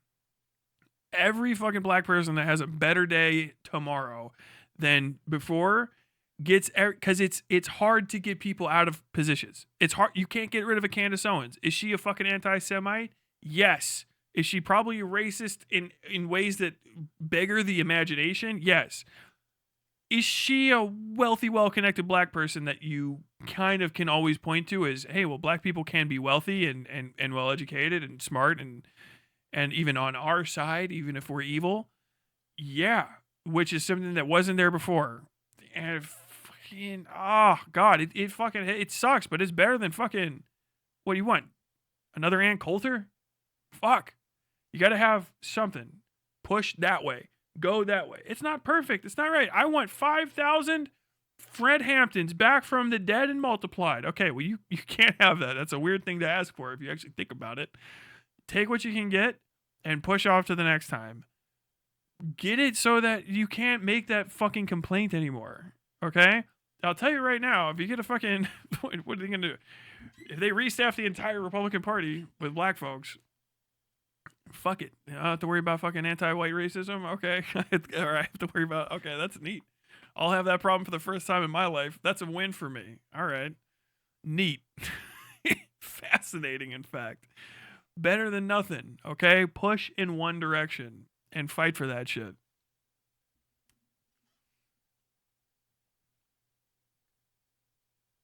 Point to Oprah instead. Oh God. No, I'm not getting involved. I'm gonna get killed. I'm way out of my fucking station already. I'm out in the middle of a fucking very empty gym floor with a big spotlight on me right now, going trying to leave stage right. Fatigue should show how important it is. Things are so bad. You work so hard and accomplish so little. Not how do you think it would be if you just release the wheel and coast? Yeah, it's fine. It's not really fatigue. Just take a break. Not from being anti-racist. Just take a break from being in the spotlight. Come back stronger, you know? I feel like another Ann Coulter was Megyn Kelly. That is inarguable. That's not even just a good point. That might actually, you may have foreseen you answered. I feel like that was suggested at some point. Like, well, Ann's getting a little long in the tooth. And you know, these horses only last so long in the field. Gonna bring her in. Did I keep messing with these? I remember when 32 gigabytes at 600 times rate speed was so good. Goddamn. 12-year-old fucking memory cards. You have to smash them with something.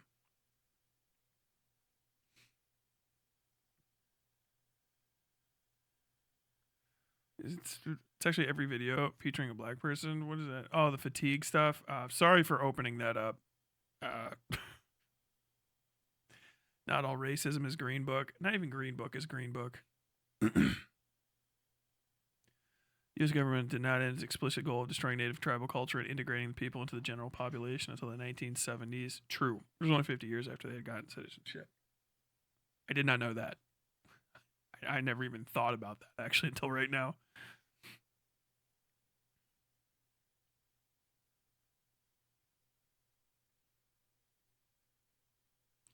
Seeing if there's anything else in chat to talk about, and then I'm going to be wrapping this up. Thanks for hanging out with me, guys. I'm glad y'all enjoyed the video, because I would have been deeply ashamed if I had not.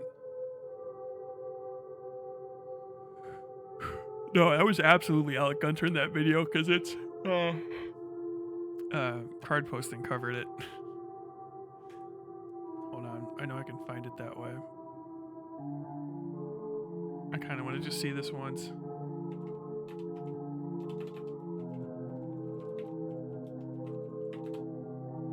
Soy New Mail Bugman. Oh, hey, that's me.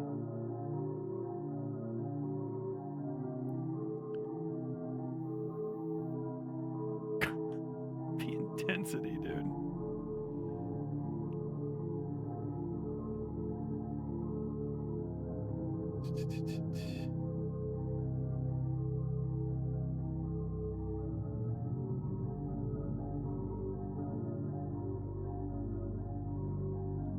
Show the fucking Jubilee.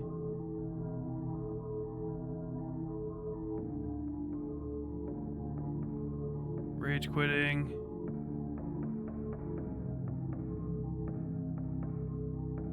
Oh, fuck it. Where is it? Hold on. Alec Gunter. Jubilee. Black conservatives versus white liberals, middle ground. Destiny was on that one? This is the 112. Oh, God.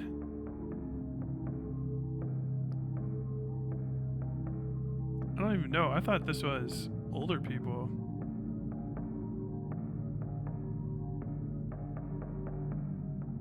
Bro. Let me just watch like 2 seconds of this. I'm sorry. Extremely unrealistic to think that the average family in San Francisco can afford that. That's because Newsom wants to get reelected. Okay, but you don't really care about home. Oh no, I'm gonna die. I just need like 2 seconds of this. I'm gonna go ahead and just I'm gonna go ahead and hit this one like a fucking meth pipe. Family in San Francisco can afford that. That's because Newsom wants to get reelected. Okay, but you don't really care about homeless veterans, right? That's just you a don't laughable support. idea. You don't know I feel like me. all your arguments are ad hominem. But you're here Literally as a every conservative. single one But ad you're here as a hominem. conservative. So what policies do you support? Fucking Destiny. Destiny, they put Destiny in a booster seat is crazy. Look at fucking. They got Destiny on 6 phone books of this motherfucker. And he is literally crawling inside his own ass right now. This is hilarious. Oh my God. I feel like all your arguments are ad hominem. But you're here Literally as a every conservative. single one But ad you're here as a hominem. conservative. So what policies do you support for homeless veterans? There's ways to address, I mean, Specifically. for homeless in general, That's a whole different conversation. Okay, let's say that we didn't find a middle ground in there. Yeah. All right. But that's a great ending note. White liberals have a savior complex. Oh, this is it. Dude, I'd be on that on Yes like crazy. Well, I gotta say, this is a shock. I never expected all 4 of you to just come forward and admit it, but you know what? I'm happy with these results. I just think it's a lot of people, I guess, people, you know, of the left, whatever, can kind of fall into that trap. Bro, what is this fucking crew they found? What? If you told me that I was watching a cartoon and this guy had just been shot with like an allergy gun, I would believe it. Can we get my man looking like he's just about to go into anaphylaxis? Like why is this your vibe? He's so pink and sweaty and shiny. Like what the Thinking that, you know, black people as a monolith need to be saved as like dude, Jubilee is absolutely a fucking conservative op. If I was trying to drum up anti-white racism, this is the panel I would put together. I was like, I want people to fucking hate white liberals. I'd be like, this is a dream fucking blunt rotation. Oh my God. I have no shame about it. I have a savior complex as an older brother, and I will save you whether you like it or not. So that's just me.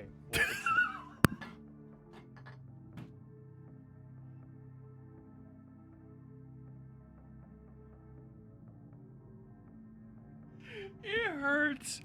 It hurts so bad, man. Oh, fuck. Oh, God. Oh, don't say things like that. I spend so much time in my life, like, in my head. I write conversations, like, for writing reasons and stuff, because I like to see how it sounds, you know? Anybody that does writing does that. It's not, you know, you do a dialectic in your mind. Back and forth, Socratic dialogue, whatever the fuck. And like I pregame some conversational points, and I get happy sometimes because I have something where I can do like Noah, you know, and it's like, oh, dude, I finally got to do that. I practiced that like 2 months ago. Fuck yeah. And it haunts me to know that like I would like put together something that would like fall apart.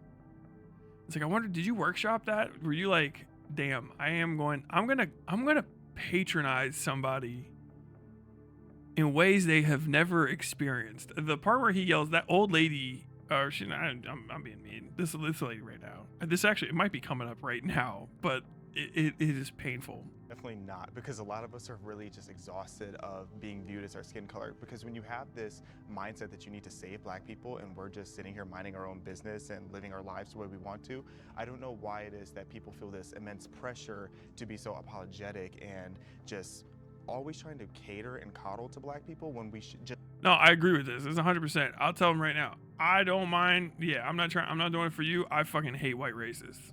So this has got nothing to do with you. You're caught up between me and my prey. I'm sorry. I apologize. But I gotta fucking hate white racists. I hate them like, I think about them all the goddamn time. I'm sorry that you even get caught up in this. I'll tell you what, if you know any, you should convince them to stop fucking with black people so that y'all can get left out of this, because I just want them. It's fucking, sorry, I'm getting fucking like fired up right now. I'm just thinking about, you know. But it's true. It's like, I don't think that any anti-racist stuff I do is for black people. I hope they benefit from it. I hope you do as a side effect. I do it for me because I fucking hate racists. And that's me trying to keep my people from being fuck ups, right? And morons and embarrassing themselves. Because I don't want another little fucking cracker ass like my ass running around young and shit, being taught the wrong stuff, going around embarrassing themselves and fucking depriving themselves of the fruits of life's joys. You know what I mean? By being a racist. It fucking robs you. It robs you of life and joy and happiness. And until all racism is over, you are being stolen from.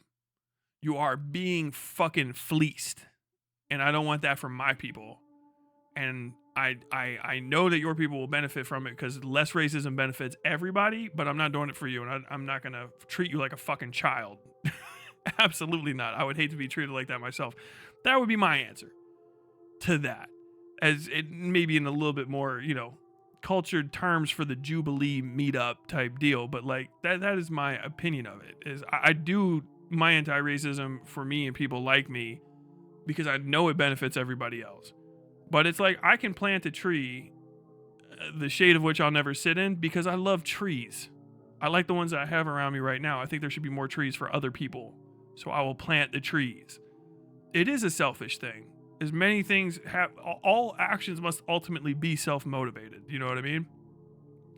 But just because something is self-motivated does not mean that it is completely selfish. It can be for other people. You can do for yourself in a way that benefits other people. I made that video that I made today that a lot of you enjoyed for me. Everything that you enjoyed about that video, I enjoyed for myself first. I made the music because I like the music. I covered the topic because the topic is important to me. I wrote it the way I wrote it because that's how I wanted it to be.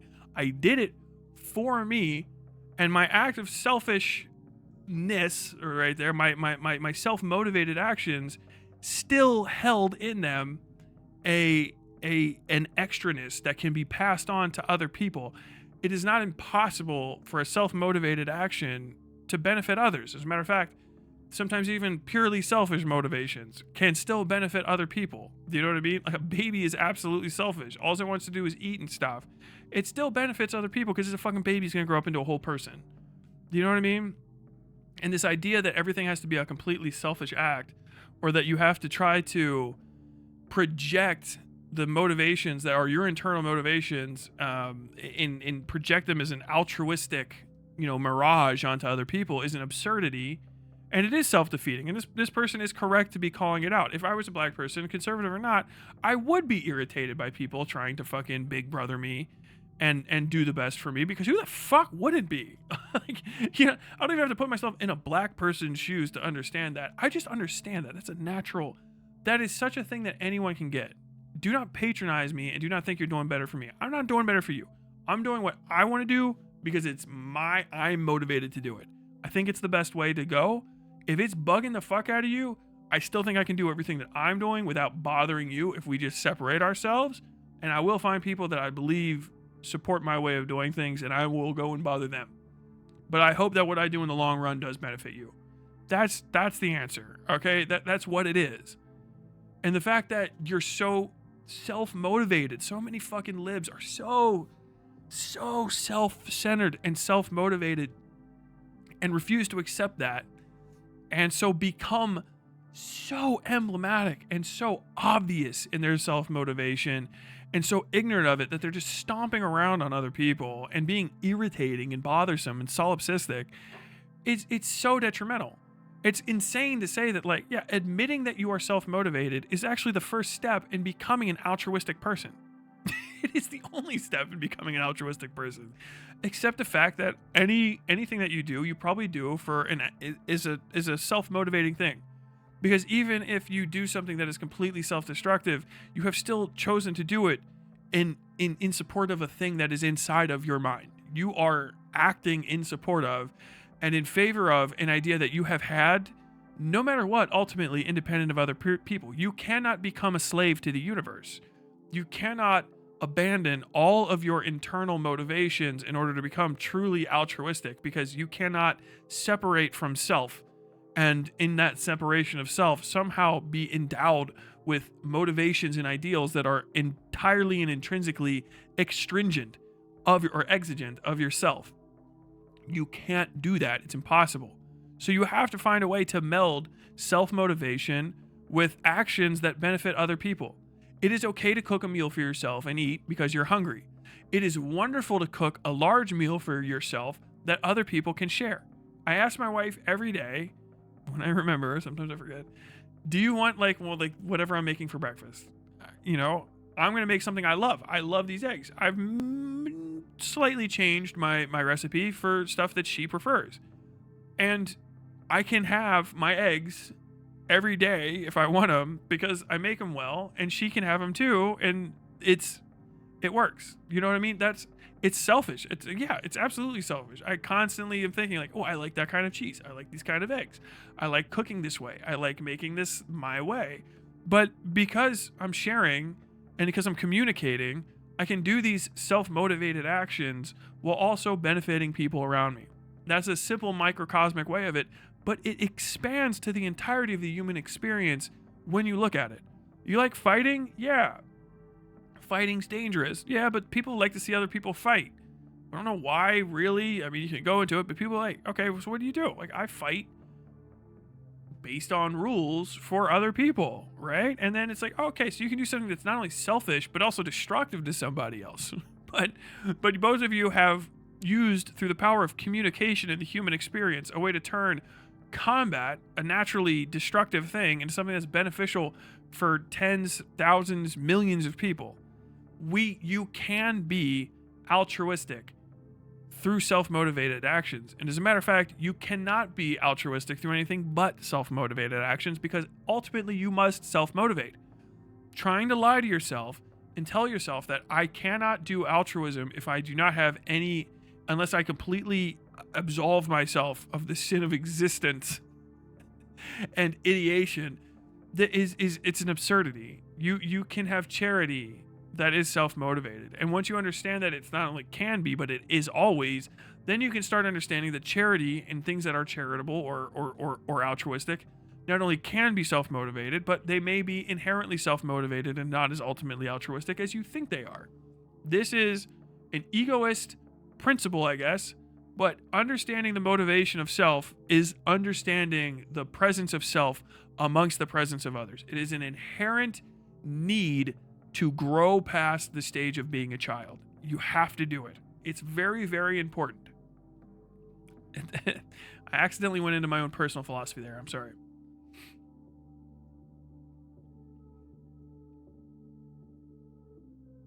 Reparations is streaming The Bakery by Cupcake. Reparations is listening to Lover Girl by Megan Thee Stallion. Do you guys say Megan Thee Stallion just dropped one? Hold on, let's see if he's talking. Just want to be treated like everybody else. We're equal for a reason. I think especially recently with a lot of riot stuff that's gone on or protest stuff that's gone on, people on the left tend to infantilize a lot of different types of protesters, and especially even talking to, some of the other black content creators I do content with, when you hear a lot of progressives come out and say, well, they don't have a choice but to riot or There's break two into the One Piece store, shirts? or Oh, they're stealing, these electronics or Why are they shoes wearing for One Piece? This is from a year ago when Hasan said that Luffy is a pirate. good reasons, you just don't realize it. I think a lot of people kind of look both ways, and it's a little bit weird that there's such a complex on the left to excuse like every single possible negative behavior from somebody, as long as they're a skin color that you're kind of in charge of protecting. I find that very offensive. Yeah. I find It's it really extremely. insane. it upsets me to hear that because we're just like you. We Ooh, just Mox, you have got another a animation job? different skin Congrats. color. And to hear that you have to help me is offensive to me. I can do it on my own.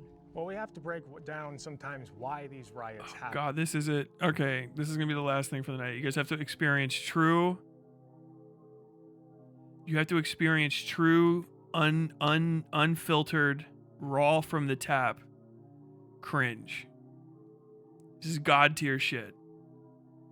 This is the face of a woman that's about to have some crazy shit said to her. You know, MLK once said that riots are the voice of the unheard.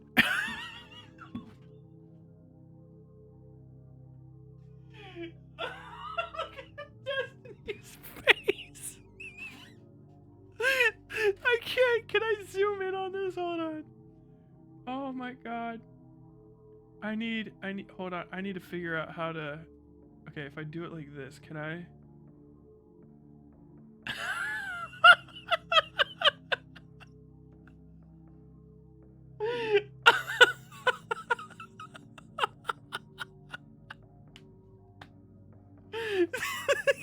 Fucking do it.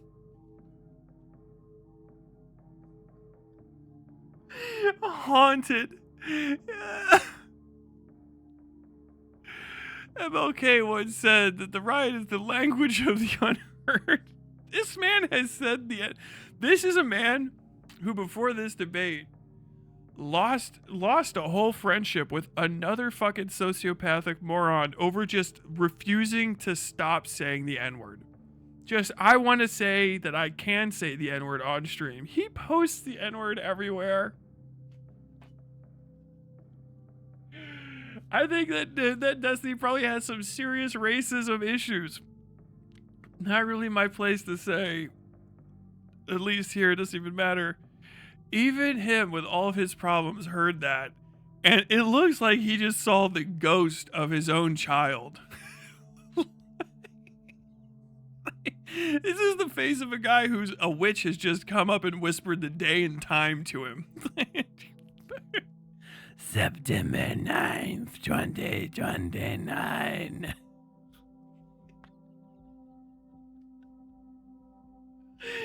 God, there's no... White liberals have a savior complex. Like, that would be the screenshot. Like, just raw. As a matter of fact, I'm taking that screenshot.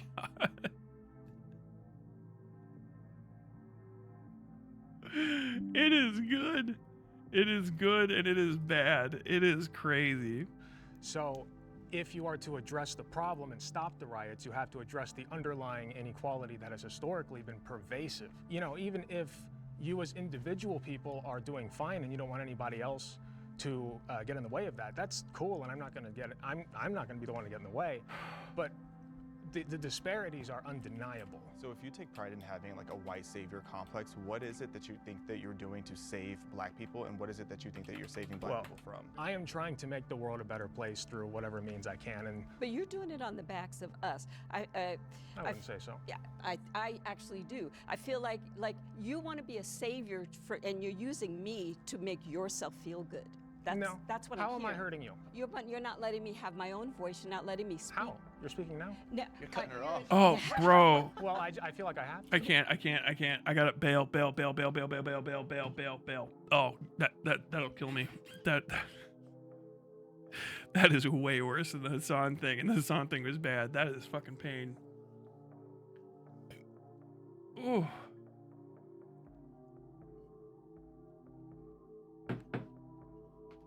I got nothing to add on top of that. I just wanted people to know that happened.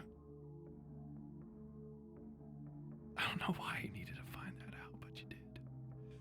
Guys, I'm getting the fuck out of here. I'm gonna go to bed. I'm tired. My dog is in the other room. He's a big, comfy flop on my bed right now. He's in my spot. He's probably pushed the fucking covers out of the way. So there's gonna be hair there. A little shitter. It's gonna be warm. There's gonna be a big old lump of bug, and I'm gonna go to bed. Thanks everybody for watching the show. Thanks everybody for coming in and hanging out. If you're popping through after the fact, bully for you. Very cool. It's like fucking midnight 30. Oh, I feel like I don't want to talk about racism anymore, but I will if I have to. You know what I mean? I'm gonna be gone for a bit. When I get back, Silent Hill 2 is the next project that's gonna be finished. After that, mouthwashing. And maybe some videos sporadically here and there. Just shitty little stream stuff. But with all that said, folks, thanks for coming in, hanging out, and having a good time. I don't know where Sweet Cheeks is, so unfortunately I don't think I'll be giving him a treat, but you guys got to see Buck treat. That's nice. But I gotta get out of here. Folks, you've been watching Westside Tyler Live. I have been Westside Tyler Bell. Join the Discord, like, subscribe, share the fuck out of that video, please. If it gets to 100K, French toast recipe, but not until. And all that said, stop being cringe. Sweet Cheeks forever. And until next time, as always,